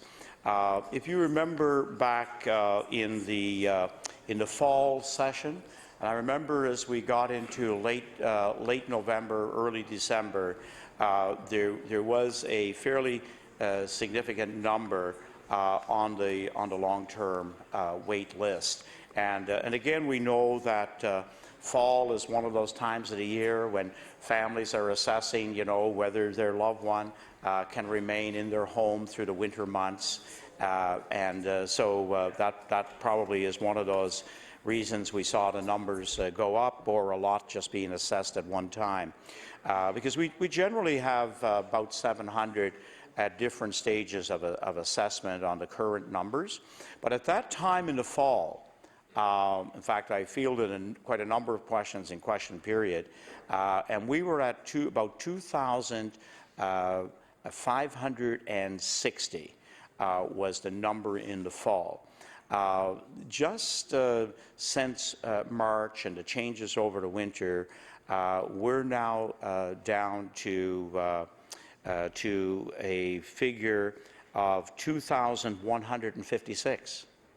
So we've come down about 400 over since in about the past 6 months. And, I never miss an opportunity to speak about rethinking, staying in your home as long as possible. I've had the good fortune, both on my side of the family and on my wife's side of the family, to be at home for their passing, and one to be in a palliative care unit for 1 day. So staying at home has been a big part of the directive that we have responded to, and I think more and more Nova Scotians, I think, are rediscovering that if it's possible, we know there are people that need the medical care and need to be there. We can bring palliative care into the home. We're obviously looking at hospice care across the province, but I think as families, as individuals, as a province, I would like to see us as well. Again, be a leader in rediscovering how we can safely and with the right levels of care stay in our homes, remain in our homes as long as possible. And I think we will get to a place where that list for a nursing home will be those with very, very, very high needs, those who are at risk of danger to themselves, During the rush, for example, of the numbers coming into the QE2 back about 3 or 4 weeks ago, part of those coming there were families now that were having the behavioral challenges of a parent with dementia or Alzheimer's. And I believe we have to find other ways in the acute care system, in our homes, and keep our loved ones there, even with those aging infirmities and diseases, as long as possible, and then have a nursing home place for them as quickly as possible when they do need it. So that's a goal that we will work towards, and I know what we're putting in place as a foundation. We hope other governments in the future will be part of building onto that.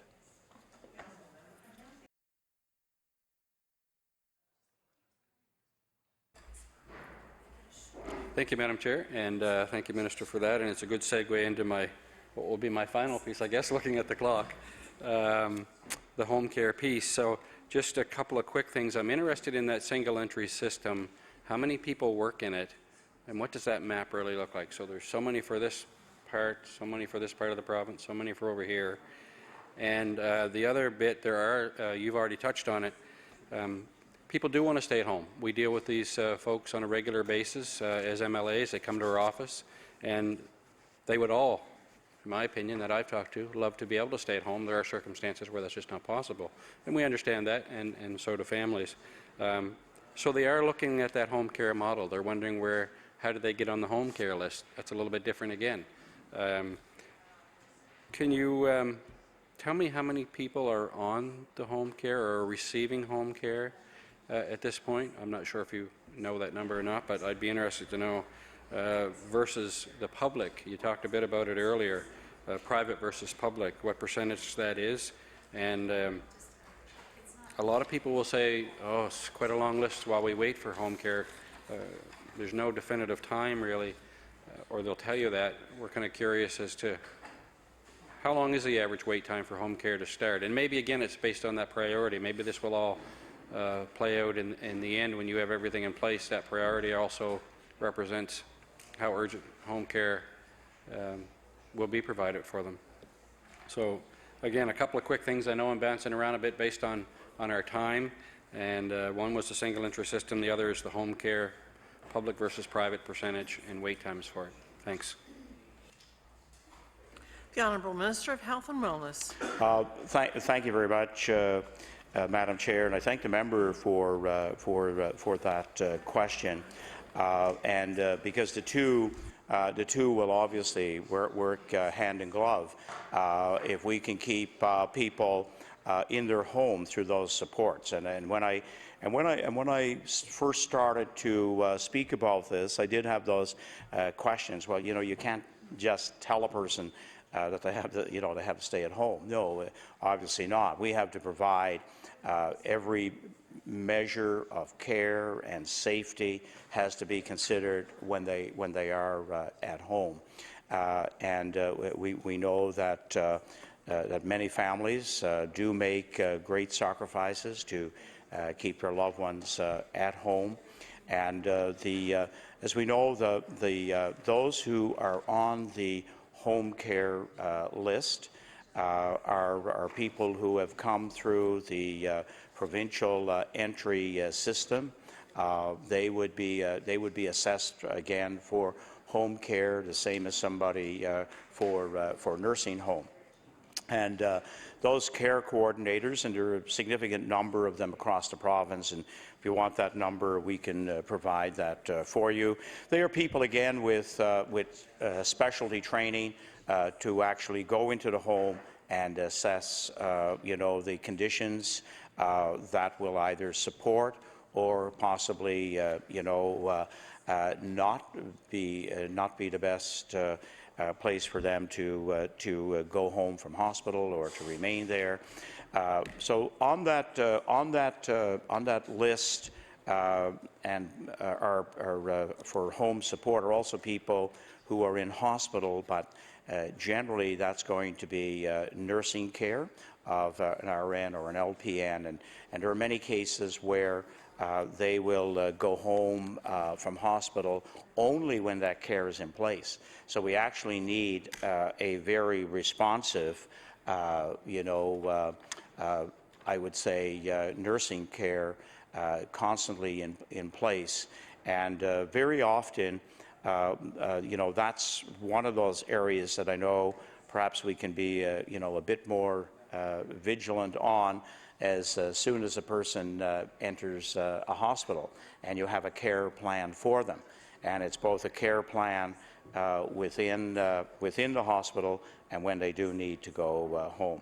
So currently, there are 7,300 clients that receive home support only, and there are 7,200 that receive both home support and nursing, and 11,900 that receive nursing only. So those are pretty considerable numbers, and they are numbers again that reflect our aging population.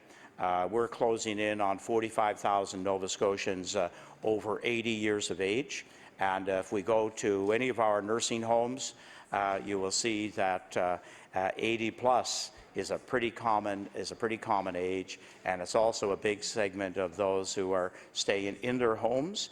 And when we put $30 million last year into home care, we knew that it was going to get that strong pickup, and it's an area that I believe each and every budget for some time we're going to be needing perhaps additional funding, but I also know that we do have to get more fine-tuning of the system.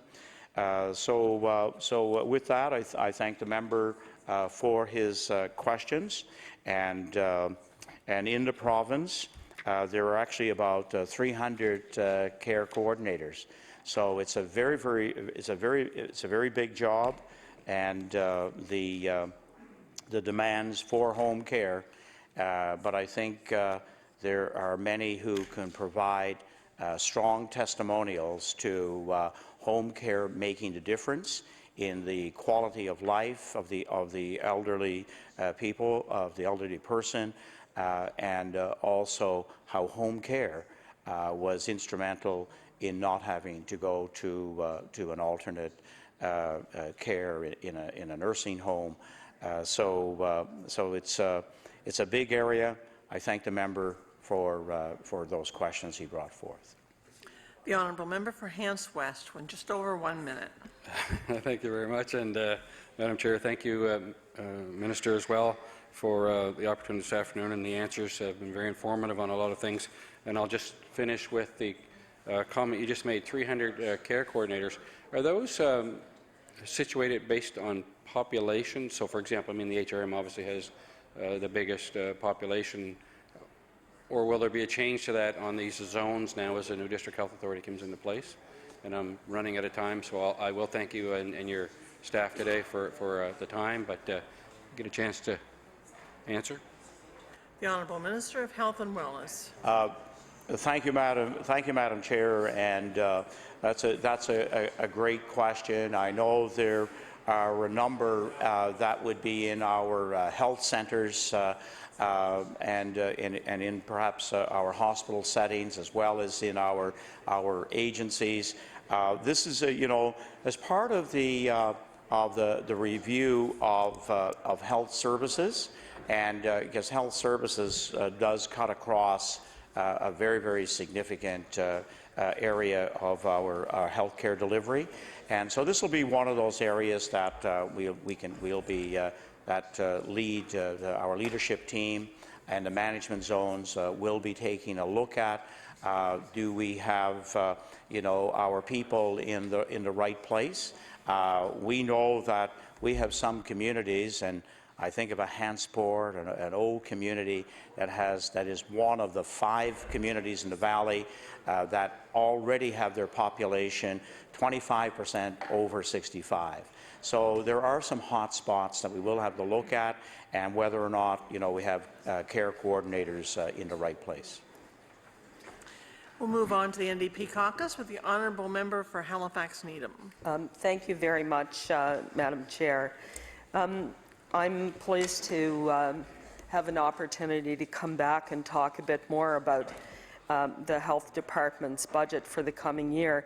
And the first thing I want to say to the Minister is last night when we left off, we were talking about the $200,000 in cuts to addiction services, and I believe the Minister had indicated that that information was going to be provided to me, where those cuts are coming from, and I haven't received it. So I would like to have that tabled, and so we could receive it.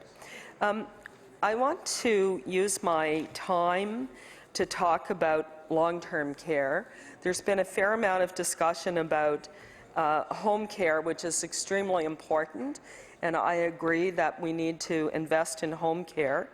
But the reality is that not everybody can stay in their own homes. There are people who, because of the extensive requirements that they have, will have to go into a long-term care facility. And I'm looking at the long-term care budget, and I note that we spend, and we spent its forecast for this year, $554 million, almost $555 million. And next year, we are looking at increasing that slightly to $567 million. So it's about a $6.9 million increase. Now, before I ask some specific questions around the allocation of that increase, I would like them, if the minister could tell us, there are fees. People do pay. People who have an income above a certain level actually do pay for a portion of their health care in long-term care facilities. So can the minister indicate how much money, how much revenue is raised through fees for long-term care? Honourable Minister of Health, Wellness and Seniors. Thank you, Mr. Chair, and welcome to another session of estimates. I will table that document for the member, and then can, if you want a copy and further question, that's fine. In terms of the revenue generated by those who are in our nursing homes, because we all know that there are different amounts paid by those who are residents in our nursing homes. The figure is around $125 million, but we're going to get that exact figure for the member. That's what estimates are all about. Member for Halifax Needham. Thank you very much, Mr. Chair, and indeed that is what estimates are all about. Minister, I'm curious now to know, there is an increase, $6.9 million increase in the long-term care budget for this year. Now, we all know that there are very long waits for long-term care. We know that they were approximately 2,300 people, I think, maybe even more than that. But that has been reduced, that there's been a shift in policy in the department. And so we're accounting now for who's waiting in a different way. But yet the lists are very long. There are 1,300 people waiting for long-term care. There doesn't appear to be a plan to get that long-term care wait list down. There's no new allocation for adding more beds into the system, which would be one way to get that list down. And we already have, I think, probably around 6,000 long-term care beds in the province. Is it 6 or 8? 7,000.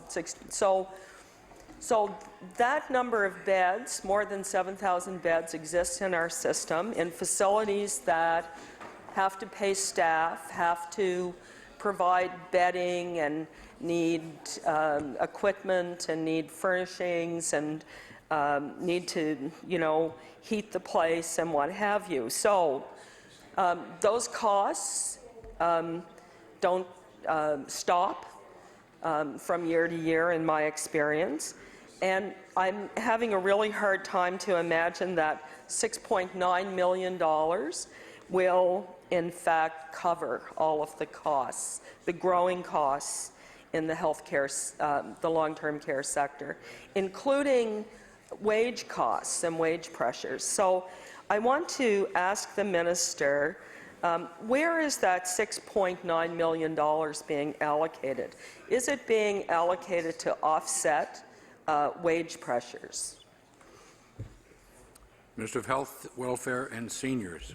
Thank you very much, Mr. Chair. And in many ways, the member opposite and former health minister is aware of the component around wages that that drive, whether it's in the department, whether it's in our hospitals or in our nursing homes.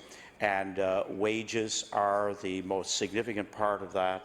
CPI per contracts are also a part of that increase that we will be having to provide in this coming fiscal year.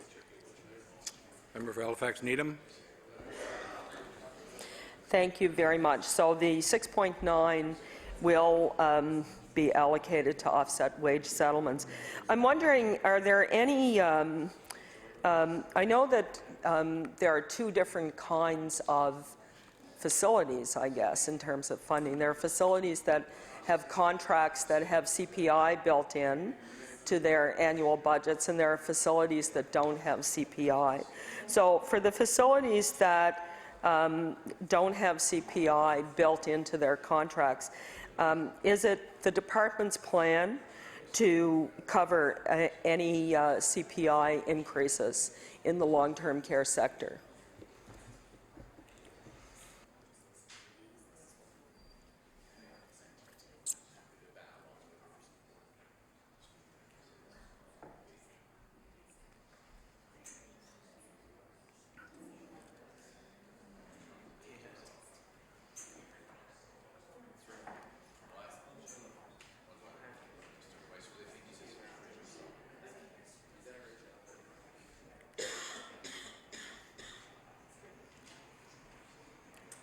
Minister of Health, Wellness and Seniors.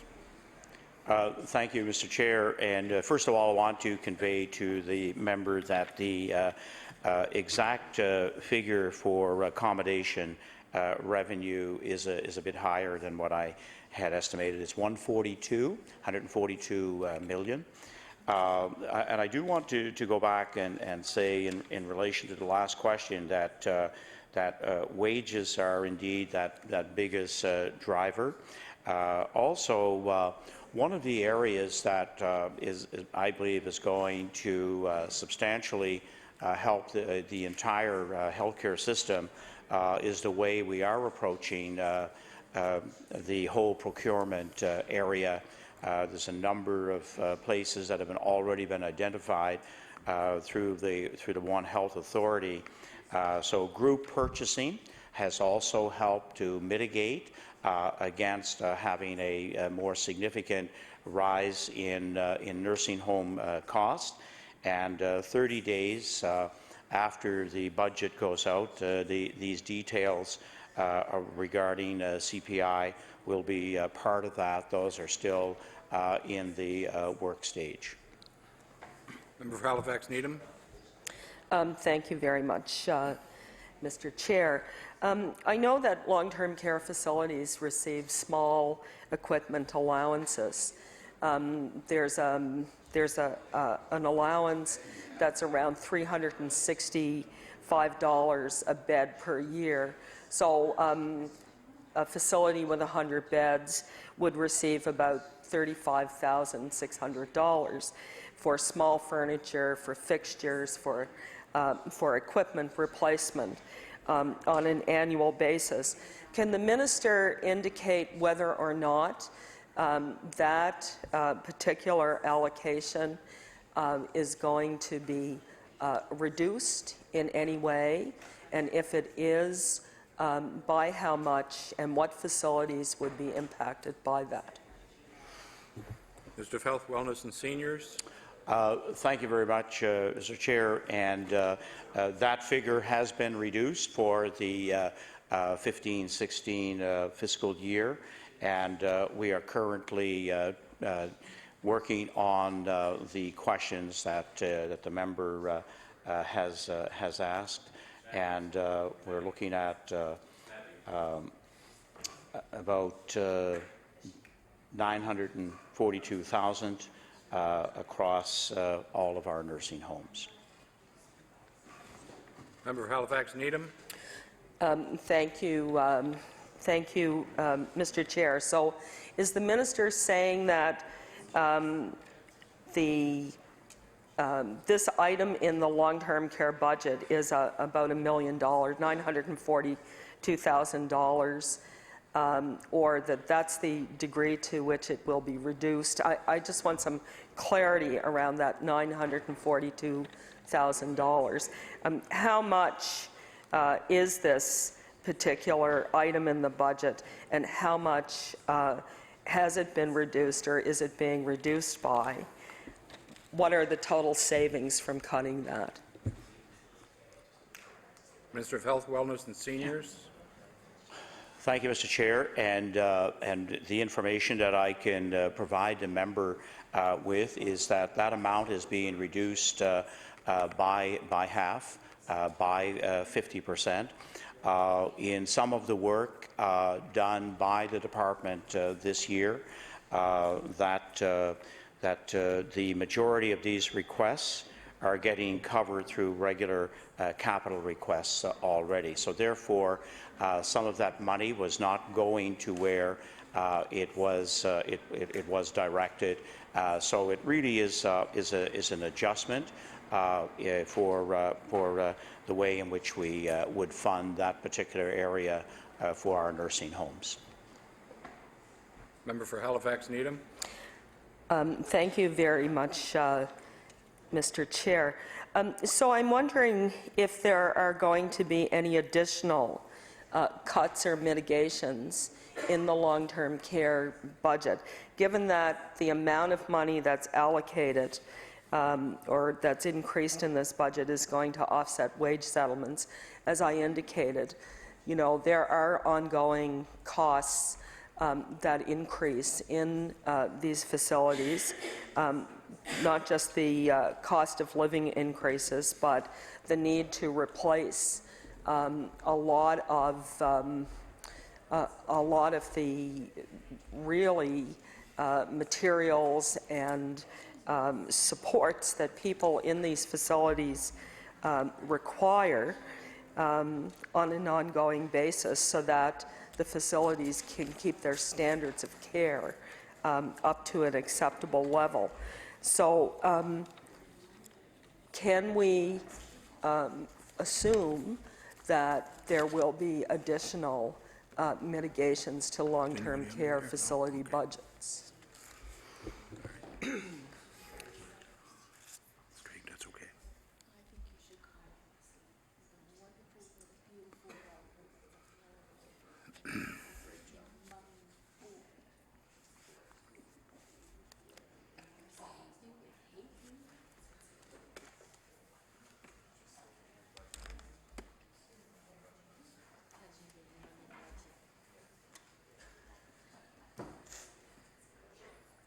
Minister of Health, Wellness and Seniors.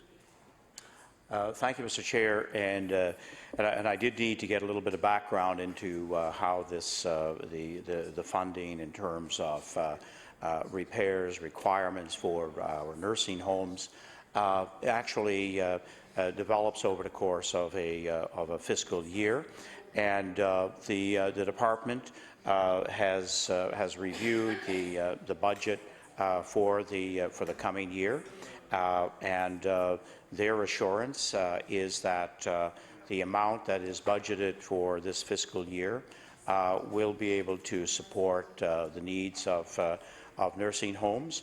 And I know that just from some of the questions asked during estimates so far, we do have some nursing homes that do have more requirements because of their age.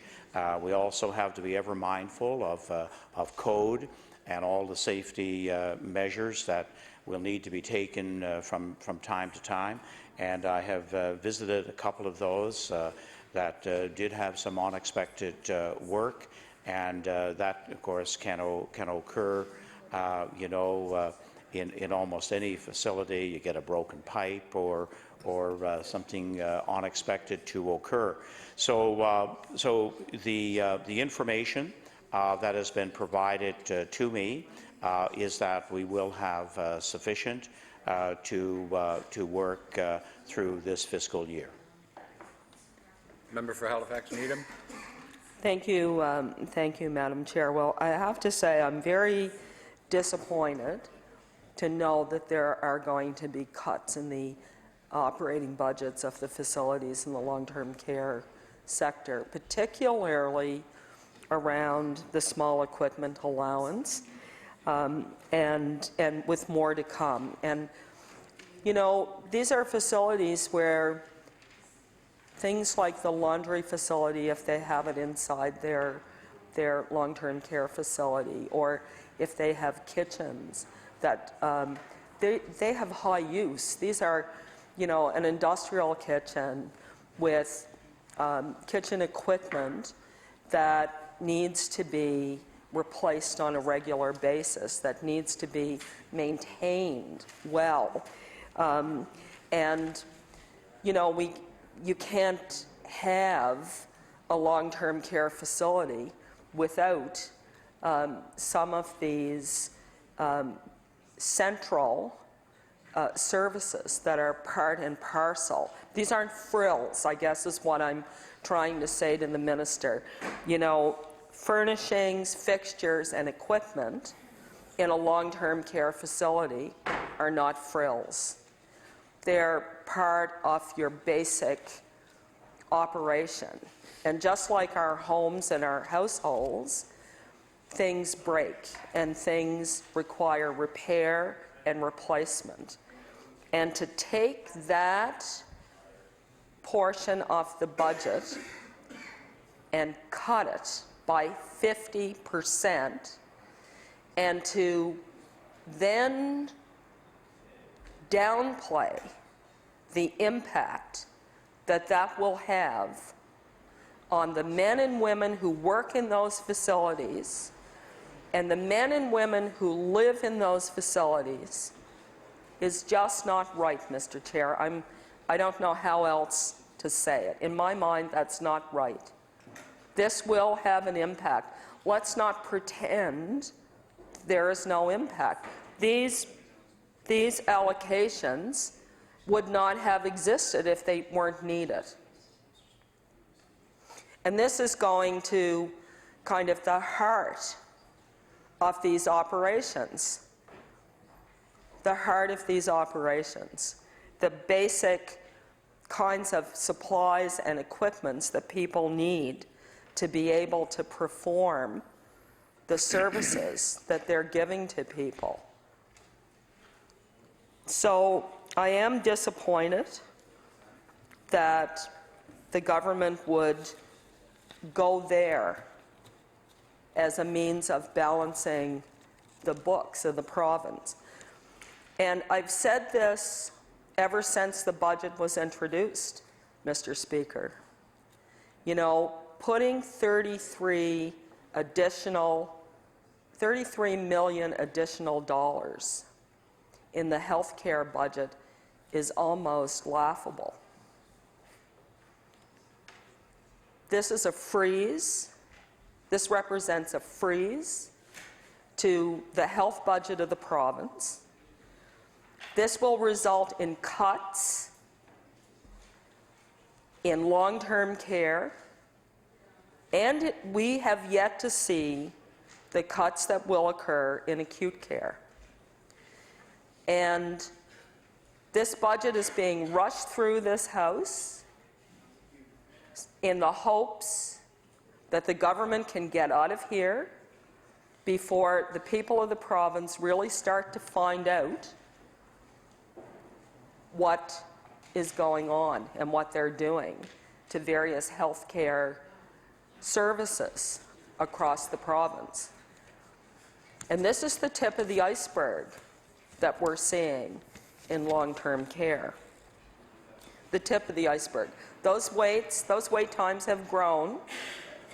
There are 1,300 people waiting for a long-term care bed, and they need long-term care. These aren't people who can indefinitely be in hospital or indefinitely be at home. They're people who really need a long-term care bed.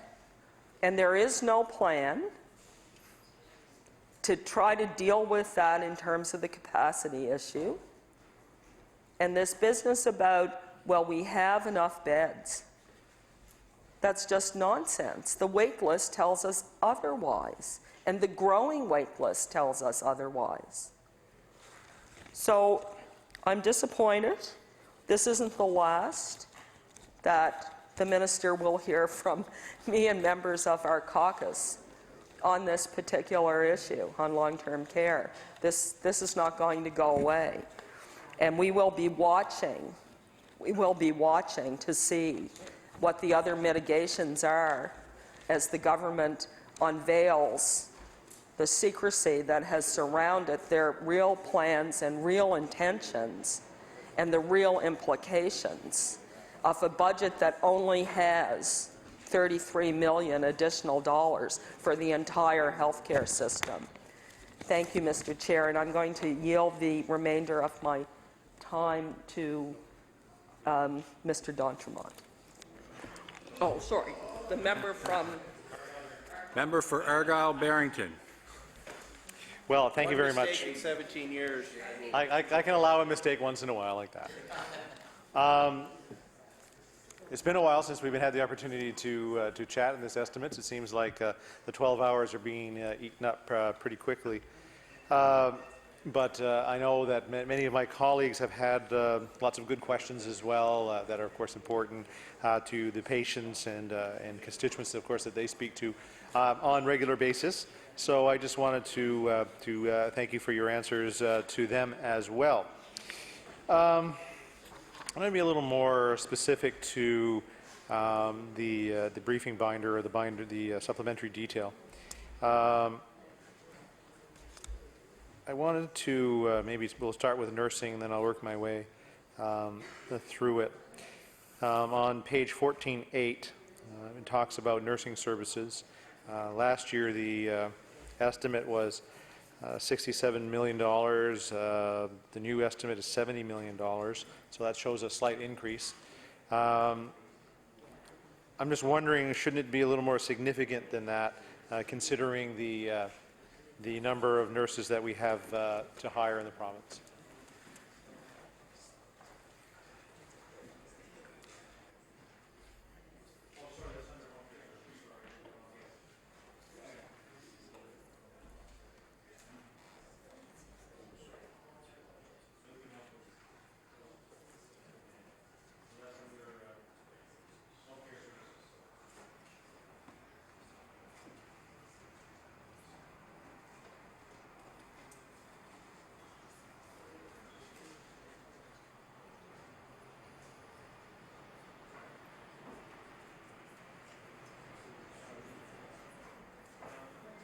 Minister of Health, Wellness and Seniors. Thank you, Mr. Chair, and I thank the member who needs the member from Argyle-Barrington, who needs no personal introduction here in the House, but he did receive it. So in terms of the nursing services, you know, that's yeah, long-term care. It's based on, of course, utilization for that particular service. And again, it obviously reflects wages that we would require from both the RNs and the LPN complement in our nursing homes. Member for Argyle-Barrington. Thank you very much. If we look at that same, might as well look at the other three items there, which is home support services and home care provincial programs. Under the home support services, it looks like a little slight increase. Even if you look at the forecast estimate, actually was underspent this year, and then we're asking for a little more this year. So I'm just wondering how you're going to square that circle.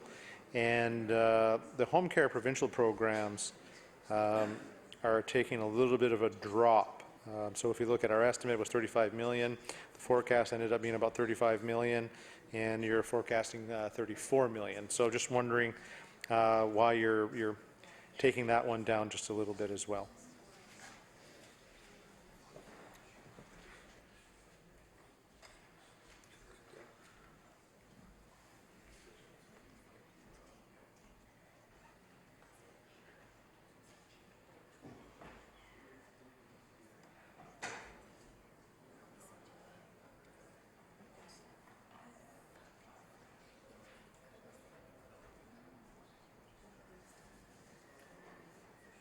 Minister of Health, Wellness and Seniors.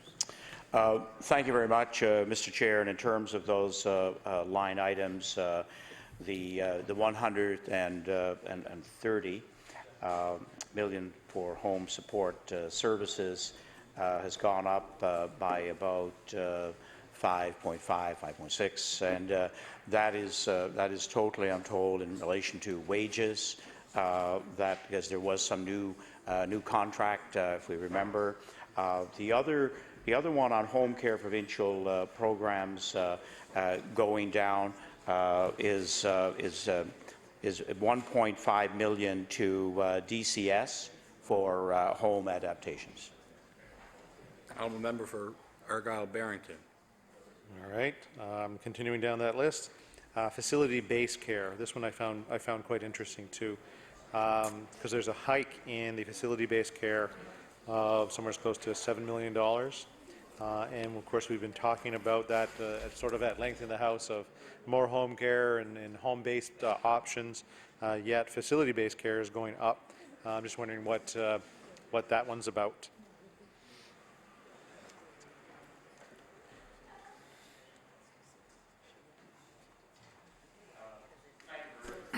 The Honourable Minister of Health and Wellness. Thank you, Madam Chair, and welcome back to Estimates. You've put in some long hours during this session. I thank the member for that. Again, wages were a good part of that increase, but also some additional, some new bed openings at Villa St. Joseph and Nakani in Cape Breton. So those made up the majority of that increase, which amounted to I think about $7 million, roughly $7 million. The Honourable Member for Argyle-Barrington. Thank you very much. And I'm just wondering within these numbers, how is the RFP going to affect some of these numbers? I know that's probably thinking a little further ahead than what the RFP will provide to us, but I'm guessing it would impact some of the numbers on this page. The Honourable Minister of Health and Wellness. Thank you very much, Madam Speaker. And the member opposite asked the question that will need to see itself play out. Obviously, in the coming months, we will have the program in place. The RFP is currently being developed. We will provide vendors, and there's somewhere between 50 and 60 vendors that provide home care across Nova Scotia. And once that draft by Kyle Consultants is finalized, We will offer that to the vendors to see, in fact, how they react to going through this process.